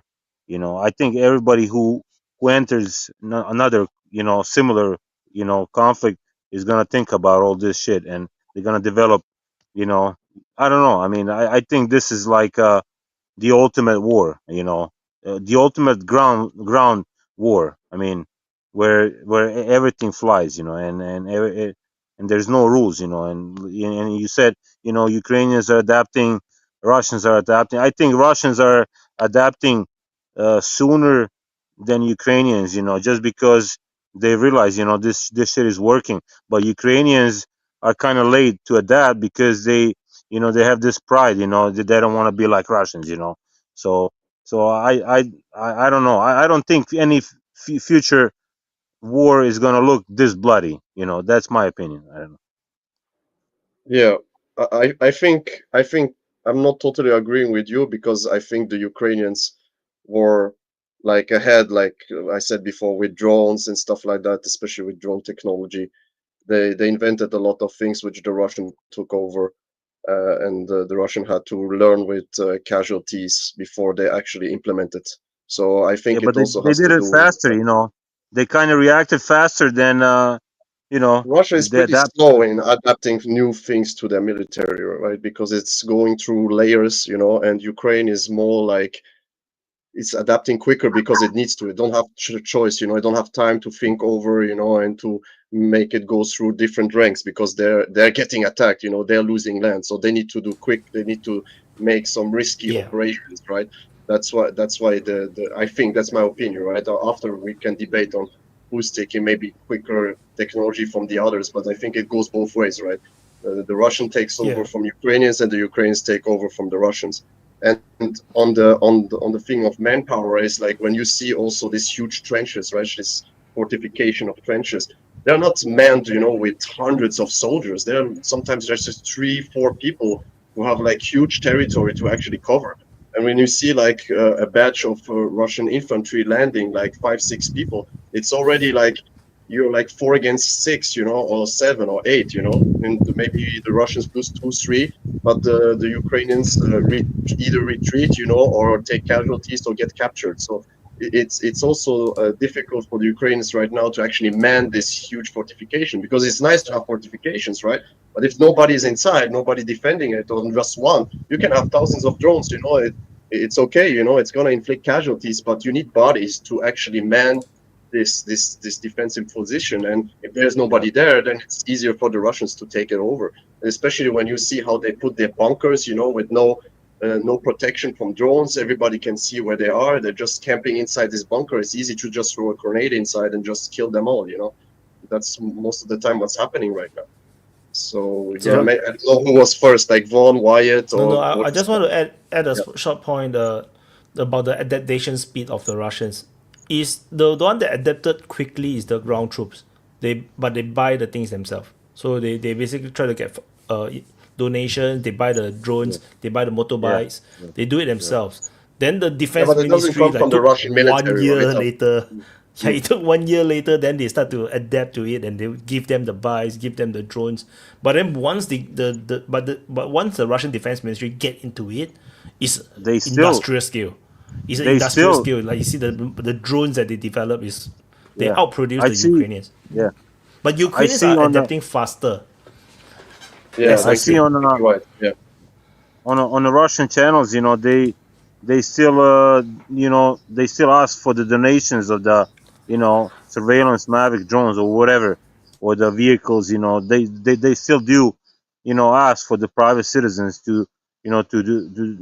to donate. I don't think necessarily that that Ministry of Defense doesn't have the money to support them, but I think it's much faster and easier not to go through the system and just get it, just somebody drive right up to the line, or here you go, here's your pickup truck, here's your, 10 drones, whatever. I don't know. Yeah. Every open mic here in Scotland. Oh, okay. Next. Super chat. Somebody, I didn't catch your name, but you're in the DPA chat, and they were talking about Russia using like remote controlled tanks, and they already are working on that. There was a video, I don't know, probably earlier in the year, where the Russians had like a T-72 BB-3, and the guy was driving it around and moving the turret with FPV goggles. So they're obviously working on that, and obviously you could make stuff like that just to use as bait tanks as they drive across the field to attract drones, and then send your actual assault forces behind it. But I don't know where they're at on that, but they are working on, remote operation of tanks and other armored vehicles through FPV goggles. So I'm sure if they figure it out, that you might see it down the road. Because how I imagine it, future warfare, how this kind of thing works is that you don't have to be a full-fledged tank. You just need just a vehicle that is remote control, drive to that point. It doesn't have to be small like the current drones. It can be a vehicle size. Then it drive to a point and just point its machine guns at certain positions and have a presence there. I mean, think about it too. It's a Russian tank. It's got the auto loader, so you don't have to worry about that or build a system for it. You just have to remote control. So basically, you basically move a turret or a pillbox into a position near to the enemy. The enemy is going to get pinned, So while they get pinned, then you can have your assault troops coming in, the drone supporting. Like there's so many, because of the whatever technologies that we're having now, these new technologies now, there's so much possibilities. It's just a matter of innovation and creativity. Voyin. You hear me now? Super chat. Yes, okay. But Toronto Brad say he's off to do groceries, guys. Enjoy the chat. Although he's here, he can see it himself. And hey, am I a general? Corporal, sorry. The live chat, right? You're a corporal. Void. Well, regards acquirement of military stuff, if the state does it like Russian military, they have to go along the procedure. They have to define specs and they need the stuff that they buy to be reliable for 20 years and stuff, and if you throw it in the mud and stuff, and they need time for that. And for these MacGyver kind of solutions that the Ukrainians and the Russians themselves do on the front lines, I don't think this will be something that the military itself acquires, except in when it's really needed in very short time, for the Ukrainians. But decoys are standard military procedure also. It's not the first time that decoys are being used, and if they use some porcupine tanks for it, why not? There are lots of fake air defense systems and tanks and so standing around, inflatable or stuff for aircraft to target them instead of real stuff. So why not use something for the drones as well? I agree. But as I said, the drones solutions, they are too flimsy probably for a real durable military tool. I don't think this drone stuff is meant to stay. It will change a lot. It will get more robust and more professional than now in the next wars. Yeah. I just want to, that's what I want to say. This that's what I said earlier. I don't think the nature of this conflict is going to be the same. I mean, the next conflict that's going to be out there is going to be this way. So I don't think, like you said, these weapons are probably going to, not going to be used. It's going to be, more sophisticated or something like that. But this is crazy. I mean, just imagine, any country using this many, drones and ammunition throwing it on the field and bombing shit out of each other. I mean, especially what the Russians are doing to Ukrainians. I mean, I mean, I don't know. Maybe few countries are able to sustain that. I don't know. United States, maybe China. I don't know who else has the resources to do this, but who else is going to be able to just bombard the shit out of your enemy for 5 years straight? I don't know. It's crazy. Yet still, Russia is not done. This means if someone really wants to have a big war like this, then you need a hell of a lot of stuff, because there are so many targets. It was impressive. I think the first 2 days, the Russians sent something like 1,000 missiles and cruise missiles in, and it sounded very impressive, but it was basically just a pinprick. And if you look at it from this perspective, also the war in Iran, Israel, the air attacks, yeah, they have hurt each other, but it will not decide anything. The Russians have thrown 1,000 times more at Ukraine, and it's not yet really decided. Also, the same reason would be the argument that if the Americans and the Germans sent their cruise missiles to use against Russia, it will not decide a lot. There will be costs, but no decisions made by this stuff. It needs to be really huge numbers. I think the Ukraine war caused every military in the world to recalculate, all their calculations that, oh, holy shit, whatever we have is totally not enough. Like, I cannot imagine how much stuff you need to prepare your military now. It's quite crazy, even Israel also realized that, they fight with even just Hamas. Like, they just run out of bombs. And they cannot achieve their objectives. So and yeah, but it does also but when you look at Iran's situation, that they got bombed by Israel, it's like they can't do anything about it. That also is very concerning if you are in that kind of situation where your air defense is totally failed you. Then you are sitting there. Like for Ukraine's case, they are not that kind of situation. So Ukraine still can, but maybe Ukraine is a big place, but Iran is bigger. I don't know. Like the calculus is now totally changed. In the past, I think the armies was smaller because when you fight a war, once you destroy the army, they surrender. That's what the Russians believe that they need to do. But then the Ukrainian army just keep growing, and it never ends. So they upgrade. Is it growing though? If you I mean, as in they keep putting people in, they keep increasing. Like, if you look at other wars in the past, most of the wars they don't actively recruit more armies into it. Like, the Armenians lost to the Azerbaijan, they just lost. They fought and they lost and they gave up. You don't fight to the point where you destroy your entire army. You see, what Ukraine did. Right? It depends on the context, right? Because the context of Ukraine and Russia war is different, right? Without the supply and the money flow from the Western parties, of course, have no chance, to continue actually this war. And what's also a point, right?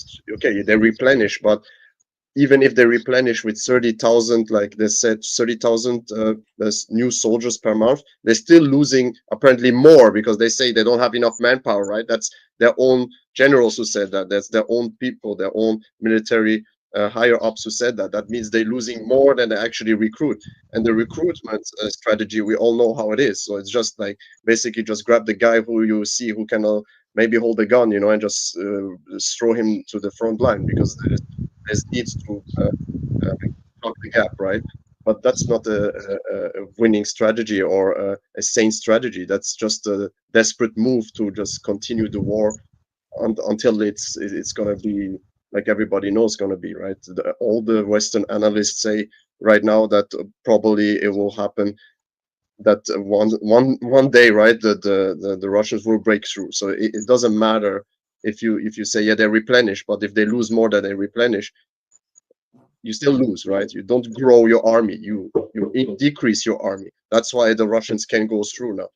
Before they couldn't go because they replenished at least as much as they lost. But now it's increasing because of the quality of the soldiers, you know, and less financial aid from the West, less weapons. So there's a lot of factors, right? I think Armenia and Azerbaijan is another war, right? Because if you look at Azerbaijan Iraq, was Afghanistan, Turkey, same, right?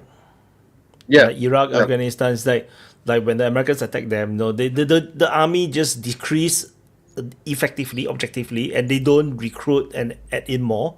So no military in the world is prepared to fight this kind of war that is happening in Ukraine. I don't think even United States is ready for this kind of war. So. I totally agree with you, and I think like everybody who's saying, yeah, the Russians are going slowly. Yeah, let's take your army, right? Let's take your army and let's see how we will do in this kind of war. I mean, when you see that 220,000 Ukrainians deserted, that's the same amount like the French, the German, and the UK army combined.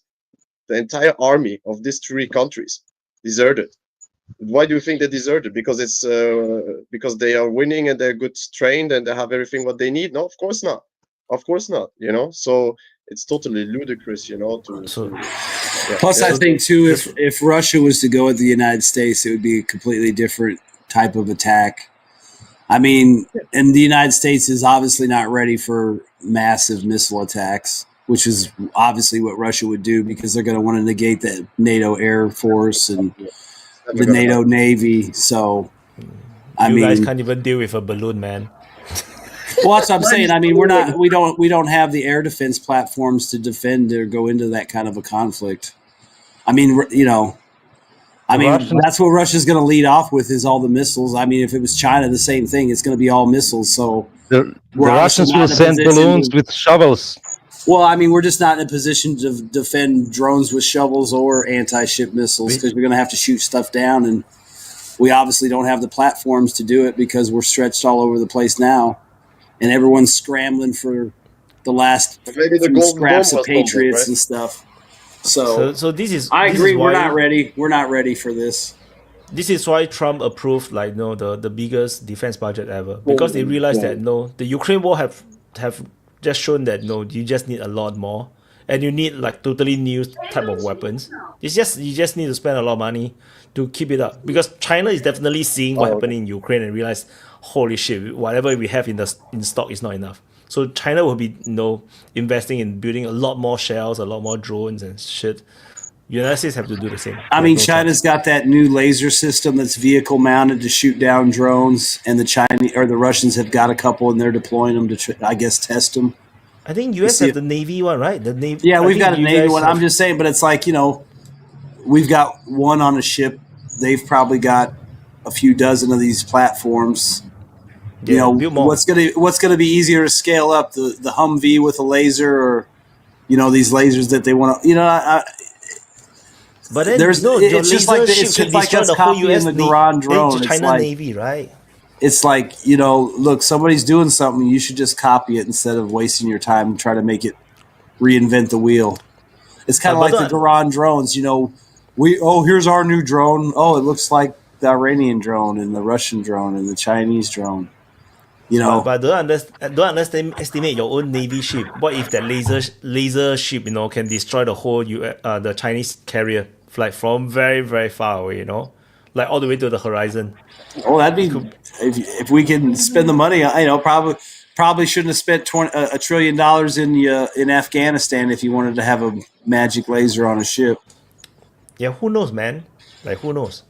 We will see lightsabers and all that stuff also in the future. But you need innovation, right? It's not like. Think about it. If we didn't waste all that money in Afghanistan, we could be riding flying cars into battle. Drone motorcycles into battle. But no, we had to go fuck with Afghanistan. So now we don't have flying cars, motherfuckers. Come on, you Americans know, so irritating. You guys created the Comanche, and then the whole world is excited about the Comanche, and then you scrap the project. Then you guys do the electromagnetic. It was too expensive. Like, everybody's excited, and then you guys scrap it. It's like, what the fuck, man? All the coolest shit the United States is building, and it's like, just scrap the project. Just keep scrapping. Because it doesn't work. This is the problem. There's a lot of hype in there, and I think that it's not the main reason that America increased the budget for the military. The situation, I think mostly it's financial issues that they need to increase it or spend it somewhere else. But it's not about having the money and spend it. They need to have productive capabilities, and they don't have them in comparison to with China. China can outproduce them easily, just like Russia does, and much more easily than Russia. Yeah, and also Lambo. Sorry, Voice love.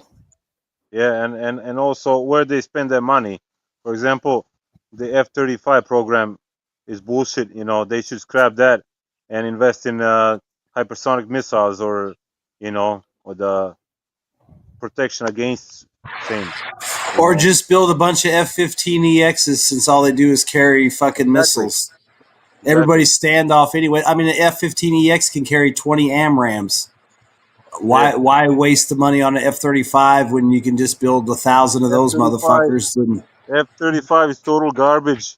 It's like over. I mean, if you need the F-22s for some magic special thing, a surprise motherfucker kind of moment, then yeah. But the workhorses like the F-15, the F-16s, that should be, and the F-18s, that should be the bulk of the Air Force. Just imagine how much money they would have saved if they didn't invest in that stupid F-35. Just imagine. No, it's not really true. Well, I mean, think about it. How many F-16 Vipers could you have built? EXs, F-18s, or extra cruise missiles or SM-3s? Useful shit works that you already have in the system instead of a boondoggle that might work. Yeah.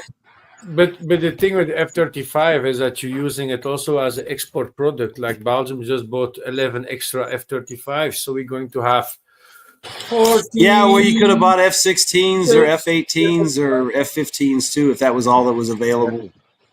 I also prefer to have an F-15 in my army fleet compared to an F-35, but the F-35 is not that bad. It's just a waste of money and development to have everything on the same fucking plane and have three different type of planes on the same platform. And it's just overcomplicated. That's the only problem with the F-35, actually. And it's a fat Amy, one engine also is stupid. The Chinese build like a copy with two engines.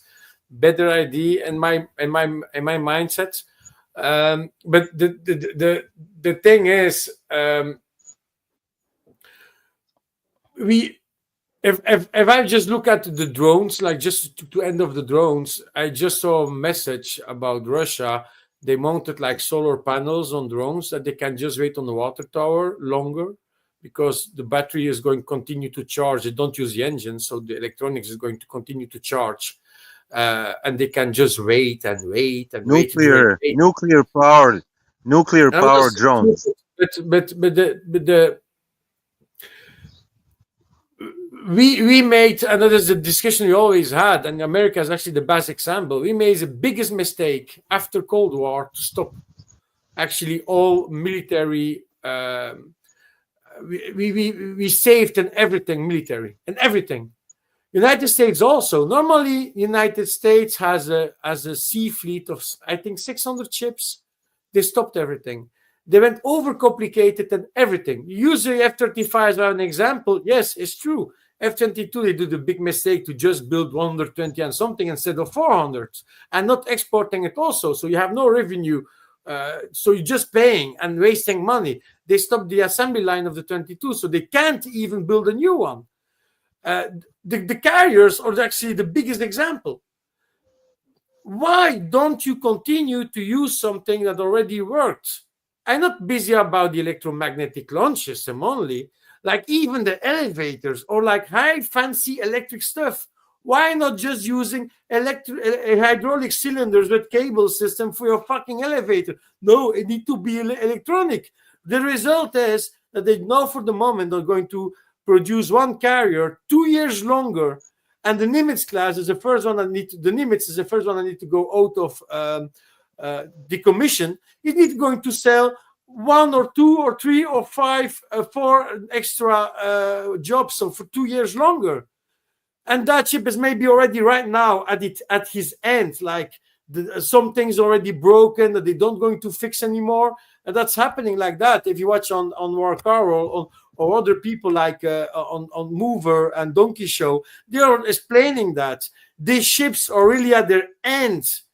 And now they're going to need to use it 1 or 2 years longer because they have shitty dry docks to build just one carrier at a time instead of 2 or 3 at a time like they did in the past. They have 11 carriers and they need to replace it every 5 years. It's fucking nuts.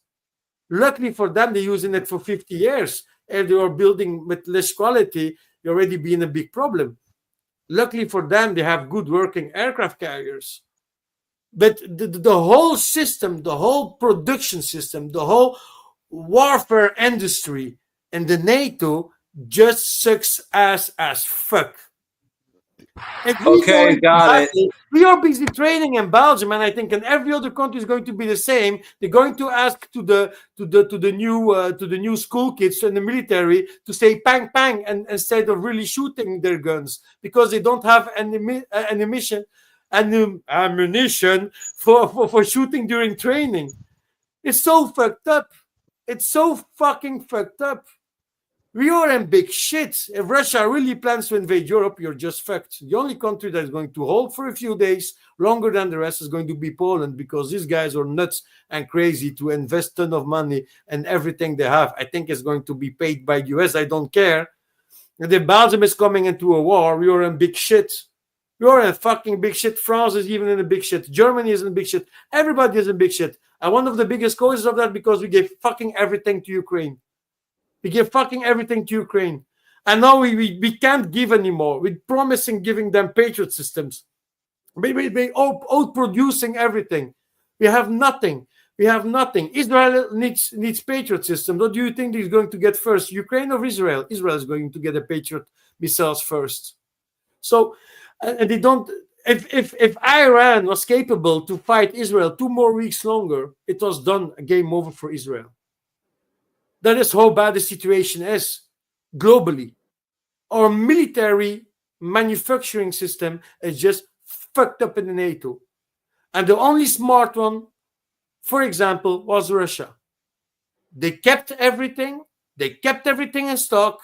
They made everything. They had their facilities, their factories that they can change for building washing machines to building guns or tanks. That man said they kept. And that is something that we stopped to do in Europe, for example. Okay. Yeah. So be happy there's not going to be a third world war or something like that because we're not going to survive it very long, even not the United States. Sadly. I said no war is gonna be like this. Nobody's gonna fight ever like this again. I mean, who's crazy to throw this much of equipment? I think this was like the West's ultimate chance to bring Russia down.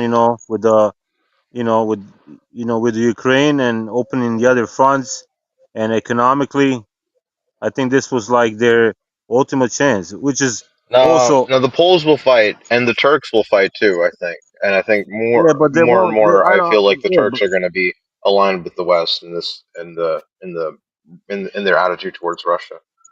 Yeah.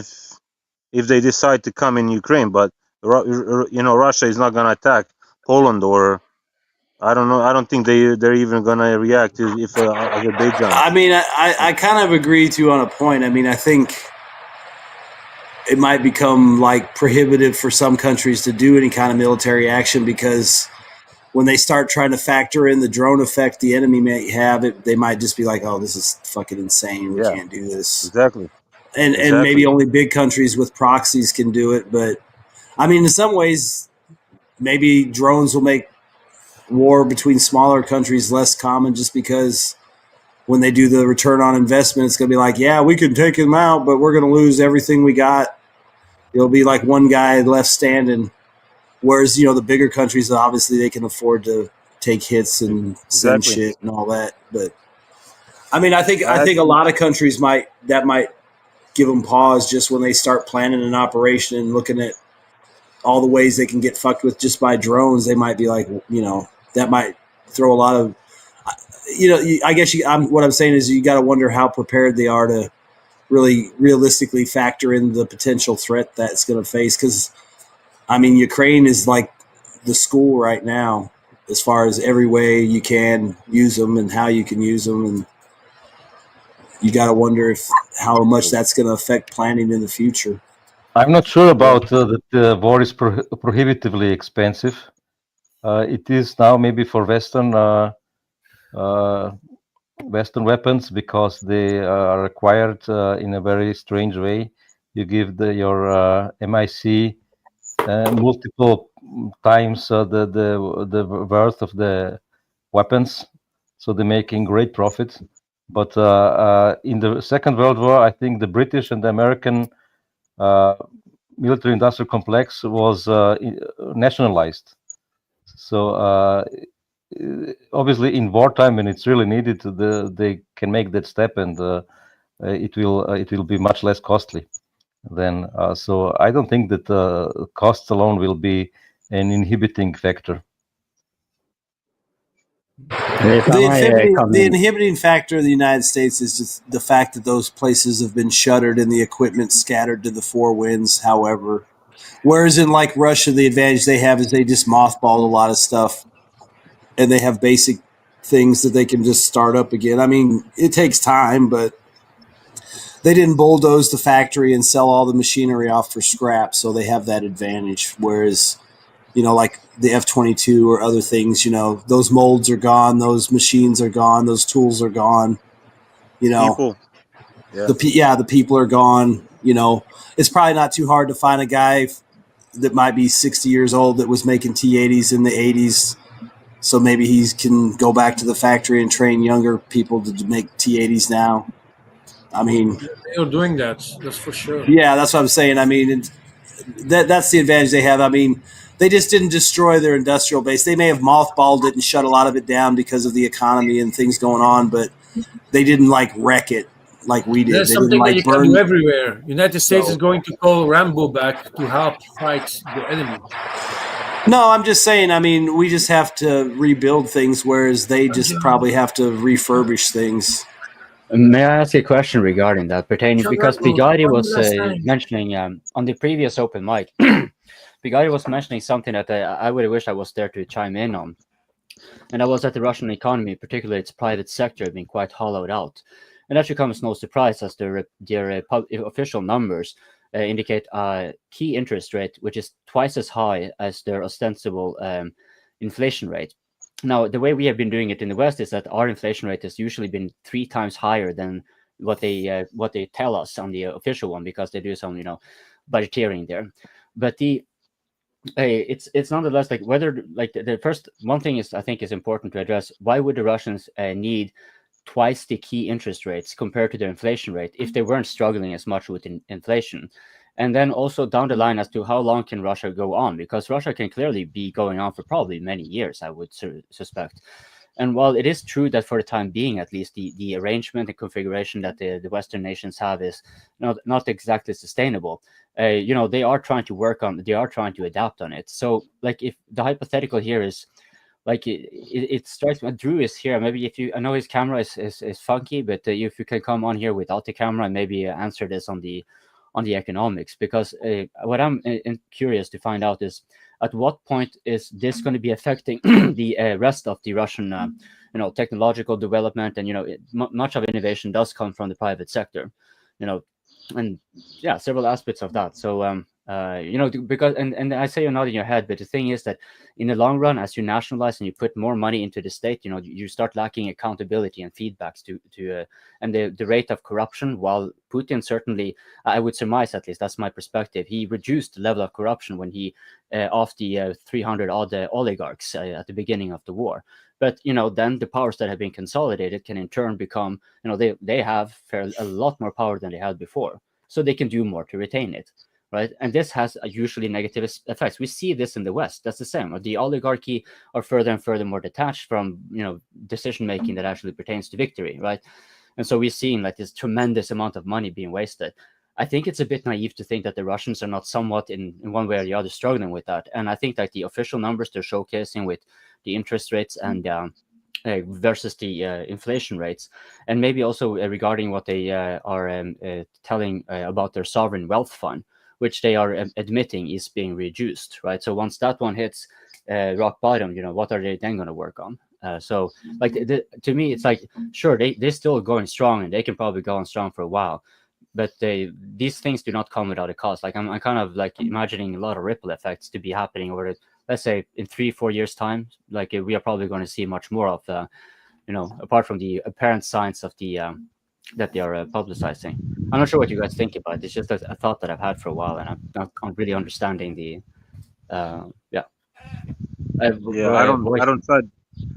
don't try to be an expert. I mean, I do listen, Alexander Mercuris and Alex talk about, and other guys talk about economics, but and they say that the major thing, what's keeping Russia afloat still is them not being in a debt, so much. So that's still a big plus, even if they go bankrupt, even if Russia declare bankruptcy and start from zero, it's still nothing would change. Yeah, and maybe economy would fall, or perhaps it would reset the way I see it. It would just reset to the war economy or whatever. But when you are not in debt, I think that's a big thing. So I don't know. What do you guys think about that?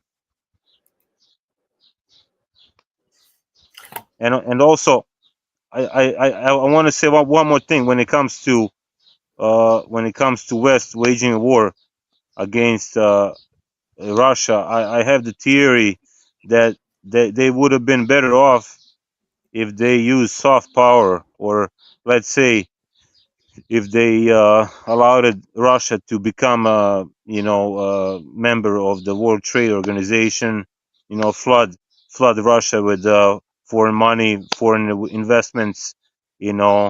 I think that would be the worst thing for the Russia to come out of that and to have independent policy after that kind of move, than not allowing them completely to be sucked into the West.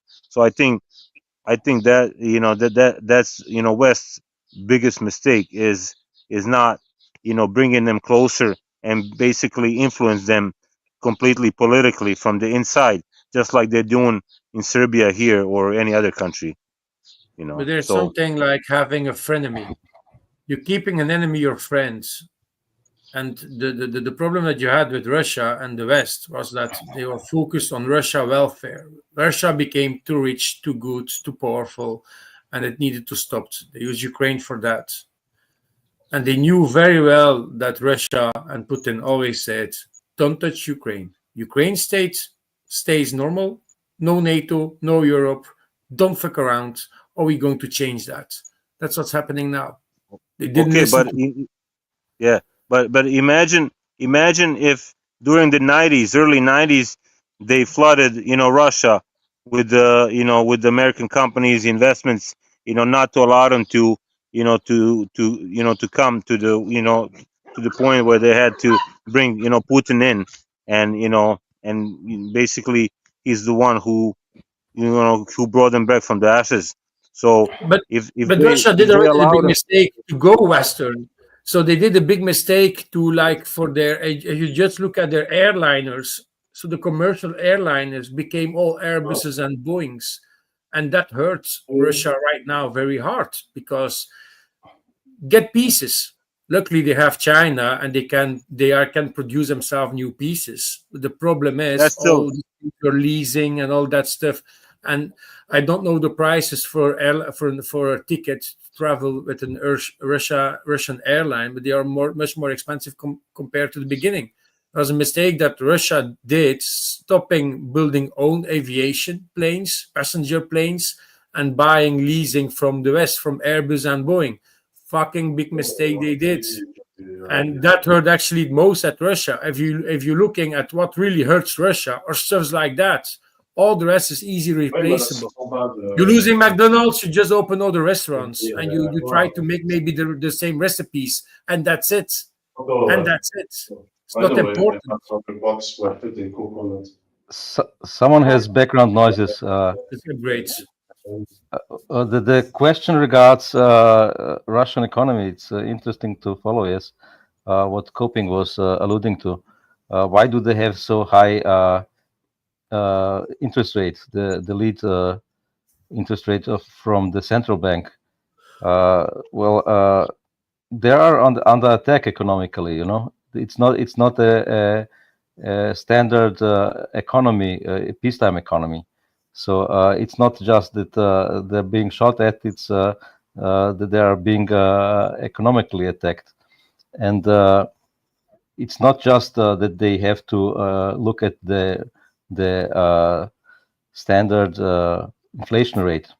There were even before the war, that Russian central bank had that lady Nabuliuna, forgot the name. Was very much under attack by some other Russian economists, because even then she kept the interest rate high,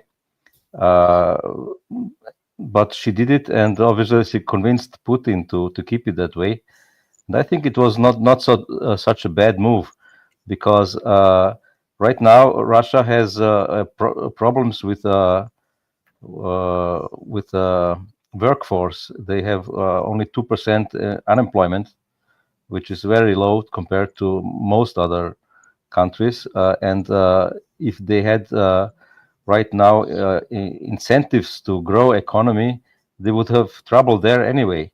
And they also have the issue that most of the money which left Russia in the way of the oligarchs taking billions abroad every year, you know, dozens of billions every year. This is staying in Russia now, and it's looking for profit. So they need to keep the economy from overheating, and I think it's the main reason why they keep the interest rate so high. May I chime in something that someone in the live chat, Robert Ferlinden, he said that high interest rate is a good way to be. Oh, hi, Gabriel. He said it's a good way to be bribing people and to buy your debt, right? That's actually, like, you know, because again, corruption is pretty much universal and ubiquitous. So what do you think about that one as it pertains to, yeah, sure, it's just an argument for keeping your economy from becoming overheated, but here you will be using it to bribe someone to buy your debts. Who are you using to buy your debts, right? What happens when you do that? Well, there's more money, right? So that might be a hidden inflation, that there might be, like, basically the inflation is made by the debt. Could that be something that is occurring? Well, the other point that you made is that there are no small businesses incentivized to do, you know, entrepreneurship and inventions and, you know, some new stuff, and which is holding them back, Russia, which I kind of don't agree. I don't see that happening in the United States. Most of the technology that is getting a big market is out of state driven enterprises or universities, which then gets funded by DARPA. It's mostly state funded. So the big stuff and all the internet and whatever big stuff came, it was state funded. It wasn't the small. It wasn't Bill Gates, you know. In my opinion, Starlink is mostly financed by United States, and the most likely the almost exclusive user is the U.S. military, and in proxy the Ukrainians. You know, I don't know anyone who like. How is that actually different from the same? Because the Russians, as far as I get it, they don't have that much different of a setup. Like the same incentive structure that causes them to kind of have the issues we're having in the West. Like they definitely have that as well, just a different configuration, as far as I'm concerned. Exactly. So when they're operating in that, like the so the argument, just to finish it, the argument that they need a low interest rate to incentivize small business to bring innovation is faulty, in my opinion, because the big innovation doesn't come from the small innovators. It comes from large businesses, state financed, and is mostly mostly state directed, even Wait, in the West. are you saying that the Russians might be emulating them? Because what you're referring to, as far as I understood it so far, is the public and private sector in the United States is so meshed that they're fairly indistinguishable. It's sort of like just the communist Russia with a couple of more steps. Right, and so yeah, Russia is not maybe communist anymore, but they're operating much more similar to the Americans. And as far as I get it, they're sacrificing the small business innovation and that kind of market in order to have it more state directed. And from that, just maybe a little bit more directly, they are going to be stimulating the various productions and innovations and sciences and what have you. Like, have I kind of gotten you correctly, like on what you're saying? Because that's kind of the interpretation. That's what I get from No. It was the other way around. I didn't say that they try to kill the small businesses to have the innovations done by the big businesses. I said it's anyway not the small businesses who is doing it. So they don't need the small interest rate to incentivize entrepreneurship. You know. Okay, that actually makes a lot of sense. Yeah, thank you. Gabriel, how is the timing for you on the across the pond? Oh, it's kind of early. I mean, it's not really early, but it started early, so that's why I came here late, you know. But it's just fine for a Sunday. What do you think of this timing that Wyatt has for, let's say, Sunday at this time? Well, you know, if it would have started a bit later, I could have joined it earlier, but you know, Sunday. Because I was saying, this is very fitting for me. Like, if it's on a Sunday, then this time is really good. If it's on a Saturday, it could be later, which probably fits you and you in the Americas, I guess, better. Oh, we have a new speaker. Look, somebody's visiting Vojislav. Does he have anything to say, Vojislav, your new friend? Oh. Can he introduce? Oh, is he hitting the Heil Hitler? Let's go. Hey, yo. There, it took us almost 5 hours before the open mic got demonetized, and it was Voitslav's dog who did it. Yeah, it was his heart came out to us. His heart goes out to us. Look, so on the topic of Russia's economy, somebody mentioned in the live chat, Russia just reached 4th place in terms of economies measured by PPP, right? Purchasing power parity. I think there's a clear top 3, China, U.S., India, and then there's a clear next band of 3 countries, with Russia, Germany, and Japan, and now Russia is overtaking those 2. Yeah, and I think it goes to show that it's when you're a resource-rich country, this global economic system is going to be more exploitative of you than anything else, and it's been excellent for Russia to be more autarkic. I think a lot of countries can learn from Russia. Yeah, and this de-incentivization of credit, basically, it's a high interest rate. It's a barrier towards access to credit. It does hold back. Like, I can imagine Russia having an issue with extreme internal liquidity because of the lack of imports. Like, it's the contrary of what's happening in the States. In the States, they have a massive deficit, which keeps their economy running. And in Russia, you probably have the opposite. You have a massive surplus of export. Could it possibly be interpreted with that in mind? Like, they don't have external cash flow coming in, right? So the high interest rate could be in order to destroy inflationary money quicker. And because money is like, what is money? Money gets you to do something, right? So what they're basically doing is it's gamification through and through. So maybe they're just be having a higher interest rate in order to kind of keep the actual inflation down, but still the money train rolling.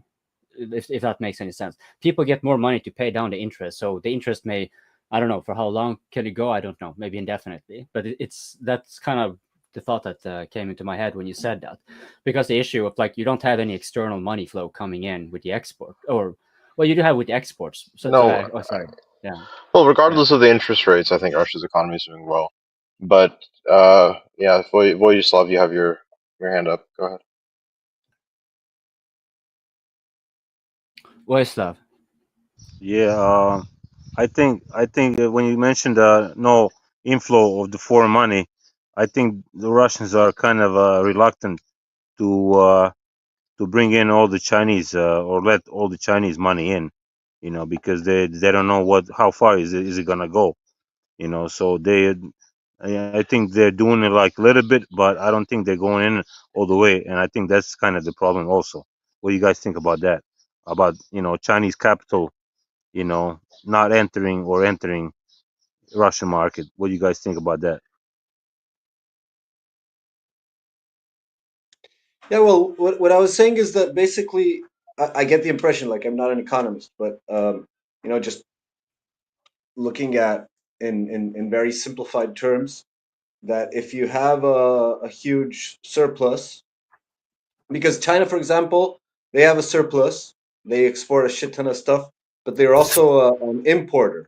They have a bunch of uh, like domestic needs for commodities and agriculture products, and Russia doesn't have that.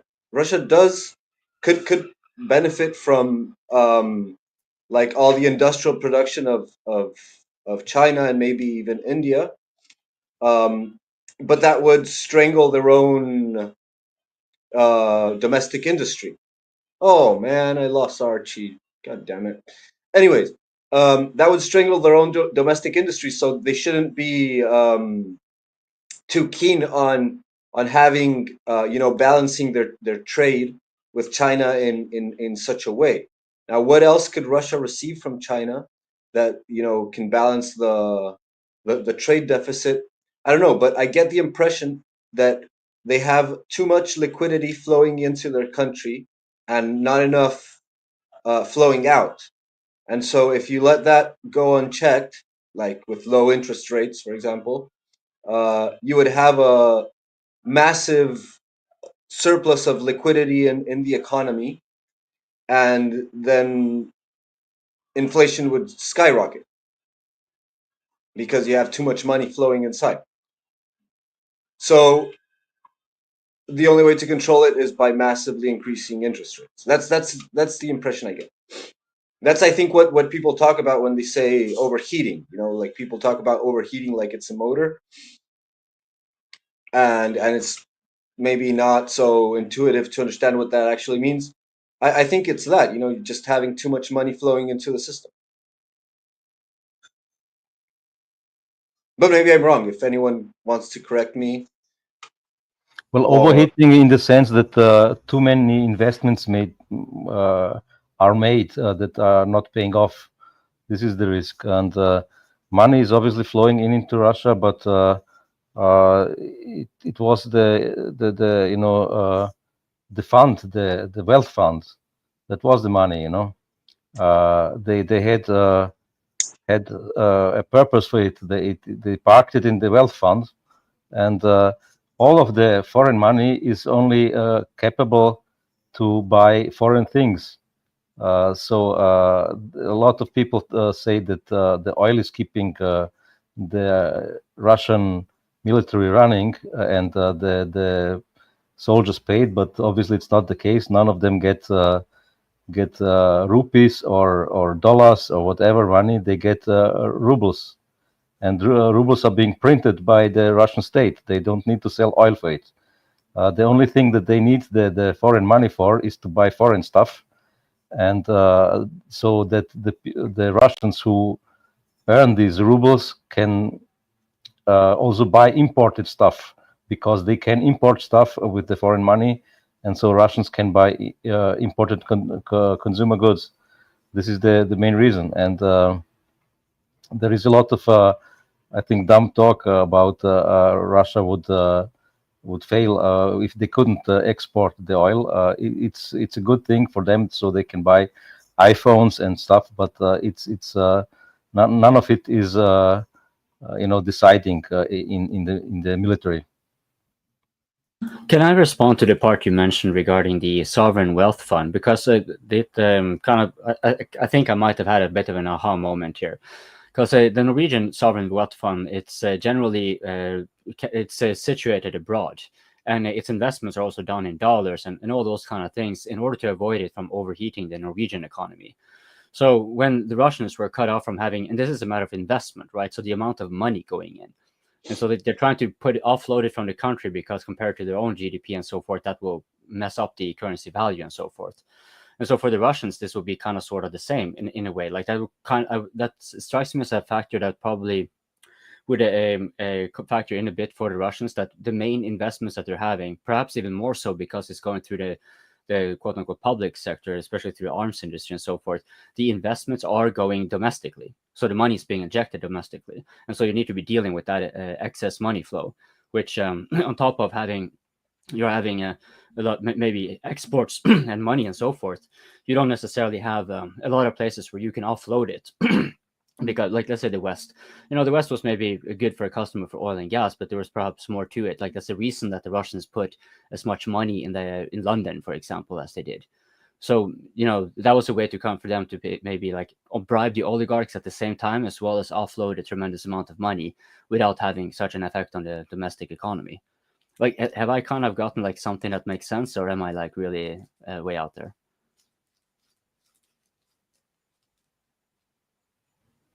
To be honest, I didn't get your point completely. Well, the sovereign wealth fund of Norway, it deliberately puts as much money as possible outside, and it uses the dollar in particular. So I think 40 or 50% of it is denominated in dollars, right? And one of the rationales for this is because if you have the money going through our currency in Norway compared to our very small economy, we cannot actually grow our economy that big before it starts overheating it. And so for the Russians, right, that would explain then why they would have to increase the interest rates if all these sanctions and whatever prevent them from, offloading excess money that they're getting from having a lot of money injected into their domestic arms industry, on top of having a lot of revenue from the exports that they're having, whether or not it being, on a discount or not, right? Where are going to be throwing the money? Because they used to put it quite a lot in London, for example, in the US and whatever. That's why you had the 300 billion asset, there to be frozen in the first place. So does that make sense? Yeah, I think I understand what you mean, but I'm not sure that these effects, economic effects, are quite non-linear and multivariable. It's not easy to just pinpoint something to one reason. I think in the Norwegian case, it's much more the reason that obviously not just the overheating, but the Dutch disease, the so-called, that your currency would be just too much overvaluing compared to other currencies, so you couldn't export as easily anymore. Just in the one energy that you could, so. I'm not sure that when it comes to, for example, oil, the thing with Norway is that we sell actually more oil and gas, not from our own indigenous oil and gas reserves. It's from our foreign investments. So it's like a money glitch. We put excess money we got from our oil into getting the oil of other people, and then it goes through the sphere of influence of the United States mostly. So that's one of the reasons we have so much of the dollar. We're so tied to the dollar in the way it is. So like the Norwegian.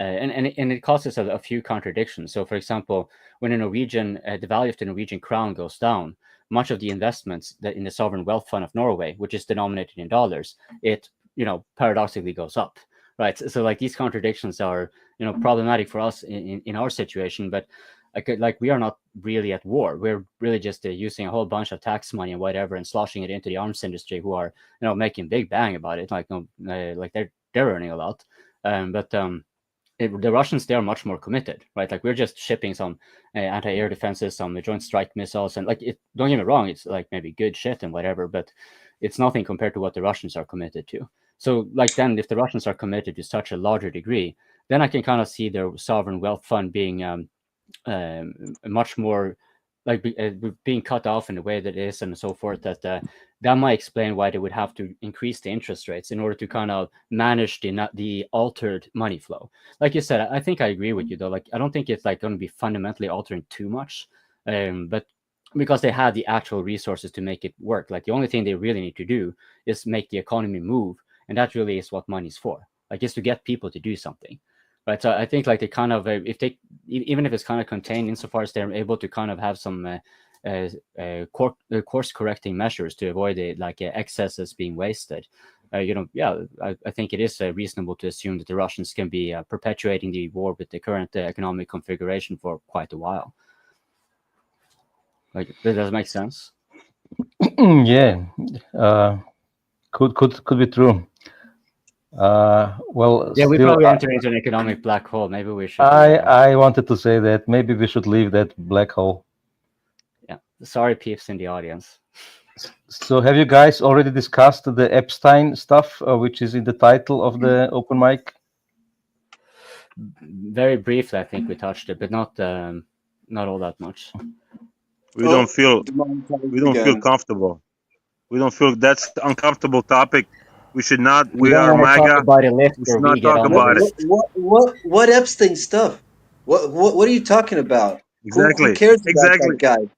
Do you even remember who he is? Like, it was a child actor, wasn't it? Like from the TV show back Everything in the day. is made up. He was an innocent man that was jailed. You don't understand. He's an innocent man that was jailed under false charges, and then he just suicide after he cannot take it. Like there's no evidence of him committing any crimes.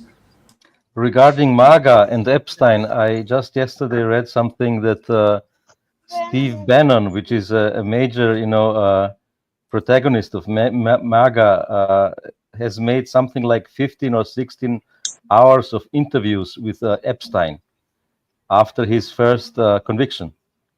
So there is some link there, Yeah, well, Elon Musk kind of threw Bannon under the bus in a tweet.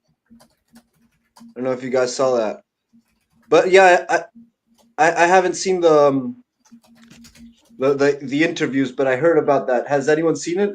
Any comment on that? I've seen just a short clip. Oh, sorry. What was the tone? What impression did you get? Come on. Spill the bean, Bojin. We all know you're not suicidal.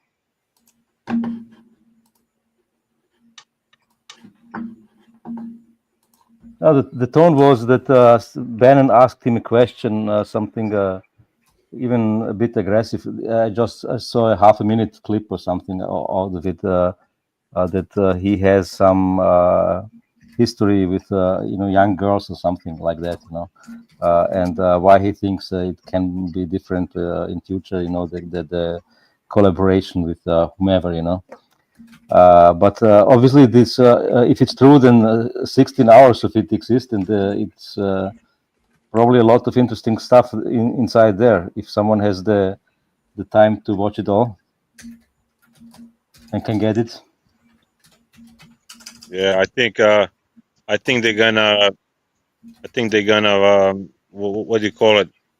I think they're gonna change the story. I mean, make people forget about it with this other stuff that they're doing right now. I can't remember what is it about. It's the Russiagate scandal. That's what they're distracting with. It's they're gonna make this some big deal out of this now, and they're gonna try to force all these pro-Trump YouTubers to stop talking about it, and basically it's gonna quiet down after a while, because you cannot touch Israel and Mossad. Oh yeah, but it's interesting because it is going to distract. Like, people are going to talk about that instead of the other thing, and it's going to work for a while. But it's really interesting because since Trump compared the two cases, right? He said he put the whole Epstein ordeal on the same level as the Russiagate and all of that. but on the Russiagate, you're getting a very detailed breakdown of how it happened. You know, like there's a lot of information that's coming out, reports, things that the Department of Defense and intelligence knew about, and they kept quiet. So they could do the same thing with the like quote unquote Esptein hoax, right? They could disclose the whole hoax, right? Like they're doing with Russiagate. So it's also like self-defeating, right? Because they're doing with Russiagate what they're not doing with quote unquote Epstein hoax. And so it's also telling of how they could be dealing with the situation. You know, they're using a distraction, but that distraction is undermining the pretext for not releasing the information. And so there's all sorts of reasons for why they're not disclosing that. I mean, I understand it's a super hot topic. There's probably so much implications that are it's unpredictable what might happen if you actually spill those beans. But beyond that, I get the impression that it's more telling of like the actual state of affairs, like beyond if it's Mossad, if it's CIA, if it's MI6, all of them together gangbanging on the political community of the United States. It's just the state of affairs, like the Podestas and the Clintons, and like that's it's a classic example of late stage empire. It's like Caligula and Tiberius. It's you have this this bulging infectious boil that is it's uncontainable, and it's like just the existence of all these rumors and all the covering, the Pizzagate and all this stuff. It's just so damning, universally damning on everything that's happening. And like one thing I've been saying about this, and I'm going to finish with this, is that like how can you have any positive policy when those are the priorities? Like when you have that foundational cancerous Exactly. morbosity flourishing inside of the core of that decision-making process. Exactly. Go on, Bojislav. Yeah, that's what I was gonna Why say. do you talk about something that doesn't exist? Why? Yeah.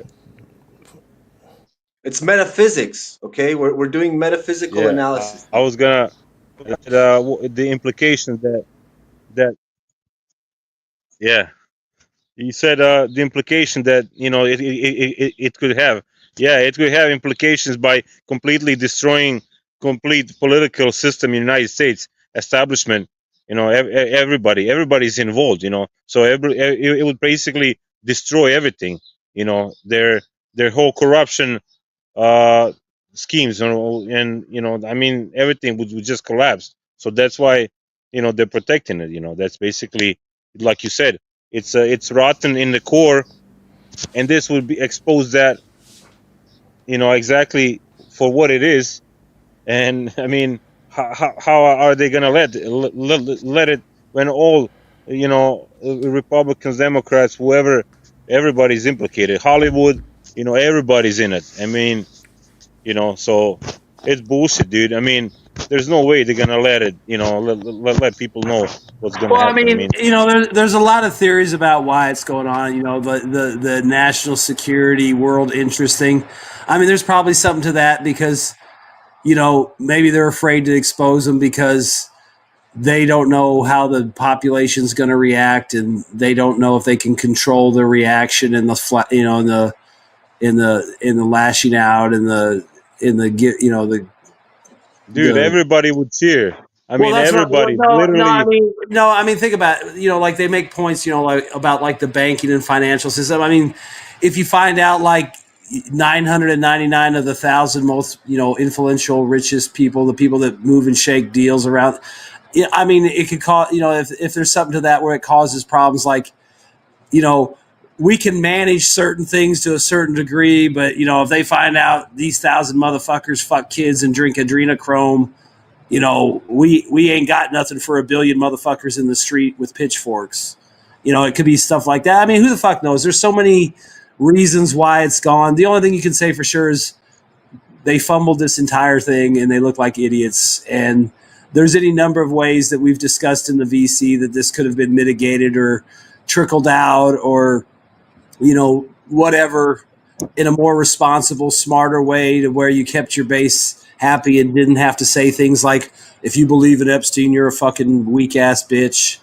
I mean, but obviously those people weren't giving Trump advice and weren't in charge of this, disclosure. So it's a complete fuck up. And whether he recovers from it or not now, because he's ordering her to release all kinds of grand jury testimony that's pertinent and stuff. So, that's what they should have done in the first place. You just trickle out the juice every now and then to give people a little something on TMZ, make them think like you're exposing the bad guys.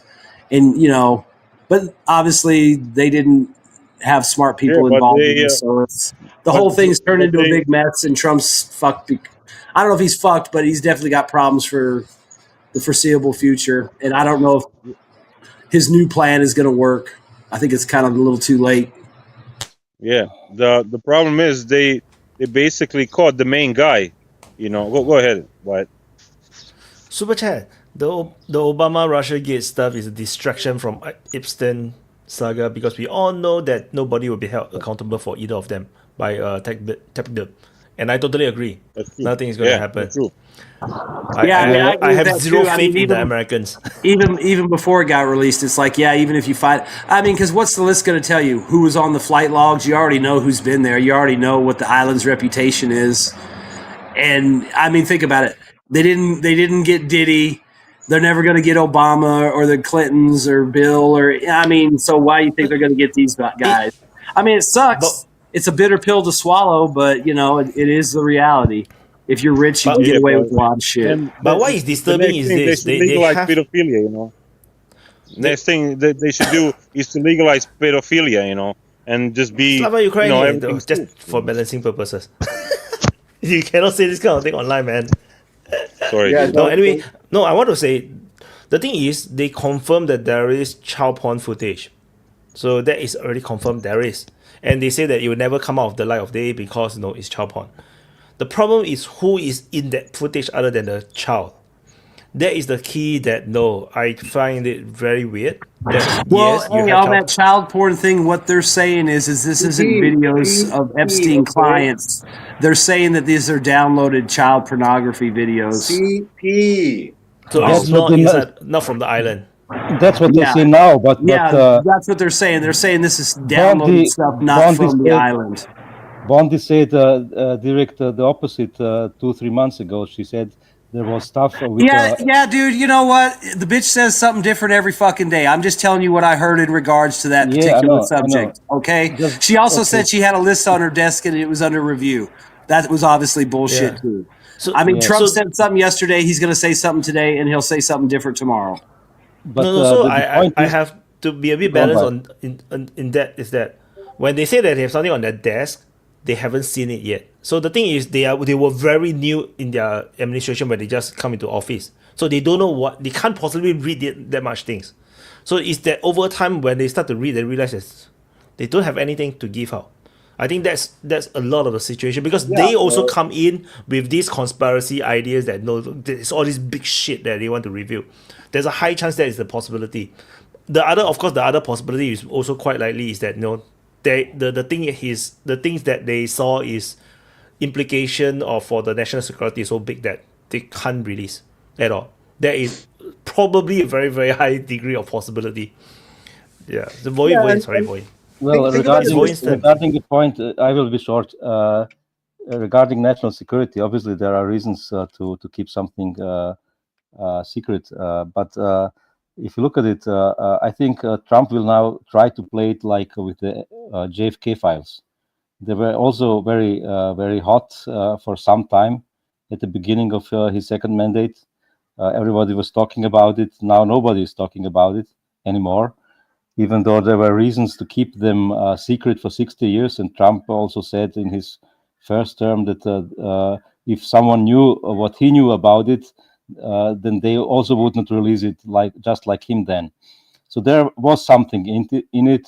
Most likely they have not released it together with all the rest, and they might do the same with Esptein, and people will be quiet in half a year. So I think this is not a biggie.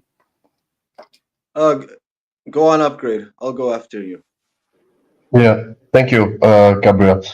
Yeah, what are we talking about? Like, if there's some pedophiles, it doesn't matter where, Oh my God. No. I mean, like, guys, we are talking about PDF, like dude. guys who are. PDF.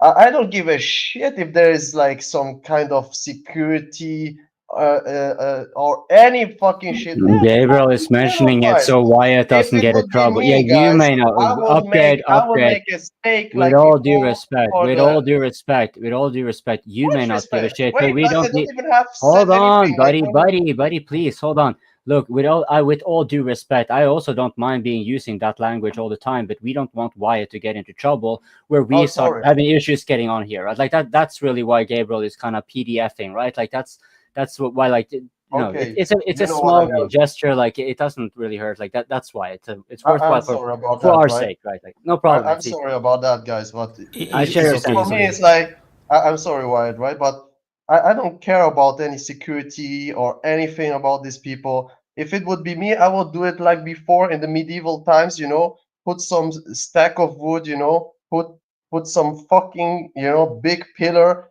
and in front of everybody, and I would, like, before the French Revolution also, like, cut their heads off, you know. I don't care about these guys.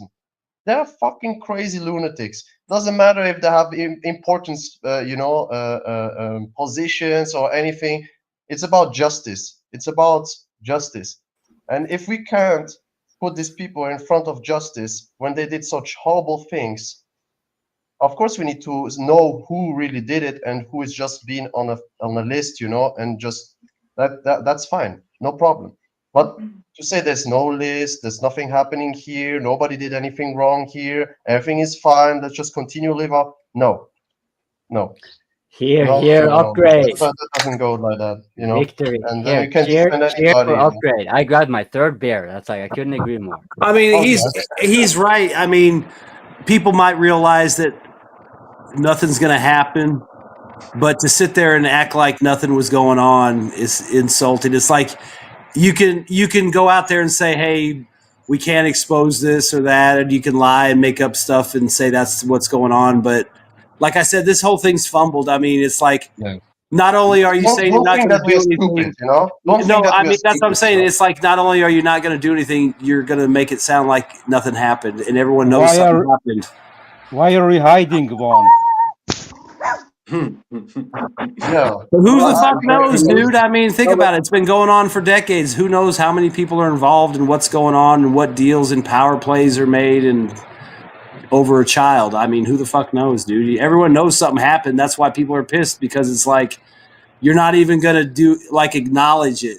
Like the worst in any part way. is influential people with a lot of power, with a lot of money. And because they have a lot of power, a lot of money, nobody's going after them. Trump said a lot of shit, you know, he was talking, yeah, we're gonna put them in jail, what happened? Nothing. You need to stop opening your mouth and start to do something, you know.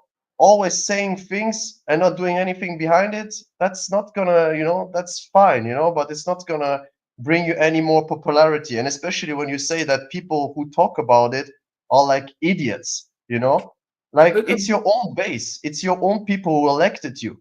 They put you in the White House to actually do that shit, to go after these people, you know, and put them in jail the and put previous justice, presidents you know. did nothing to it. That's the thing. Now it's Trump, and suddenly Trump says, "I want to show it to you all," and everybody like, "You need to show it Mr. tomorrow." Lambo, you You don't see treat it your tomorrow, see it own, tomorrow. you Come don't on, treat your own why not with voters. Biden? No, Why but did I know, but Biden in Mr. that? Lambo, you cannot say people who talk about it because they have strong opinion about this topic that they're idiots, you know. Sorry. If you say that, Yeah, dude. I mean, no. He talked about it a lot. He talked about it a lot. He had people out there on his platform talking about it. I mean, it wasn't like my main thing, but I did expect something to come of it. And I understand there may be reasons why certain things can't be done, but to sit there and insult me and act like nothing happened and pretend I'm the crazy one for being upset is kind of, that's the problem. I mean, like I said, they completely fumbled this. There was any number of ways somebody like a dumbass like me could have figured out how to trickle out shit to feed people a little red meat and keep them happy and drag this shit out while I'm doing the shit I want to do, which is my agenda. But they are stupid. They didn't do it. You're fucking stupid. You're weak. I don't want you in my party if you're going to believe in Epstein. It's like, well, you're the ones that said something was up. You're the ones that said something nefarious was going on and some people needed to be looked into. Oh, I get it. Maybe there's some national security reason that we can't expose that we're the scumbags of the earth that blackmail everybody. I get that. But, you could at least punish low-level people or do something. Some red meat, and it's like, no, you're fucking crazy. I don't know what you're talking about. And that's what pissed people off. Just before I give it to Gabriel, I just want to say we maybe all have kids, maybe all of you have kids or have, some relationship to some like brother or sister who has kids, and if you hear what's happened, and when you know the details, that's horrific. And everybody should go after them. And especially when you're Trump, your platform was like, I'm going to go after these people, right? I'm going to go after the illegals who stay in the country. Okay, check. You're going to go after these guys who did this horrible thing on Esptein list. You need to do that. You cannot just go around all the time and say you do things like the same with Ukraine war, right? I'm going to end it in 24 hours. Now, how many days it's been? You're talking and talking and talking and no actions. And people start to get frustrated because this reminds people all the previous administration in all countries who just bubble around, who just say things, promise things, and don't do anything. And then you hear and you're saying, oh, why are you upset? Why are you talking about it? Dude, you've been talking about this shit. You need to take responsibility and do something, not just always talk. Now, Gabriel, sorry. Well, yeah, to your that should be to what you're saying of the like the actual gravity of what's happened.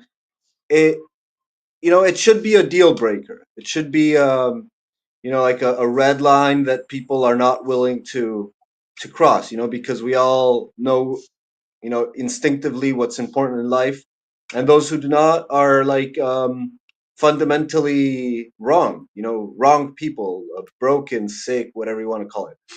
Anyway, there's like two types of extortion. Okay, like there's sort of extortion of vice.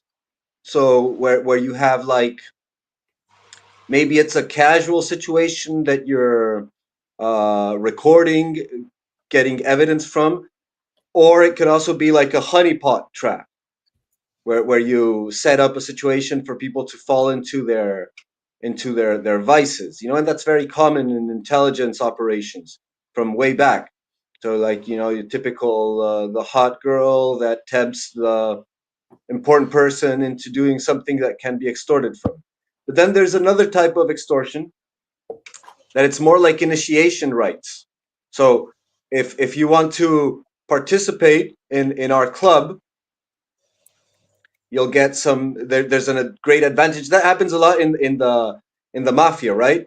You like say you want to be part of the family, you have to kill someone, and then you can. So now we have, you're part of the secret, you're part of the community because we all have stuff on each other, right? So like if you want to join the club, you have to do this terrible thing so that we can have stuff on you, so that you can be in on the secret, and that's a form of control through extortion and also of loyalty, and that's been a sort of archetypical or very classic form of initiation in all sorts of things. Something very embarrassing, or very repugnant that is going to put you in. And so that to what Vaughn was saying about hanging someone,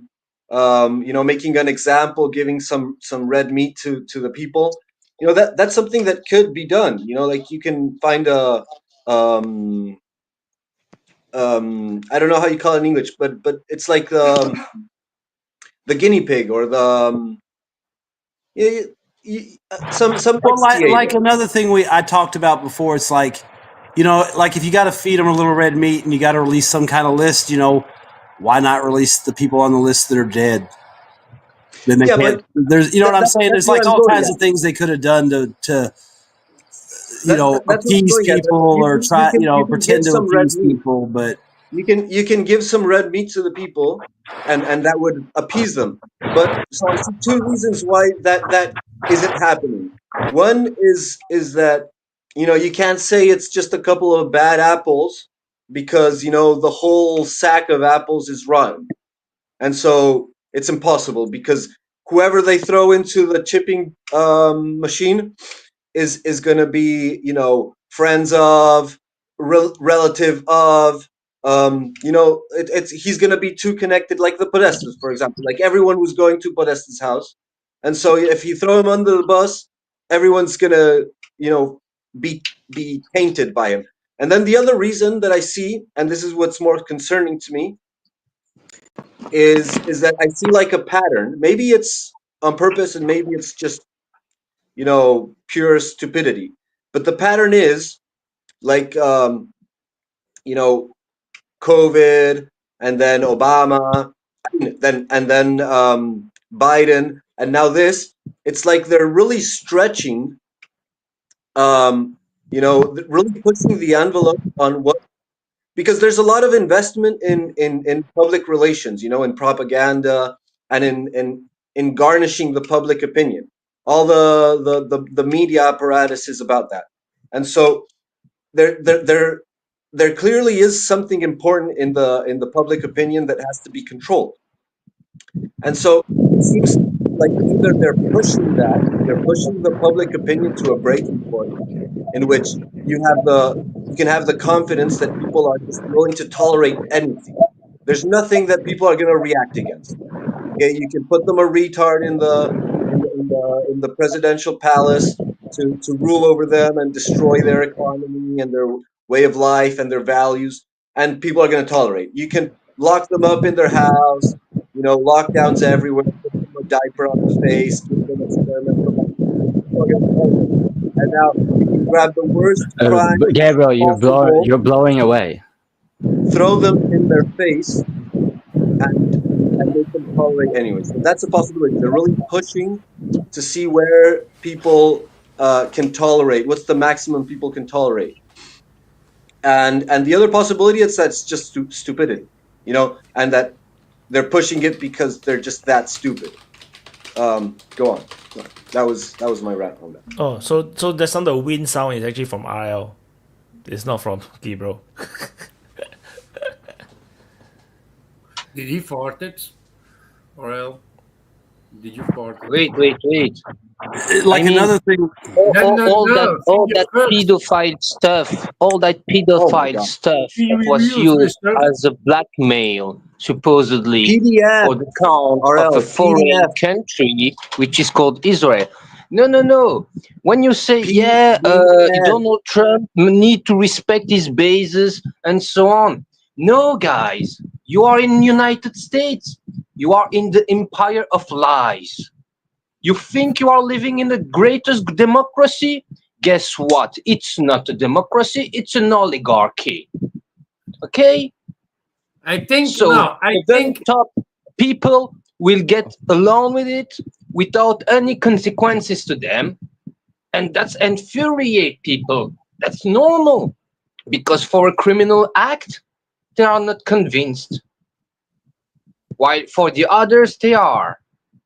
No, that's an oligarchy. What are you drinking? Democracy. No, this is an illusion. And if you look at Donald Trump is a narcissist as fuck, and everybody knows it. And what does a narcissist as fuck is when he used you when he's done using you, he is throwing you like like you were a used condom. Okay, he used the MAGA to get elected. Now he doesn't need to get elected anymore. He doesn't care anymore. He throws people who voted for him like he throws a used condoms. You are all used condoms. It's not that easy, and I think I understand why they are Shut waiting. up! Shut up! It is so easy. It is so easy to understand. It is so easy to understand that that country is Satanist. It is led by a group of people with one thing in common: they are above the laws. And it's not the only country who function like that. The thing is, if And you it's say not the you're going only to one. release it, you're going to release it. Now they are needed to have it tomorrow or directly right now. It's not working. What are you like talking about? I'm talking about He said he was willing to release things which has huge implication of what Gabriel was mentioning. That kind of subconsciousness, collective subconsciousness of being part of a nation, of being all in the same ship. Yeah, and there you will see breaks, because you have so many people, especially in United States, who are doing things because of their country, okay, and not simply because of their family, but even more to their country, because they are proud of it. What now can you be proud of?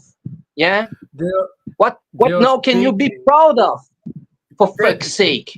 If I can use a text that Tech Derp used on WhatsApp, Acosta said Epstein belongs to intelligence, and Trump admin said they couldn't release files for national security concerns. What actually fuck?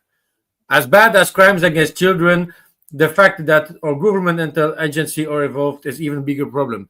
They're doing that for a security that I can understand. If you release that file like now, you're going to have murder things at fuck, and I can understand that maybe No, I can't understand. I cannot understand. I don't understand how stupid people like you must be very, very stupid, can accept that children being abused by specific individuals is a matter of national security. Go fuck yourself. Go kill yourself. You are the type of people who have elected Donald Trump. That level of IQ.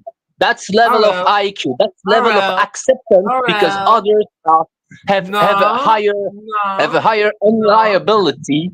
Yeah. Yes. You understand? I don't. You understand? I don't. I'm going to say my opinion very fast. My reaction is that easy. Kill them. That's my reaction. Clear? Not. Okay. If you're releasing these files with all these names, accusations, I think that like America full of guns, going to be a massacres involved. Big massacres.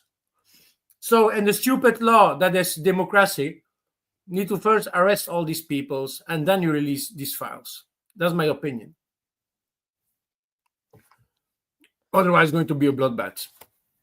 So yeah, that's Trump said he's going to release the files. We are still just 6 months away from his presidency. We still have 3 years and a half left. Give them fucking the time. It's not going to change if it's tomorrow, today, or next week. The things already happened years ago. Excuse me, why does it always sound like I'm standing in a fan? I still believing justice is coming to his place. The justice is going to be made. The names are going to be released. It's going to happen. He said it. He needs to do it. Even if it doesn't have a third term, doesn't matter. He's going to be followed for the rest of his life if he doesn't release it. They just find the perfect way, the perfect time. And who knows? Everybody tried to hide that list during Biden's term. I don't know. We don't know. There is something happening for the moment that we don't know.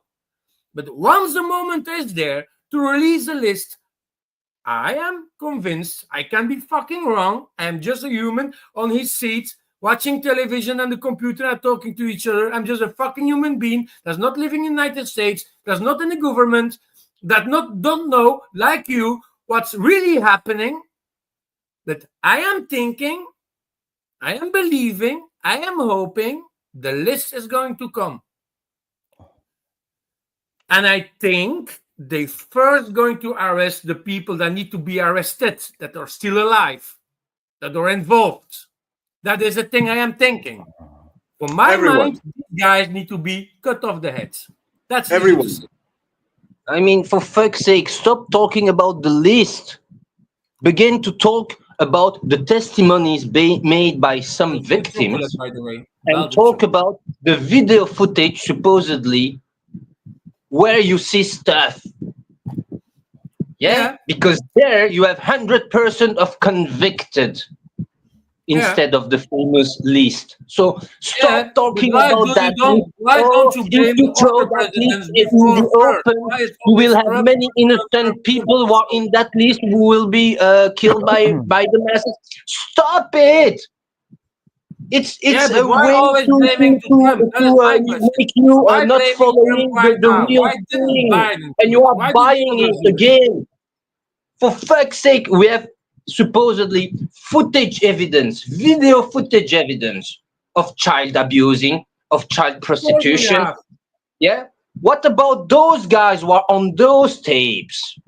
Yeah, but for everything. Not only for the list, for Donald Trump has used you as a condom, as a used condoms. He's done with you, and he's throwing it to the jug. And the real thing is that the system in United States is a real oligarchy. And you really have people who are above the laws. It's okay because you have that type of system everywhere in every country, but not for a country that pretend to be, one, a democracy, and two, a beacon of liberty and freedom and blah, blah, blah. Yeah. But every fucking country is shouting that we are a beacon of country, everything. There's something happening, it needs to be made in the correct way. I am convinced a lot of people try to hide stuff, and even during Biden's term, but nobody is bragging about or saying that Biden. Suddenly, Trump became president. That's the biggest problem I have.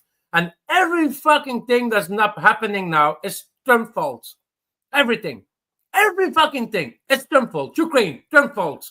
Everything. But you forget that you had other people like Obama, and all that other stuff. Lambo,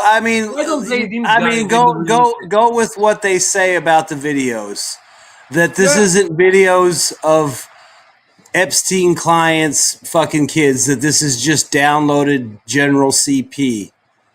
They could at least be going after those people in the videos who are probably nobodies that would be easy to find, unless it's obviously out of the country, but if there's plenty of perverts in the United States that make that stuff and upload it and have their own little clubs. So if you can't go after the World Bank guy, you could certainly go after the guys in bumfuck Ohio that are doing it, that posted it, that somebody downloaded. I mean, there's all kinds of things they could be doing, and they're not even apparently doing that. Like I said, maybe it's out of the country porn stuff that you can't track down, but more than likely, if someone's downloading stuff, they can find the people that were making it. I mean, you got Interpol, you got the United States. How disgusting and big that fucking network is.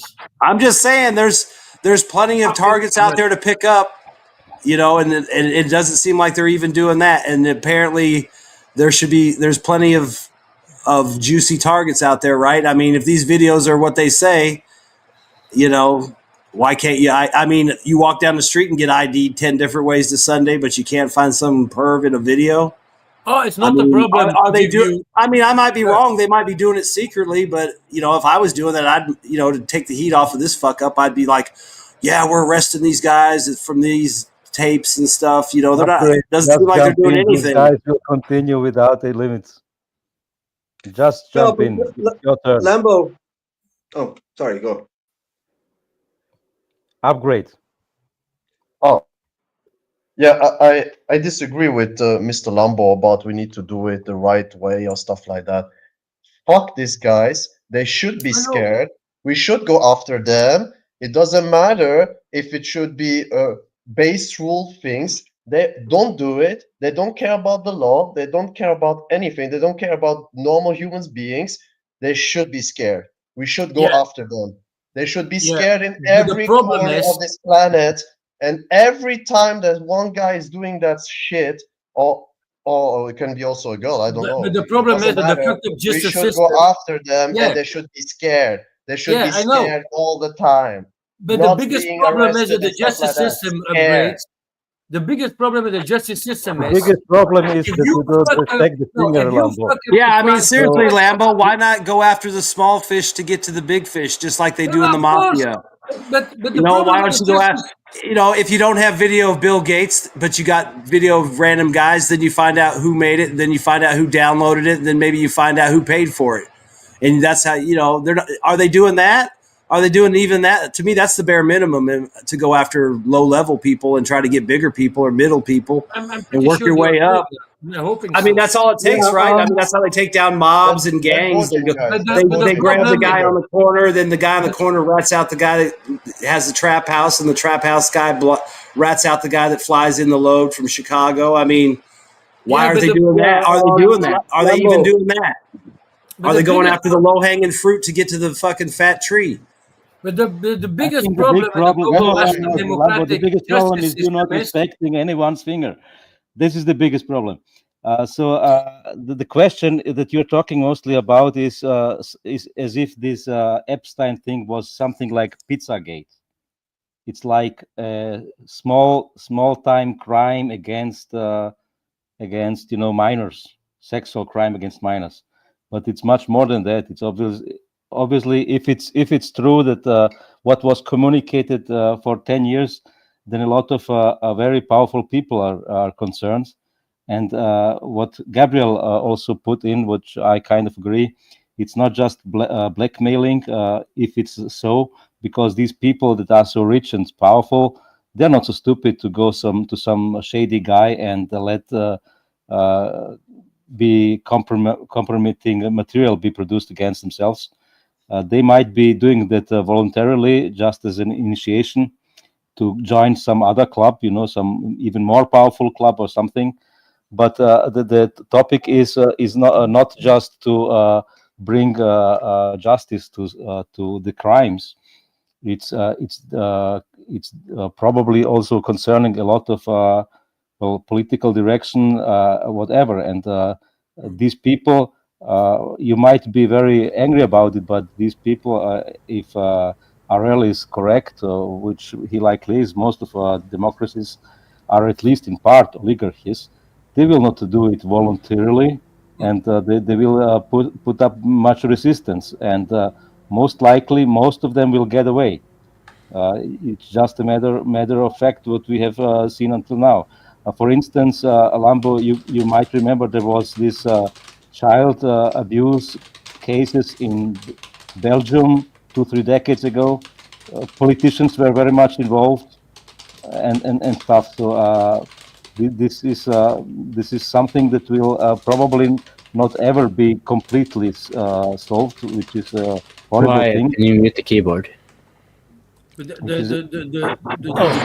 intervene, so I got to say super chat. Super chat, Archimedes say base and reality pilled RL, and also Da Silva say I agree with RL, agree, and Vaughn. My bad, I forgot. I am afraid, and as the reality of the justice system is that if you make an error in your justice system, the people that are going to be convicted can run away free because mistakes were made during the justice thing. The lawyers. And we had the examples, and you speak about me, Vaughn, about things that happened in Belgium, but people got free because justice mistakes. They need to be hanged, actually. You know what I mean? So yeah, these people aren't being prosecuted because of technicalities and errors. These people aren't being prosecuted because either they have that much pull or power, or people are actually that more afraid of them than they are of what they're doing to kids. I mean, the other thing, like here's an idea you can maybe think about with Trump. If this thing gets out there and blows up, let's say there's a lot of people involved because there's a lot of money involved. So there's people involved that never touched a kid, but they did business with Epstein, and maybe they get ruined and stuff like that. And look at Donald Trump. Back in the day, he's a builder. He's a guy that likes to build things. Well, let's say he doesn't touch kids, but he has no problem with taking dirty money and going and building something and then paying that money back, and it's clean. I mean, think about it. As long as the contract's signed and the interest rate's right and the bank agrees, maybe Donald Trump is a money launderer, whether he's willingly not. Hey, you like to build things. Hey, don't ask any questions, and I'll make sure you always got money for your projects. And as long as everything's done legally on paper, maybe that's why some of this stuff doesn't come out. Maybe there's a lot of guys that were financiers. They didn't touch kids, but they're the ones that laundered the money through construction projects or, multi-corporate, global corporations and stuff. And they don't want to be tainted by it. I mean, there's any number of reasons why. I mean, if that's the case with Trump, that's that's run-of-the-mill grift. You scratch my back, I scratch your back. Your projects always get funded. You get your pay. Your dirty money comes back plus interest. Everybody's happy. The bank's happy. I mean, remember the trial. The bank's like, the contract's great. We gave him the money. He paid us back early plus interest. We're happy. He's happy. What better place to launder money if you're doing shit with Epstein or the CIA or the Mossad and stuff like that? So could be something like that. Maybe there's people involved in different layers of this operation that, it's not child stuff, but it's money laundering and illegal financing and may I try to be more stuff specific? Like that. My hand is getting tired, so if I may try to chime in my point of being more specific here. Let's point out the obvious, right? What we're talking first of all is this is very telling of our rulers or what kind of people are attracted to the higher degree levels of power. And when you look at what Epstein was, as far as I can tell, we're talking power politics and very powerful people. He was relying on the power of knowledge. I want to bring up this scene from Game of Thrones with Littlefinger and this blonde woman. I forgot the name, right? And he was trying to showcase that knowledge was power. And then she kind of had a whole show that really much just undermined his point completely. Now, this is Cersei, right? Yeah, Cersei, right, exactly. So power is power. What she demonstrated, and what Epstein had, and that gave him a lot of leverage over many other powerful people. Now, whether it attracts a lot of the degenerates, I think that's pretty obvious, but that's a different discussion, right? But if you're looking at what you have, if you have something that can become an enterprise, like the Epstein thing was, and you can actually hold the people into power, then whether it will be, for example, the Mossad or any other, it makes perfect sense that you would want to be picking on the dirt that these politicians and powerful people are doing, because it is one form for you to have leverage and thus maintain your interests, right? Because whether friend or foe, there is no such thing in geopolitics, only interests. And if they change, then you want to be leveraging it. So either you adapt or you maintain it or whatever. And this is a good way. You can say, for example, Israel and the United States. I don't know if that's actually the case of the Mossad, but as far as most fingers are pointing in that direction. Now, if that were to be the case, it would make perfect sense. You might be having the United States on your side now, but that can very quickly change. Biden, by comparison to Trump, you can see he was withholding armaments that Israel already paid for. He was trying to restrain them from moving in here and there. And then Trump comes and he said nice little place you guys have been Zionizing. Mind building a little resort for me? That was his shift, right? So they would never know, and they are the smaller ones, right? So any smaller ones who that's what you have, for example, also the Qataris, very heavily involved in the U.S. lobbying and any country, because the U.S. the U.S. is unique in that regard. It has a lobbying system for the whole fucking world and all corporations, because that's how it maintains its hegemony. Rather than going out and here, let me find out what is your interest. No, why don't you all come here, give me your money and whatever, and feed into and invest into our system, and then we will follow. We will see how we can make that compatible with some policies of certain sorts. Which is why human rights, for example, can very easily be applied where interests apply, right, and not really where actual human rights apply. So, yeah, I was. That's a very interesting. That's a very interesting thing. That lobbying is designed, with this objective. If that's the case, then it's it forces everybody to reveal their cards to the Americans, right? Which is very interesting. I can just give Norway as a simple example. Norway typically tends to send a bunch of money through the lobby, and that is to get, here you can kind of see the greenwashing and whatnot. They invest in the environmental things in like rainforests in Brazil and Indonesia. What they are, of course, also simultaneously investing in is oil and gas, in particular those countries. Right, so humanitarian aid is very closely correlated to Norwegian interests, usually, not always. But when you look at it then from the perspective of the United States, here you need permission from the big dog to like, what are you going to do? So what does Norway do? Well, they tend to be lobbying for, let's say, concessions to be like simultaneously with this thing with the greenwashing, with the rainforest and everything, while we're also harvesting oil, we are also paying money to then be permitted to drill further north in Arctic areas, where it's generally proven that like with our current technology, this can have a very adverse fallout, ecological fallout, right? But we still, that's how our interest structure is made. And the United States is like, here, let us pay you for permission, right? And that's kind of like and it's a pretty brilliant way, because what does it mean? Like, it kind of means that you are subordinate. You are willing to pay. That gives you a lot of power of the buyer, but who can truly sell to you? And that is where the hegemony of the United States seems to be clearly not unequivocally faltering, but it's clearly in a reside. Like you would have now more and more countries being like, you know what, which forum am I going to be using my money on to get influence? Where is it closer to me? Like if you were in Central Asia, clearly there must be something wrong if they're not like more in line with the Russia than, for example, what Europe is to the United States, because their mutual interests don't align in the same degree. Like they might be, maybe the Central Asians are a little bit more like what I wish Norway to be, having more of a regional security alliance and economic pact, and then we might consider, for example, things like NATO and the EU, because now we are, as a bigger coalition, we have more parity. It might be the mentality that they have also been taking in mind Central Asia. But yeah, I digress. Upgrade, you have been holding your finger for a long time, so. Yeah, I mean, we all know that corruption in each country is prevalent, right? It's not like something new. And I think normal citizens know that, it's not like we don't know that. But on this case, it's a total different story. It's totally different. I think you're mixing up a little bit, or you're drifting away from the real problem. The real problem is normal citizens are tired of rich people who are powerful to get away with stuff which normal people will go in jail for their entire life. I'm not necessarily missing the point. Don't keep in mind we were talking about Esptein files, right? I went on a tangent and had me excused, but yeah. I'm just trying to get it back to the main topic. I know you agree with most of my points for sure, but the point is that people are tired of this thing, and like RL said, it's not very difficult. I think everybody agrees. If you go and on each country and you make a referendum if PDF will go to if we need to kill them or castrate them, or I don't know, do something, 99% or 90% at least, will say, yeah, of course, but never asking the people, right? Don't ask the people.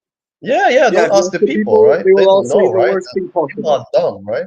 Yeah. The rich people know everything, right? They go with small kids, and do crazy shit, and then we just need to accept that and just need to overlook it, like we overlook many things what they do. And also what RL said is true. It's not just in the United States. It's in each country there's cases of these kind of things, and that's why my point previously was like there shouldn't be any place on this planet where they're secured. And what is also prevalent in these cases is most of the time it's not regular people, it's very rich, influential people who have power to governments and big corporations, That's why they get protected by the system. And the worst case is also that the United States, like RL said, that they pretend to be the beacon of freedom, and like Trump is always saying, we are a country of rules and order, right? And then the cases of like this happens, and you're just like, why are you talking about this? It's so old, you're dumb. Why are you talking about this? Why are you talking about this kind of things? I mean, he's also a parent. Well, I mean, it's like here in the States, it's like a fatigue, because you've got people are tired of the court systems, imposing their will over the people, even though they're not elected, and overruling laws that are passed legally and interfering that way. And then you look at like, you know, numerous legal cases where people get off and, you know, there's video and everything, you know, at the local level and stuff like that. And then you've got these major, you know, scandals like the Esptein thing. And it's, you know, the problem is it's like, you know, it's not just the scandal. It's the fact that it's brought up all the time as another reason why government sucks and it's not responsive and people are tired of the system having one set of rules for themselves and a different set for everybody else. And it's like the straw that's breaking the camel's back, and they're trying to act like it's not that big of a deal. And it's like, you know, you got to do something. You got to, like I said, you know, why aren't you going after people that, you know, the low hanging fruit? You know, if there's a guy in a video, track his ass down and perp walk him, just like you perp walk illegal aliens. Hey, we caught this fucking dude. He's a sex offender and he just shot a girl, and we caught him selling tacos in LA, and they perp walk. You know, why not do the same thing? I mean, yeah, maybe it's not as exciting, as sexy as like, you know, one of the, you know, Klaus Schwab or something. But, you know, maybe if you get 100 of those guys, you get to Klaus Schwab someday or some, you know, I mean, that's all you can do. I mean, it's like at least fucking make an effort to do something, because people are tired of just being told, oh, that's just the way it is.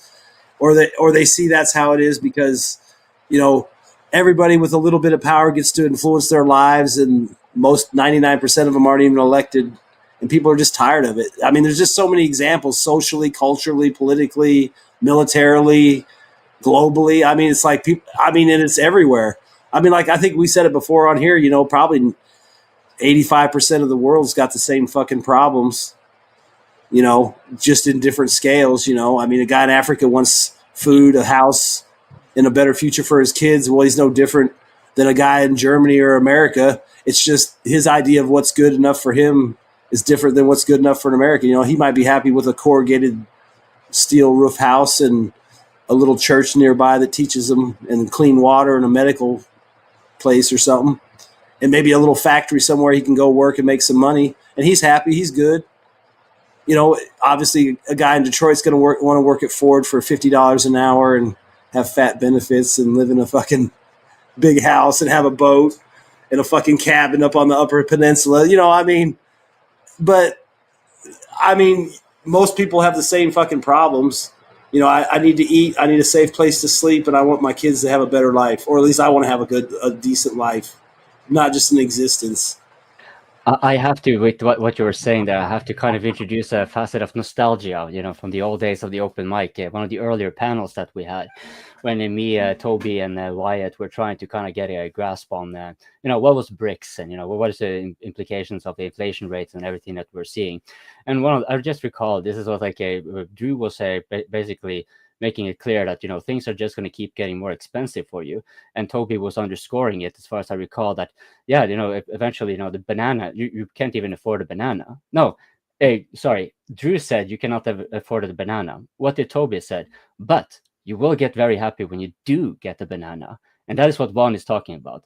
Like, if you have very little, you will be satisfied by so significantly more, which is basically another way of saying, like, I'm just going to spill the beans here. You don't need all that money. Or sell your items, get rid of it, and donate it straight to Wyatt. That's the appropriate thing to do. You know, obviously, that was what we're getting to. My God. Yeah. No, but I just meant, you know, like the cost of living. Like a guy in Africa, if he makes $20 a day, that's great for him, you know. But obviously, $20 a day in the United States wouldn't cut it. But $20 a day, you know, the guy might be just fine, more than fine. He might be middle class. You know, it just, you know, it's just, they don't need everything we need, and, you know, basic necessities are provided. I would imagine most people are happy. It's just like in Ukraine. Once that's all settled, whatever part of old Ukraine is Russia, I would imagine most people ain't going to give a shit who's running it, as long as it's stable and they can go to work and their pension's getting paid. The grocery store is full. Yeah, I get the impression Can I just that one quick? people. I sorry, Gabriel. I just because my point really with all that I was saying, the spiel here, is that people here, you can actually derive quite a bit of satisfaction by looking back into the old videos of the DPA Open Mic, be it the live streams or the recordings, because many of them are like a year or 2, 3, or like we have all changed. Like this has been a kind of a journey, if you like, and it might be actually interesting to like, I saw just recently an old video of this and this and that speaker, and now I compare it to it, actually like hair, for look how they instance. changed. What? Yeah, exactly. 3 years ago. That was my only point. I'm sorry. It was just like I've been having a few beers and nothing to eat since I just OM and beer and more beer and OM. Like, Shame the right on thing you. to live a life, healthy. No, yeah, like I get the impression that people everywhere feel like they're being screwed by their governments, by their elites, the people who are in power.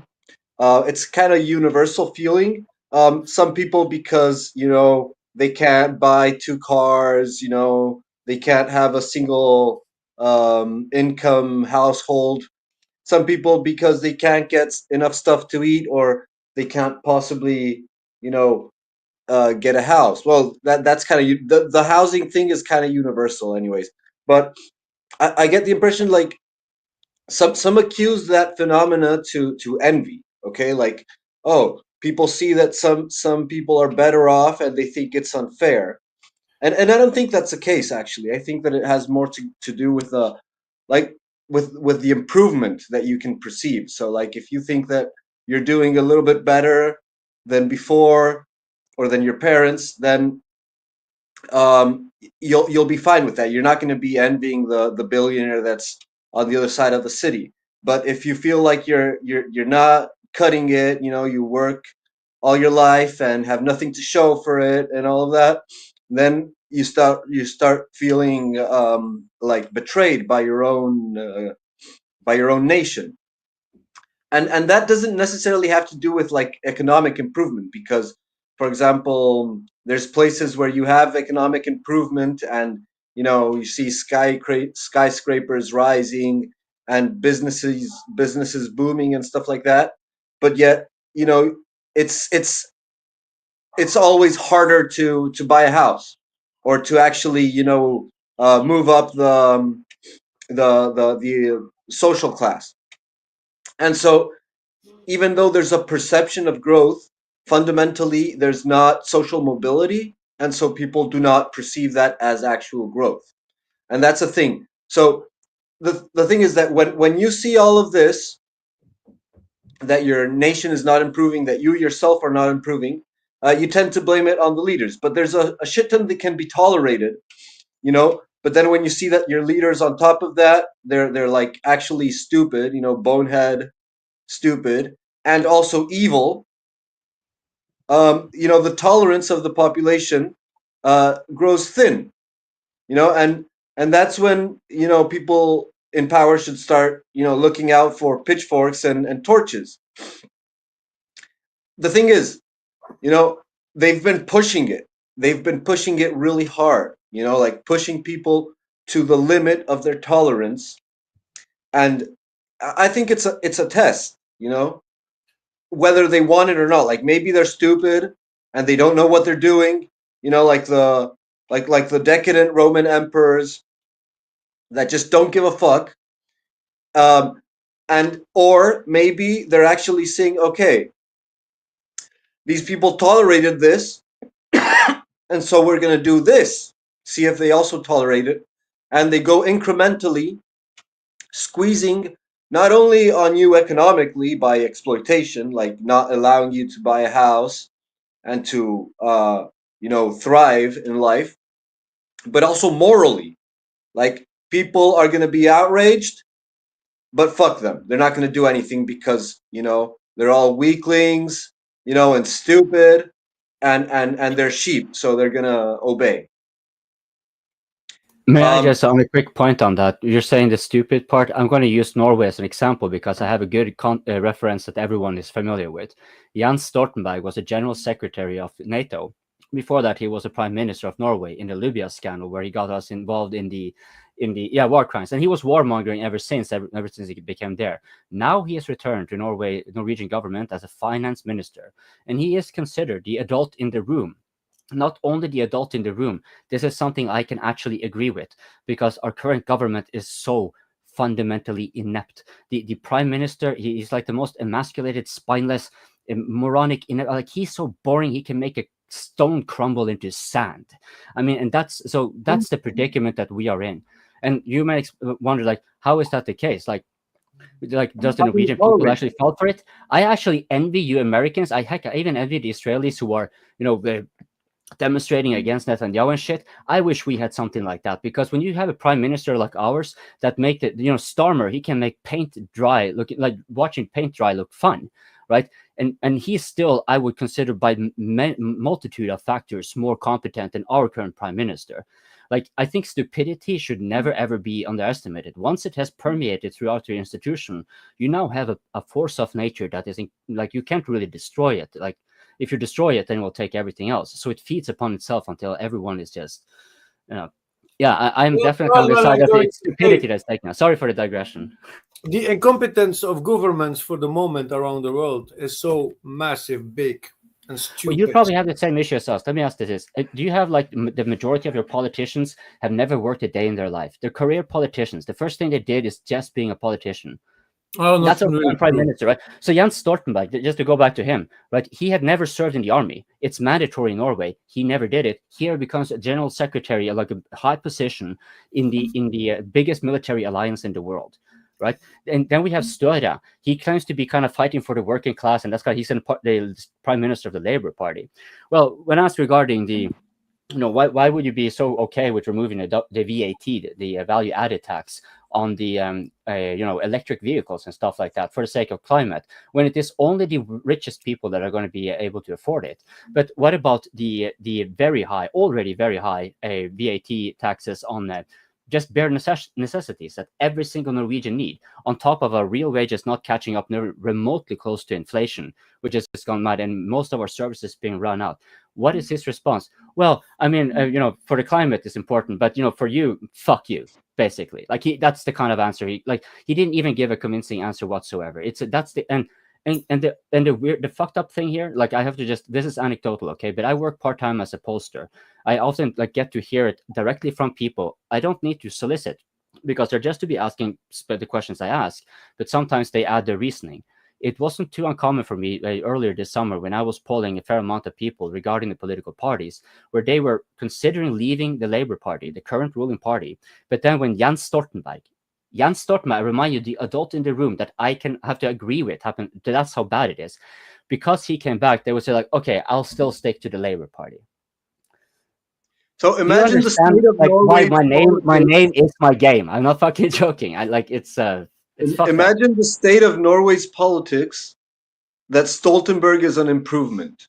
Like that dude, like that deer in the front lights. Støre, the current prime minister, he was born with a silver spoon up his ass. He's only been doing like role-playing workings, like Trump did when he was driving the truck.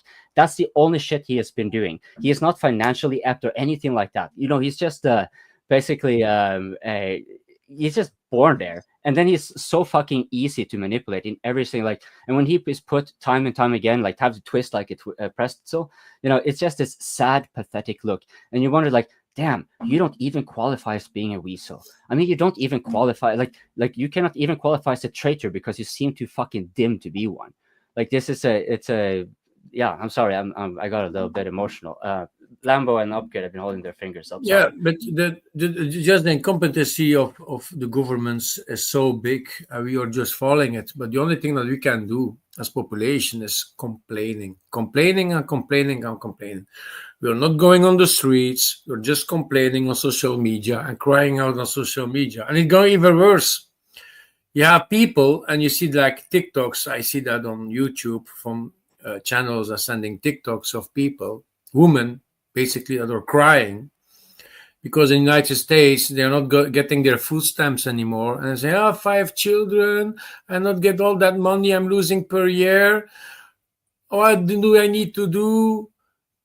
Go fuck fucking search a job, go to work, earn your fucking money, and stop my using money from the taxpayers. And they are making, they have the ass, they have these people making videos complaining that they are too lazy to find a job and you're not able anymore to buy their fancy stuff and a new iPhone, all that shit anymore, and even food for their fucking own kids. That's what you fucking complaining to. That is how the society is now. That's how the woke societies became now. Complaining for nothing. That's the best part. We as taxpayers, as workers, are going to be fucked in the ass so hard because all these regulations and changes, if it's for the environment, economic, for wars, we're going to pay more taxes because of wars, useless wars we are paying for also. Know what I mean? And then you have the other people that are crying on TikTok and they're not getting this free money for their households and they are so fucking lazy to go to work. That's how nuts the world become. So you have politicians doing stupid fuck.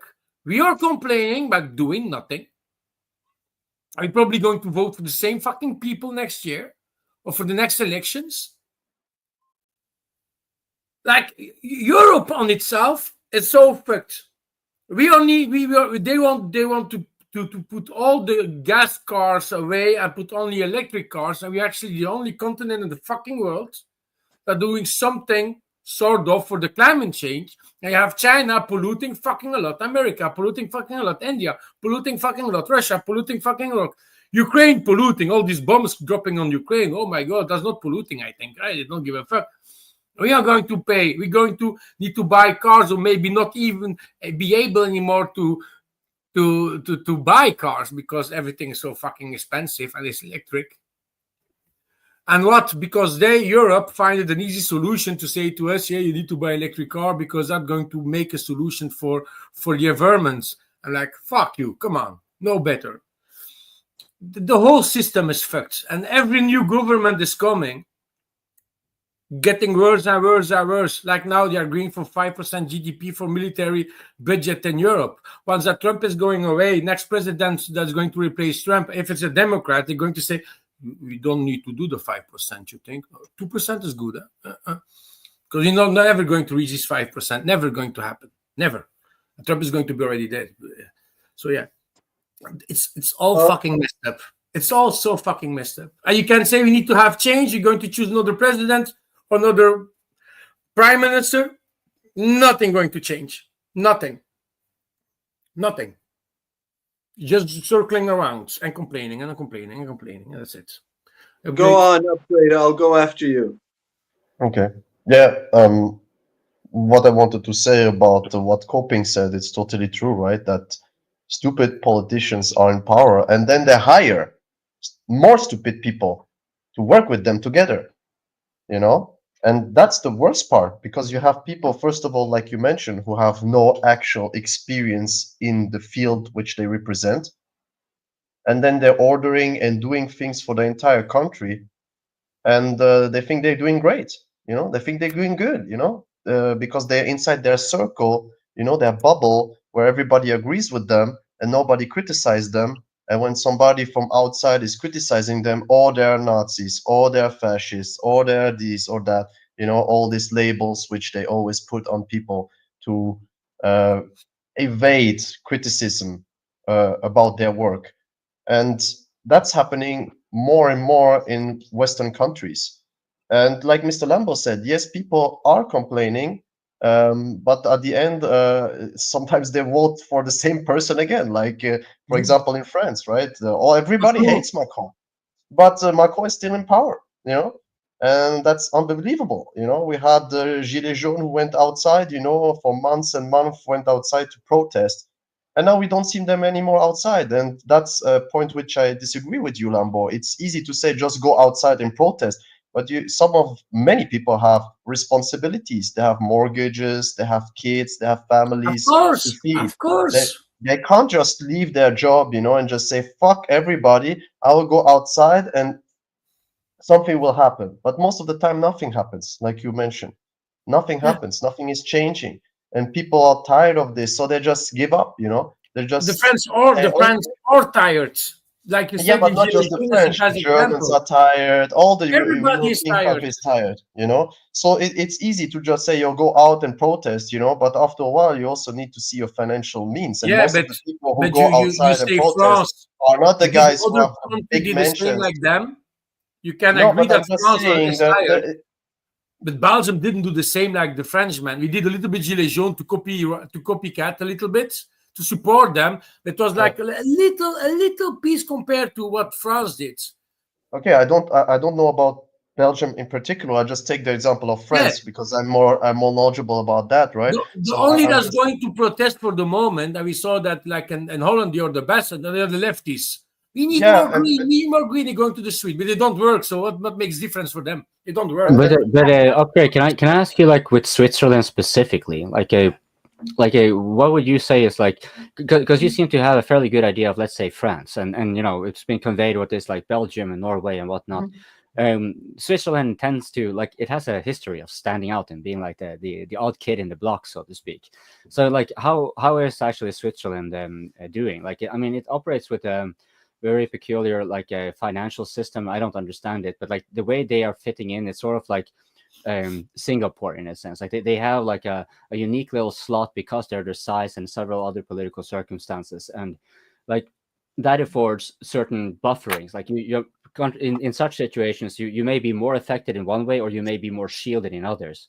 So in this regard, like, how is it for like the ordinary Swiss, as far as you can tell, when it comes to like the changing economic conditions that we are witnessing all across Europe, and inept politicians in that regard? Like, is a direct democracy model that you guys are having in any way more like, do you think that it has more merits, for example, than the parliamentary system the rest of us is having?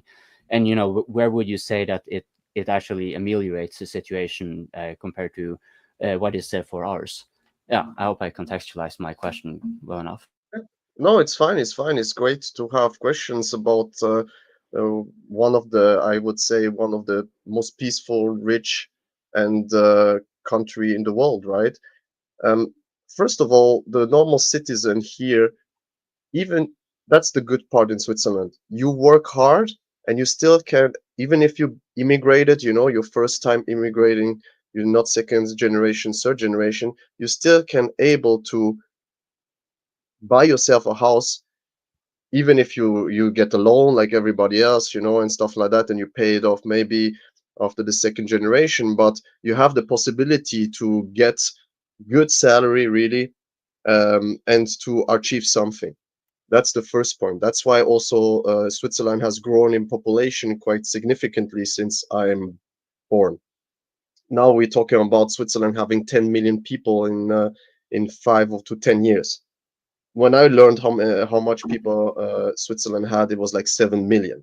Now we May are I around ask 80. quickly, like, how much is pertaining to immigration compared to, like, in Norway? I think the latest thing I just heard through an independent news agency was calculated around 20% of in Norway are like first, like either directly immigrants or firstborn immigrants, which is a pretty massive one. So like that's 1 out of 5, right? So which is why I would notice it, especially when I go to the county capital, even as far north as I am. So how is that actually like in Switzerland? Because when you're saying like migrants have that benefit, I mean, heck, I'd like to be a migrant to Switzerland, and I'm from like what is ostensibly one of the richest countries in the world. Like the thing that you're mentioning, that was Norway for a very long time, and then since COVID, I would say, I think a lot of people, they got so many gut punches that they don't seem to really know what to do. Like they're just like flailing basically. So like in that regard, like considering immigration, because we have a very extensive and comprehensive welfare state, and as far as I've understood it, so do you. You have a maybe not the same as ours, but generally there's a fair amount of money going in, and we have a problem where quite a lot of migrants, or whatever you want to call it, they just basically acquire the not necessarily citizenship, but they acquire one way or the other rights and access to the welfare. And of course, this naturally pisses off a lot of Norwegians, especially when they are facing like heightened prices, no real wage increases. You know, there's young people getting into the housing market. Like we hear the story across the world. No, fuck you, man. That was for you past in the day. That's not going to happen to you. But then what you're describing seems like maybe you're like Norway has a tendency of lagging behind the EU with 10 years. But from what you're telling me, I get the impression that Switzerland lags in a further 10 years or so from Norway. Like it's as it pertains to like the direct democracy, because that's one of the, like, just to call the elephants in the room, that seems to be like one of the things that makes Switzerland stand out, like at least on paper, right? So like in what sense would you say that model of democracy is one of the reasons you guys are kind of if it does, like if you think it does, and to what degree would you say it does facilitate for you being in a slightly better position than the rest of us? I know it's a difficult question. I don't know. I don't know about each individual case here on the open mic. If I'm better off, maybe there's some doctors, engineers, just use France. But definitely, I will not lie to you. I'm in a good position, right? I'm living in Switzerland. I'm privileged, right? You can take this word which I disagree with many left-leaning white people. colonizer, as white privileged guy, right? Who living in one of the richest country, one safest country, and so on and so forth. But it's not like Switzerland is like an easy place to live, an easy place to work. You need to show, results. There's very much results-based society, and you were at Singapore. Would you say that it's similar to Singapore? Because I got an impression that like their immigration policy is it's very different like than you need to Singapore. have education and shit. Yeah, of course you. I will make you a very simple example. In Switzerland, you need to have a degree basically for doing everything. If you don't have a degree, you're like, okay, let's give him another work, right? But you will never get like rich or never get like upper higher class, right? And about the system, about the direct democracy thing, like I mentioned before, like not many Swiss people actually vote because the country is doing well. So when I vote for 3 people in the country. So basically, a minority is dictating the whole, but the whole can participate in the system if they want to. If it goes bad, then it can be changed, and it's changing very quickly. It's not like it's taking forever, like in most of European countries, to get a change. If there's somebody put a referendum, they get the amount of signature they need, it goes to the parliament, they look at it, and then there's a vote, and the people's will is enforced. The politicians are not in power, we are in power, and that's the big difference between all the countries here. Maybe a little bit exception about Singapore, because Singapore is trying to model our thing a little bit, right? They're trying to do it, but it's different also with Singapore. We have we cannot just like if you throw a cigarette on the street, we talked about it, why that it's not enforced, but it could be enforced theoretically, right? So you could get fines and go to jail if they want to, right? But in Switzerland, it's never going to happen like that, because in the same with COVID. Yeah. You don't get whipped in the public square for throwing cigarettes in the street? No, I don't know if they get whipped, but they get, like in Singapore, just correct me, You get right? fined. You get fined, you get right? fined. And a high fine. For some, Yeah. they will send to do correction order. That means they have to go and pick up our rubbish, and then they have to wear a very bright vest to show that they actually littered. Wait, and so then go you to guys the beach have and public? pick up Wait, rubbish. wait. Are you saying you guys have public shaming as a part of your punitive legal system? Yeah, but very rare. This one is because they realize that finding people doesn't work, because some Singaporeans are too rich, so they have to use another way to make sure the that point they is don't. that you put them in costumes. Did I hear you right? You put them in costumes and shame them in public. Yeah, you put maybe them I in gotta find an image and show you guys. Would you be angry? Would you be angry if we kidnap your prime minister and force him to be ours? Like we would just borrow him for like a year or so. We have a lot of shaming going on. It could be a nice clown show. Heck, who knows? It could be a good tourist industry for Norway. Even more money. That's what we like. So coping about that point, right? In Switzerland, if we see that point, we find it's pretty authoritarian thing to do, right? to put somebody, you know, like a huge fine, or putting him even sometimes, you know, to make some stuff because you littered, right? Of course, we are a pretty clean country, and most of the time people do the thing, which is normal. Yeah, here you can see the article. Community So, service. Yeah, I like. Oh, damn! see Singapore what I mean? just got a few extra points in my book. I'm not gonna lie. I want to see more of that. Like more people who have done shit and they're repenting and now redeeming, and here they're going in the costumes, Yeah. and it's a Yeah. stark reminder for everyone else. Appropriate. So these 2 years Don't ago care if only. it's So old-fashioned like archaic, but I'm rooting for So- Singapore on this one. So If they you- wear if the you vest want and me- behind they write corrective work order. So no, basically, everybody knows that no, they littered and then they got caught. No, so litter and don't get caught. That's the advice. Yeah, Just and don't get about caught. the one point, Copin, which you also wanted to know about Switzerland, we have pretty strict, one of the strictest immigration laws in entire Europe, and maybe entire world, because you need to know the language, you need to go to background check. If you come as asyl, you know, Asylum. then asylum, yes, exactly. You will get vetted. You need to work. There is no laying around and doing nothing. The state will provide for you work. You will have 3 times an option, and if you don't take one, then you will be sent back. If, for example, you are a foreign citizen and you do some crime, there will be consequences for that. Not always deportation, but if you did it like 2 times, I think you get deported and back to your country. And there is no, you know, like, oh, like in other countries, oh, we cannot, you know, because they have ties with the, yeah. Wait one moment. You said back to their country because this is a recurrent thing for both like the Brits and Norway and several other countries. The host country or the homeland, so to speak, refuses to take them back. To which I think that okay, then the home country should be punished in other ways, right? That's just not something we do. But the case of Switzerland, like now you say send to home country, like do you mean like you send to your neighbors?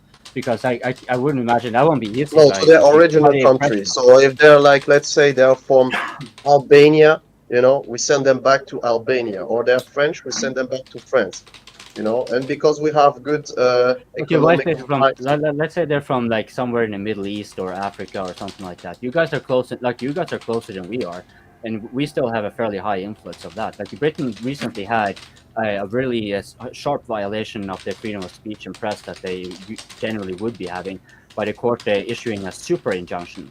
And this was because they made an unforgivably amateuristic error. By the way, Wyatt, I think you're tapping, or maybe it's Yeah, it's me. Yes, it's me. Yeah. So what happened in Britain was that they had basically released the like a 24,000, I think it was, interpreters and people who were collaborating with the British in Afghanistan, which leaked into the Taliban, right? And that's basically like a kill list. Like now you're dead unless you become a double agent, right? And so what did they do? This well over a year or so later, then they decide to fly everyone over to Britain. And they don't even know for sure if that's actually all the interpreters that they actually work for or if it's a fraud like that. And they hushed it so much that they have no clue themselves.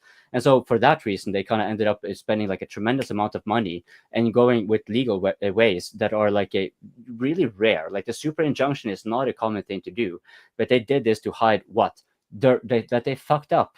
That was it. It was nothing else. It's not a national security issue, which would otherwise have warranted or anything like that. No, just because they fucked up in the most like ridiculous manner, right? And so like the I'm actually forgetting what the point here was. Sorry. So you will talk. Yeah, just real quick, Gabriel. Yeah, it's an individual case, right? It's not. It doesn't mean that Switzerland is just sending every back home, you know, who are foreigners, right? If you did something like I told you, you did some criminal acts, you know, or you illegally do something with drugs, or you have a second offense by any kinds of criminal activities, the Swiss government will check and look at your individual profile and then decide if there is needed to be sent back or not. That doesn't mean that like the guy who was interpreter in Afghanistan, Okay, but let's who go comes to here. the example of deportation, because like I mentioned, this is a problematic thing when the host nation, for example, or home nation, I mean, refuses to accept their own citizen back.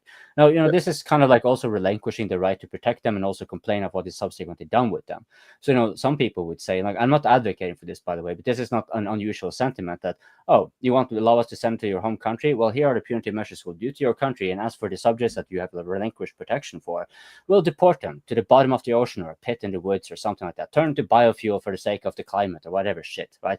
It's like, what do you do? Switzerland is not like is influential, but like, what do you do when the home nation refuses to take back like clear, obvious criminals, like dredges of society? Nothing. Like, you won't accept something like that in any society, right? Like, it doesn't really matter if you're Switzerland with strong, high standards or any other ordinary country. You don't want the criminals to be the like in high amounts. So like, when the homeland refuses to take back the criminals, like as was the case with Colombia, for a while, then what would Switzerland do? Because you're not the United States, because that's why Vaughn came in here. But Vaughn, let's upgrade. No, I mean seriously. I mean the No, let's Sweden would upgrade. do I the want to same upgrade your thing. answer, and then you go, please. What do you do, upgrade, when the host nation refuses to take back your deportee? Like, you say deportation, but like, how do you know it's actually enforced? And like, what do you do if you can't send there? Like, to me, it seems obvious that you just simply dump it over to your neighbors, and they'll have with whatever policy they're going on. So listen, about the enforcement mechanism who are used most of the time, they are financial or diplomatic, and we like mentioned also in a lot of other European countries, we just like say, okay, you don't want to take back this guy or that guy or whatever guys, we're just gonna cut the funding, for your respective, I don't know, company who's here, or we're gonna sanction, some of your rich oligarchs who have money here in our countries, make it more difficult for them to actually have leverage, because Switzerland is believing a lot in individual responsibility, right? So you are here, you're a guest, behave yourself, you get in one of the best country in the world with one of the best system, I would say. So just behave normally, go work, pay your taxes, and nothing gonna happen to you. We have a lot, like in Norway, we have a lot of like, our population is like, last time I checked, was like 30% were like immigrants, first or second kind of generation. And we don't have a problem, right? We have a good integration system because our schools are not ideologically motivated in one sense or another. We're trying to keep the things neutral and to benefit always the people. The people is the most important part in our system. It's not about who is in charge. If the person who is not doing a great job, if he's a financial minister, he will get kicked out, and there will be replacement. And we don't take just one guy who, just because he has connections, get in. He needs to have actual degrees or experience. And yeah, but that's upgrade. Didn't you guys enter NATO recently? Did we enter NATO? I don't know. I don't know about that. I didn't hear anything. Maybe we supply weapons. No, you're referring to the breach of neutrality. Like, it's I would perceive it as a breach of neutrality, where of course. Switzerland sends weapons to Ukraine, right? It's a big shame. Yeah. But you're not members of NATO, though. Like, I haven't heard anything. I can't recall you guys having become members. Like, no, I didn't hear that. That would be in the news. Yeah, no, I didn't hear. You became like NATO, like Ukraine, basically. Like, you're part-time member, so to speak. Like, no, that's but, the impression I got. but my point is that the dam is cracking. So like, clearly you guys have a dam, a barrier for like the EU values. You're not being very tolerant with the diversity. Clearly, no, we you're are tolerant. breaching. We have 30% are immigrants. You're treating criminals from foreign nations as criminals from foreign nations. So you're breaching the values of the EU. And we're not in the EU, first of all. We're just in the continent, right? And we have different laws, and that's why we want to keep it that way. That's why we don't want to enter the European Union, because we exactly know what's going to happen. They're going to enforce their things which they want to our country, and that's what we don't want. That's why we have our own currency. That's why we're independent. We can decide in our limited capacity what we're going to do with our country, and that's not the case with other European countries. And that's why these individual countries are rebelling against the system, because they see that Brussels is from the top down putting things in their countries which they don't want. That's why the Polish don't want to take the immigrants, right? And then the Hungarians don't want to take the immigrants from the France, Germany, and so on. And then they get fined because they don't take them. What the hell is that? That's not a democracy. That's not the system which was promised to these countries when they went inside the European Union. And that's why Switzerland is, I think, one of the best, because we're in the middle. We're trying to be not offend anybody, but at the other side, we're also very dependent on European Union. So if the European Union is not doing well, then we have a problem. Yeah. Yeah. So how long will it take till it fall? Like maybe Switzerland does end up being like the last man standing, and it survives this tsunami of decadence and incompetence. I must say we are a little bit scared, because we see how it goes around us, and we are scared that it can happen to us too. We are a very small nation. If big countries want to put pressure on us, they can. Obviously, we can fight back a little bit, but to be honest, if like the United States came, not all the secret of bank is finished, and we are saying that it's like that, we just caved. We just caved because the US is just a stronger power, and we need to acknowledge that, right? But like I said, in our limited capacity, we're still trying to make a structure out that the country is doing well, that the people doing well, that the people who come in are well integrated, that crime is low, that people can go outside and go outside in a park without having drug addicts on the street, or guys robbing the street. It happens, right? I'm not saying that there's no crime. There's no country with no crime, but I mean the system is, we enforce rules, right? Because we are a rules-based society, so we say, okay, everybody has these rules, abide by them, and then everything gonna be fine if you do that, right? And you can also take the money, because if you're coming with the Swiss franc anywhere in the world, you have advantage. So that's why many people work here. Then they build their houses in their home countries, and then when they're finished, they get the pension, right, and live there and have their houses. Yeah. Yeah. Well, my point with this is that, like, back to the original topic before we went into this first world black hole, or maybe white hole, we could call it. That the logic of power usually is, what should happen is that when a group of elites, say like the ones in Norway, or in Britain, or in France, or in the States, by the way, achieve certain level of decadence, then a rival castle, which is like another elite, a lesser elite, seizes the opportunity and takes over power, because there's a vacuum of power because of the incompetence. So the incompetence should be like a vacuum that sucks in a new power. That's what should happen normally. And if that's not happening in the Western countries that are falling apart, like France and Britain, Germany, etc., then what that means is that in the society there is no such will to power. There's no rival castle that can challenge the existing one that is falling apart. So it's a terrible situation, as in, civilizationally speaking, because the people are, it's a problem of the people, of the culture, the whole, as a whole, like the same thing in America. If this whole scandal of the files, the PDF files, and the, off the bat of the Biden administration, off the bat of the COVID lockdowns, and all of these things don't sum up to anything, come to naught, people just tolerate and go out with it. It means that that in the entire society there is no will to improve. You know, like they're just taking it one after the other, and that means that another nation then therefore is going to seize on that opportunity. So instead of having a rival castle inside your nation that can challenge the one that's falling apart, that means that the entire nation can fall apart and someone else is going to take over from outside.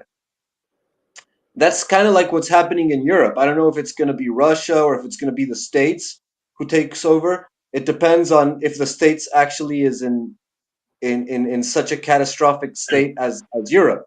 But if it's not the case, then they're going to fall apart until some external influence can actually take over. Maybe it's the Middle Eastern states that are migrating in mass to the north, or maybe it's the Russians. You know, after the collapse of NATO and the EU, they can start influencing like through investment or whatever, or maybe even taking over militarily. Who knows? Go on, Upgrade. Yeah, and for example, in to come to back to maybe one point of the immigration, we had like a big debate lately that Switzerland just banned foreigners from public swimming pools, and stuff like that. Yeah, we banned certain people because they were always the same who did it. You know, they went after girls, you know, and stuff like that, and didn't behave accordingly to normal human beings. And that's that's maybe a broad term, but maybe in Switzerland it's just mind your own business and don't you know touch women who don't want to be touched, you know, and stuff like that. And it's always been the same person, the same people from the same regions. So we just said, okay, from now on, people who are from different countries are not allowed to come in. You know, you need to show your passport before you go in public swimming pools. And that was a big controversy because we have 30% of, like said, people who are actually foreigners here. So that was a little bit of a hot debate we had lately, because people on one side said it's not fair to stigmatize one group, you know, because of some individuals and stuff like that. And on the other side, people said, okay, but it's always the same people, right? So we had this debate, and now it's went through and that was constitutionally okay, you know. But yeah, it shows that maybe in our country we're less like scared to make decisions who maybe are not, you know, are controversial, I would say. But at the same time, like also, I don't know in your countries, but in Switzerland also insurance companies check, for example, with car accident or people who drunk or use drugs, you know, while they're driving. They check their nationality, and according to your nationality, you need to pay more insurance for car. So just take an example. You can Google it. Like Albanians and Turkish people in Switzerland, most of the time they make problems with this kind of stuff, right? So they pay more. They pay more because the insurance says, okay, your group and overall is doing has more that we need to pay, so you're gonna have to pay more too, you know. So it's kind of like what I said before. It's a society who is based on your own individual acts, and if you're behaving correctly, nothing gonna happen to you and you're gonna have a nice life. If not, you're gonna have the consequences. Yeah. So that's just my take on that. I don't know who wanna continue. Maybe Europe ends up becoming Switzerland. You know, maybe Switzerland is Never like. in hell. I had the example for hundreds Gabriel, of years. don't try It to was there in the usurp middle, you my know. name. I am the one who does the coping here. But speaking of coping, folks, we are close to the 7 hours. We're at the 7 hour mark, and it's I think it's high time that we start closing. Yeah, I here. agree. I agree. Quite yeah. Coping has achieved, you know, starting from the beginning all the way to the end. But it's a great achievement. It's an interesting change. So yeah, it wouldn't be surprising that I'll be, of course, share my thoughts on this open mic and why it pertains to you folks, both my fellow guests here and of course you peeps watching. So from the get-go of this, I tried to get an Israeli Druze on. Now, you can clearly detect that this guy is very pro-Israeli. Clearly has a bias. But that doesn't really matter, because the thing is that we are all different, right? He may still have some very relevant information from the ground. And what is it that what we really appreciate with the open mic? It is actually getting, people from the ground. And think about like this. This is not a big YouTuber I'm talking about. This is pretty much someone who had like a channel that had like 20, 30,000 or something like that. It doesn't even have to be a YouTuber. The point is like trying to get people on the open mic, generally speaking, I think is, it's healthy for us. Like if you can get people from around the world, one way or the other, it's someone to say there's someone who let's say you in the audience, like you don't want to be getting on the open mic for whatever reason.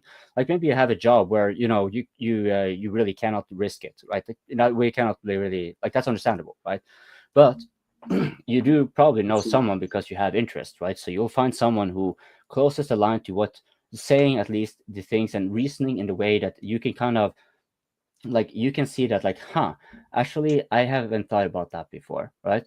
Like when you come across a person that can give you like an insight that you haven't thought about, like it doesn't even have to be right or correct. It's just that, okay, that's what a lot of these people are believing, right? Try to get them here. It's like I could say whatever, like as I try to put attention into the Druze, but like I have like I had to say that the information bias is by default going to be heavily laden in a pro-Israel direction because of the power outages and the internet's being blocked and the Syrian and the Lebanese are being eerily quiet about it. So Lebanese Druze, I mean, right? So like who better to explain what's actually going on? Who are the factions and like why are this so forth? It's going to be those people, right? So that's why I really wanted this guy on, because he would know the disagreements between the Druze pertaining to national loyalty and where that collides with their internal ways of doing their things, right? Or at least he have better clue than we would, right? And that's really that's what I'm imploring everyone. Do your best. Like if it's someone that you think actually merits coming on the open mic, don't be shy. Like even if you're just like in the comment sections, maybe if you have a YouTuber that you pay attention to, for example, just another example, and then I'll stop. It's someone who tries to speak to the audience, maybe even have a call in on Discord or whatever. You could be one of those who kind of encourages them to adopt a little bit of the open mic method. It does not matter what the YouTuber does on the sideline, right? What matters is that they are opening the audience to partake in the conversation, introducing a broader set of perspectives. And that's what the DPA Open Mic does, right? If you're interested in geopolitics and the things we like to talk about, and you are from another channel, this will be a good place for you. Then there are also many of us who are interested in many other things. Like I like to go on an open mic that speaks on Christian theology, even though I'm not a Christian, and another open mic that is more sociologically oriented. Here, it will be a black hole. There, it's kind of dealt with much more elegantly because that's what they do, right? So when we go to cross-pollination, that could be a good thing, and it's a mutually beneficial thing that we need to look for. Invite more people to the open mic. That's my core imploration to all. And apart from that, of course, if you haven't pressed the like button, do so right now. And thank everyone who has super chatted and support DPA financially on Patreon, Ko-fi, Locals, and the incredibly sexy name, Boosty. So, yeah. And thank you, Wyatt, above all. This is a really good timing, by the way. I wonder what others think about the timing. But for me, this is a really nice timing. It ruined my entire day, but it's not going to ruin the rest of my week, unlike the later timings that tend to be. So, yeah, thank you, everyone. Vaughn, closing. Yeah, I just wanted to thank Wyatt, as always, for providing the platform. And as usual, I always enjoy the panels of the regulars, especially the young stud upgrade. Anyway, that being said, I knew it would come more.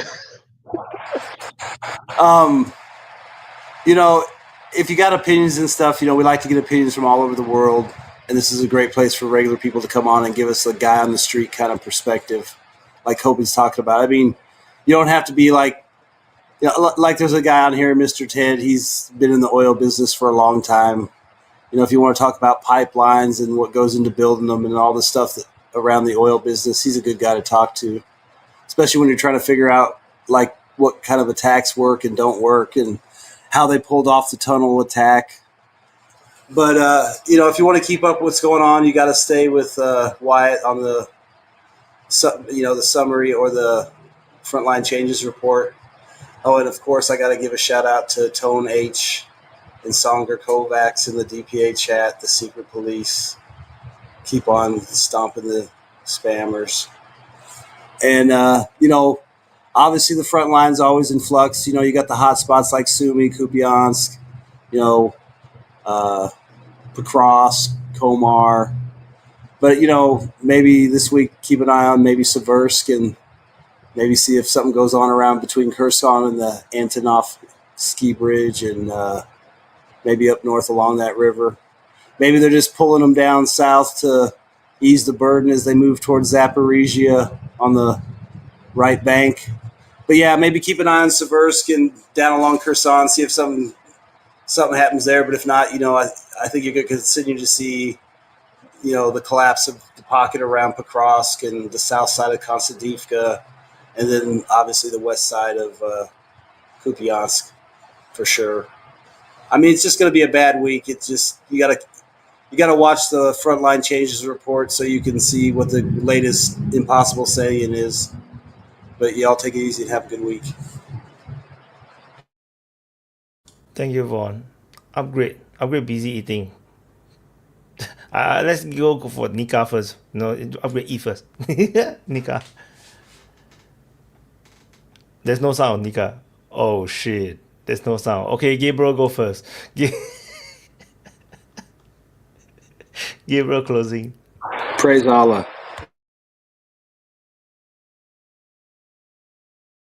Gabriel, you're muted.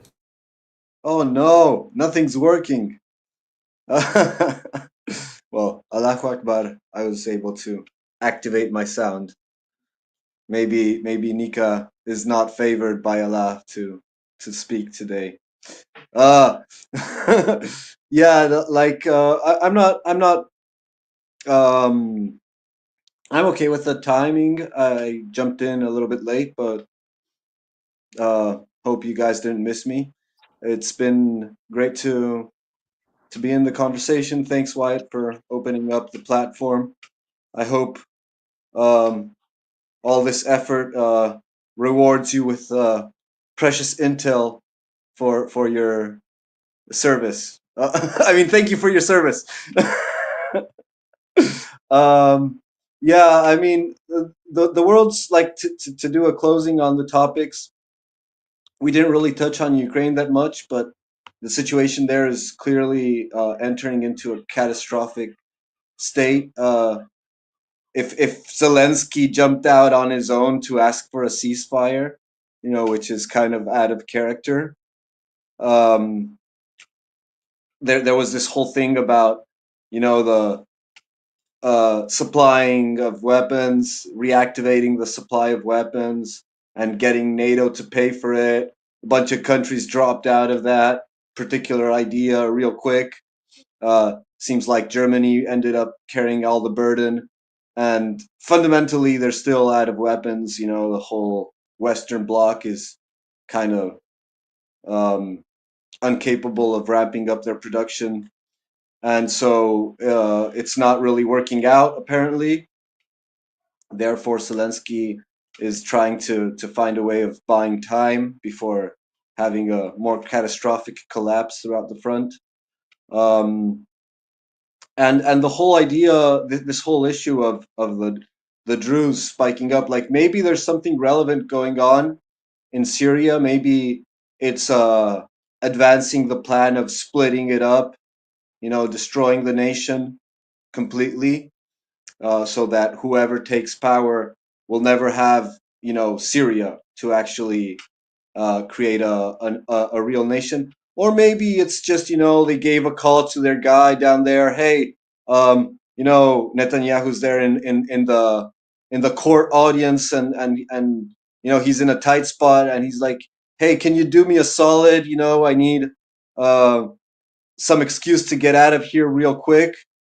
And so, something heated up in Syria, and Netanyahu has an excuse to bomb them and get out of the court, before the city. Like, beyond all the geopolitical situation that's going on in the Middle East, you know, and all the conflicts of powers there and all of that, there's a weird consistency in like the conflict stirred by Israel and Netanyahu's court schedule. So maybe there's a there's an issue of like proximal cause there. You know, in medicine you talk about proximal causes and distal causes. So the distal causes are the geopolitical tensions, the great power politics going on there, and you know, whenever the actual power there wants Israel to do something, they just put up the heat a bit on the court cases, and Netanyahu then has to comply and go ahead and do whatever you know, to get out of the tight spot. But yeah, like I think that to my point throughout the conversation, that as long as the population is willing to tolerate you know, whatever bullshit their elites are doing, the elites are gonna continue doing more and more bullshit. So that can be that's like a test, you know. It can be deliberate, like the elites want to test the population to see how far they can get away with, but it can also be, and maybe that's the worst case scenario, you know, just the sheer decadence and nihilism of a culture, of a civilization that has lost its way and is falling apart, and you know, they're just testing the population out of sheer stupidity. And if that's the case, then, you know, more so it is a test on the population to see what they're willing to tolerate, and if they actually, you know, have a right to exist. People talk about Israel having a right to exist, you know, and you can talk about any nation having a right to exist, but, or even individual people, but, you know, if people don't have a self-preservation instinct, both as individuals or as a nation, then they forfeit their right to exist. And so, and I'm talking about the people, not necessarily in the sense of the plebs. Elite groups are also part of the people, and when they're no longer part of the people, like in the case of the globalists, then it is still the responsibility of the people to bloom from within a new elite group that is part of the people, or else, you know, that civilization is simply going to collapse because they have no backbone. And that's kind of what's happening. And so it's a test on all of us as population, and specifically on the ones that have more influence. Those have a greater responsibility to become, in some way or another, the backbone of their own nation, of their own civilization. And so, yeah, in whatever way that we can, you know, with our outrage, with our rage, with our strategic thinking, and all the faculties that life has bestowed us with, to use them for our own preservation, and that, more importantly, that of our descendants. So that's my closing. Thank you, Wyatt. Like, share, and subscribe, and see you in the next one. Thank you, Gabriel. Nika. Hello, do you hear me now? Yeah, I'm always favored by Allah. So wanted to hop off earlier, but sadly the time changed and everything was messed up. So I'm always yeah. And I cannot be like every week because of work. So you know, guys. But I heard a lot of good opinions and a lot of nonsense. Just wanted to yeah, of course.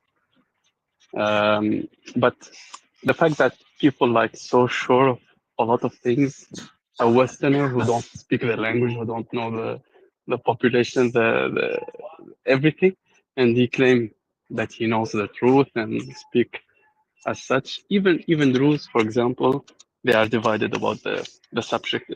There's Druze with the Shara, there's Druze against him, and They are divided. The people inside the ground are divided. So claiming that you know the truth is a nonsense. It's like claiming you know the front line in Ukraine war is the same thing for me. We have a bits and pieces of what's happening. Even as I said, even people on the ground are divided. But some people like draw an image and try to fit everything to that image. It's like trying to force everything to that unique image. For me, I try to, for example, I listen to a lot of Druze that were pro-Israel and Druze that are against because they're like they have five mashayikh, Sheikh al-Aql they called them. There are five. One he's pro-Israelis and like four that goes back and forth. I heard what they say. I heard of a lot of Bedouin tribes, their point of view. Each one of them say he's on the right side, but there's a lot of confusion, a lot of division, and claiming that you know that only with one channel that tells you this or that, or one part of the group that tells you this and that is like crazy, man. Be humble. That's what I'm telling everyone. Be humble a bit. I am Arabic. I understand the language. I hear both sides, and I'm sometimes confused. So don't pretend that you know the truth because you think, for example, Assad is Mossad Asian. So you need to fit everything inside that bottle, even if it doesn't fit. You need to fit it. That doesn't work like this. That doesn't work like this. Anyway, keep an open mind. Hear both sides and why make it a bit like late, like 1 or 2 hours late, because I cannot like be present every week because of work. But I tried it. Like I listened a lot to a lot of what's happening to the Druze like issue now, and try to do a bit of research before going to the open mic, and sadly it went like but because I listened to a lot of even the leaders, the mashayikh, the head leaders of the Druze, what they saying in a lot of interviews, a lot of Bedouin tribes, what they saying, what happening at the government, because a lot of sources aren't available in other languages. That's the thing. People from the West cannot like access those easily, and even if you accept them, you need to understand the region, the interactions between Bedouins and Druze and the government, and it's a messy situation. But this is when you have multicultural areas, so you need to. It's a dazing situation, but anyway, that's why I wanted to emphasize. You need to have an open mind to be able to change your mind, to change your beliefs if you feel like you are wrong, because we are not gods. We cannot claim that we know truth. I can be wrong. He can be, for example, Ashara can be Mossad Asian. How should I know? I try to have a good view of what I see, what I hear, of my judgment. That's what we can best. Likewise, for example, you cannot like claim that this is the front line. You hear what the people say, and hear what the proof say, and try to have your opinion about it. It's not magic. You can be wrong. You can be correct. You can be correct more than because you follow the situation every day. You can be like 80% correct. That's why I said like I claim that I can be more correct than others because I follow the region more and I understand things more than others. That's why I'm saying, and keep an open mind, guys, and have a good day. Thank you, Nika. No, keep an open mind. No, maybe Esptein list actually never existed. No. Stir. I like the plane, the Esptein plane. You know, the new invisible plane. You didn't see that? No. Oh yeah. I saw. They paste the Esptein list all over it, right? The whole plane become The new invisible plane. Okay, upgrade The whole closing. shenanigan is crazy. The whole thing is crazy. Like the West is crazy now. Yeah, let's not go back to that, right? Because I have pretty strong, feelings about that, and you can check it out later if you didn't saw it. But first of all, I would say, yeah, thank you, Wyatt, for this format because it's pretty nice to have different kinds of views and opinions and to fight it over sometimes, in agreeing also sometimes about some topics, right? It's also it's healthy. It's healthy for the overall society to have debates. Sometimes it goes a little bit overboard, right? Because we get sometimes emotional for some points, right? It's fine. You can have your opinions, and then afterwards we need to, with arguments, to try to fight them out, right? To not have the situation that there is total anarchy and everything goes to shit. And second of all, I would like to say also, hopefully, that all these wars will finish because all the suffering and so unnecessary, in each part of the world. It doesn't matter if it's Ukraine and Russia, or in the Middle East, or in Africa, or whatever it is. It would be much better if we could just live together, as peaceful, and but that's maybe a little bit utopia, maybe a little bit, too naive about this point. But I never stop believing in it, because if we lose the hope, then what else it can be here?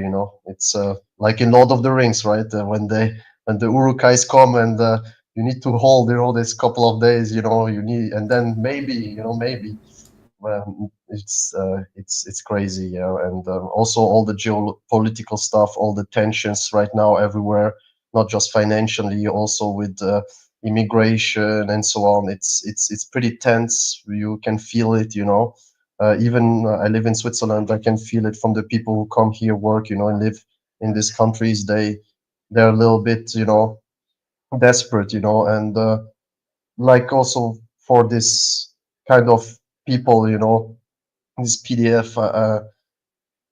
I I'm too emotional about this because by myself I have a kid, and you also, White. So it's a topic which is very near to me, and also previously when I was younger, I worked with kids, so I know, and I it's horrible, and we should fight and never give that.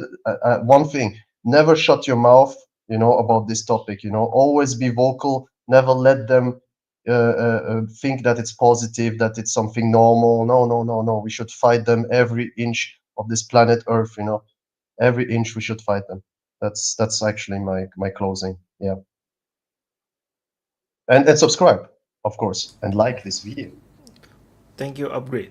And as the wise wizard Saruman said, join him. Wrong advice. No, the wrong one. The wrong one.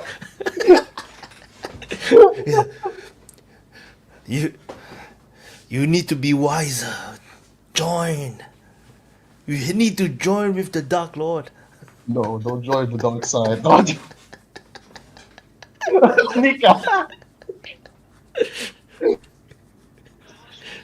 It have its benefits. The dark side, more power. So have a nice one, guys. See you next time. Thank you, upgrade. Thank you, Nika. So it's my turn to do closing. Okay. So thank you everyone for watching the DPA Open Mic episode 137. Just some update. The DPA Discord is currently in Discord jail. So I did previously try to share the link to join the Discord. And yeah, indeed, we were in Discord jail. So the invite link doesn't work. It will be DPA Discord will be released from the jail on the 27th of July. So one more week to go. And meanwhile, I'm doing a lot of reforms within the Discord. So hopefully it will do well. And otherwise, you can always join the DPA forum on the Telegram. Just search DPA forum, you'll find it. So, and this timing is a bit of a unusual one. Again, for those that didn't hear me say this in the beginning of the video, is because I no longer commit myself to the sit rep on a daily basis, so it's able to get able to do it this timing. If not, I will be busy doing sit rep. So anyway, we shall see how this go, and also knows that I'll probably do a poll or something, see what people think about the timing of DPA Open Mic. Of course, no, I can't commit to the same timing every week because of depending on the work, depending on my energy level, and depending on like family. Like for example, let's say if Sunday evening I got something on, then definitely I cannot do Sunday evening. I mean, like today is a Sunday evening for me. Then I'll have to do like Sunday night. There will be like the usual like around this timing. We'll be just like 1-2 hours in, that kind of thing. So, but I think this today's timing is like the most central timing for everyone around the world. So it's like the evening for Asia, and then morning for United States, the Americans, and like a afternoonish time for the Europeans. So it's not bad. So it's just a matter of like managing and see how this goes. I'll try my best. I saw people, and it's been like years now, people tell me to try to put the timing earlier, try to schedule earlier. I want to, but I just worried that I schedule and then I cannot make it. Like today I dare to schedule because I'm already awake, so I know that at what time I definitely will be free and I will be around. Yeah, but usually when it was like the usual timings, those timings are usually in the middle of the night, like right now for me, and it's a bit dangerous. This kind of timing I may not have enough energy, because I may be awake for the whole day, so that could be the case. And and I also got something to got this new thingy. Let me this new thingy from so let me see, I can share this. So this is like a new thingy from the YouTube. So the live chat now have this ranking. So the ranking is actually for every live chat. So it's like a reset every time there's a new stream. So today our number one spot goes to Tech Derp. She won first place with 675 XP. How this is and then the second is Voss, Mr. Da Silva. Third is hidden. Third is actually Jack Holman. I have no idea why Jack's name don't appear on this list. I have no. It's like 1, 2, and then no more 3 because Jack is on it. So the XP is based on chatting on the live chat as well as super chats. So the people who chat the most will have more points, but super chat will boost you up, something like this. Like it's an additional fun thing, I think, for the users, and I thought it's interesting. It's quite cool.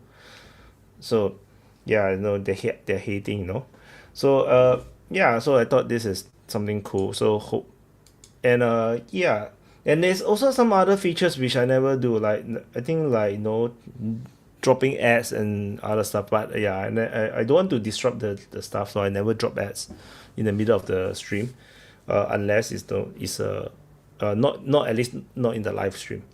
So anyway, that's it. No more nonsense talking. So thank you for watching. So press the like button, subscribe, and have a great week ahead. It's Sunday. For those that are still having your whole Sunday, enjoy your Sunday. And for the Americans, I think it's a whole freaking Sunday. I think it's nice for time. 2:30 p.m. for Vaughn. So he still have a whole Sunday ahead of him. So anyway, that's it. Thank you so much. And I'll see you guys. I will drop the outro, and I'll see you guys in the next update. Bye guys.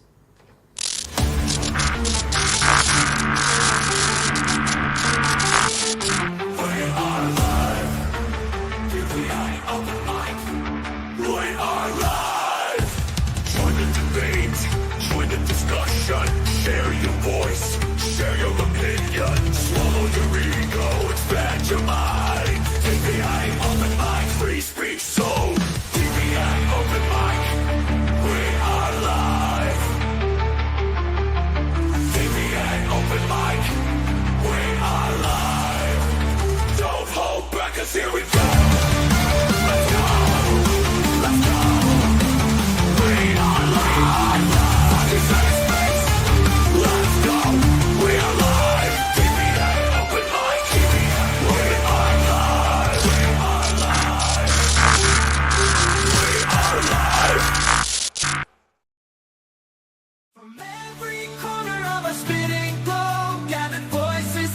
as they grow. Ideas like rivers, they ebb and they flow. In the meeting of minds we grow. Together we stand, diverse yet aligned. In the arena of thoughts we find a world where every voice decides, debating the future unconfined. Opinions like colors, vivid and bright, clashing, merging in the light. From whispered winds to roaring might, in our discourse we ignite. Together we stand, diverse yet alive. In the arena of thoughts we find a world where every voice decides, debating the future unconfined. In the clash of ideas we see the birth of what the world could be. From conflict we find the key to unlock our collective destiny. Round the table the world convenes, every culture, every scene. In the marketplace of dreams, we chart the course of unseen streams. Together we stand.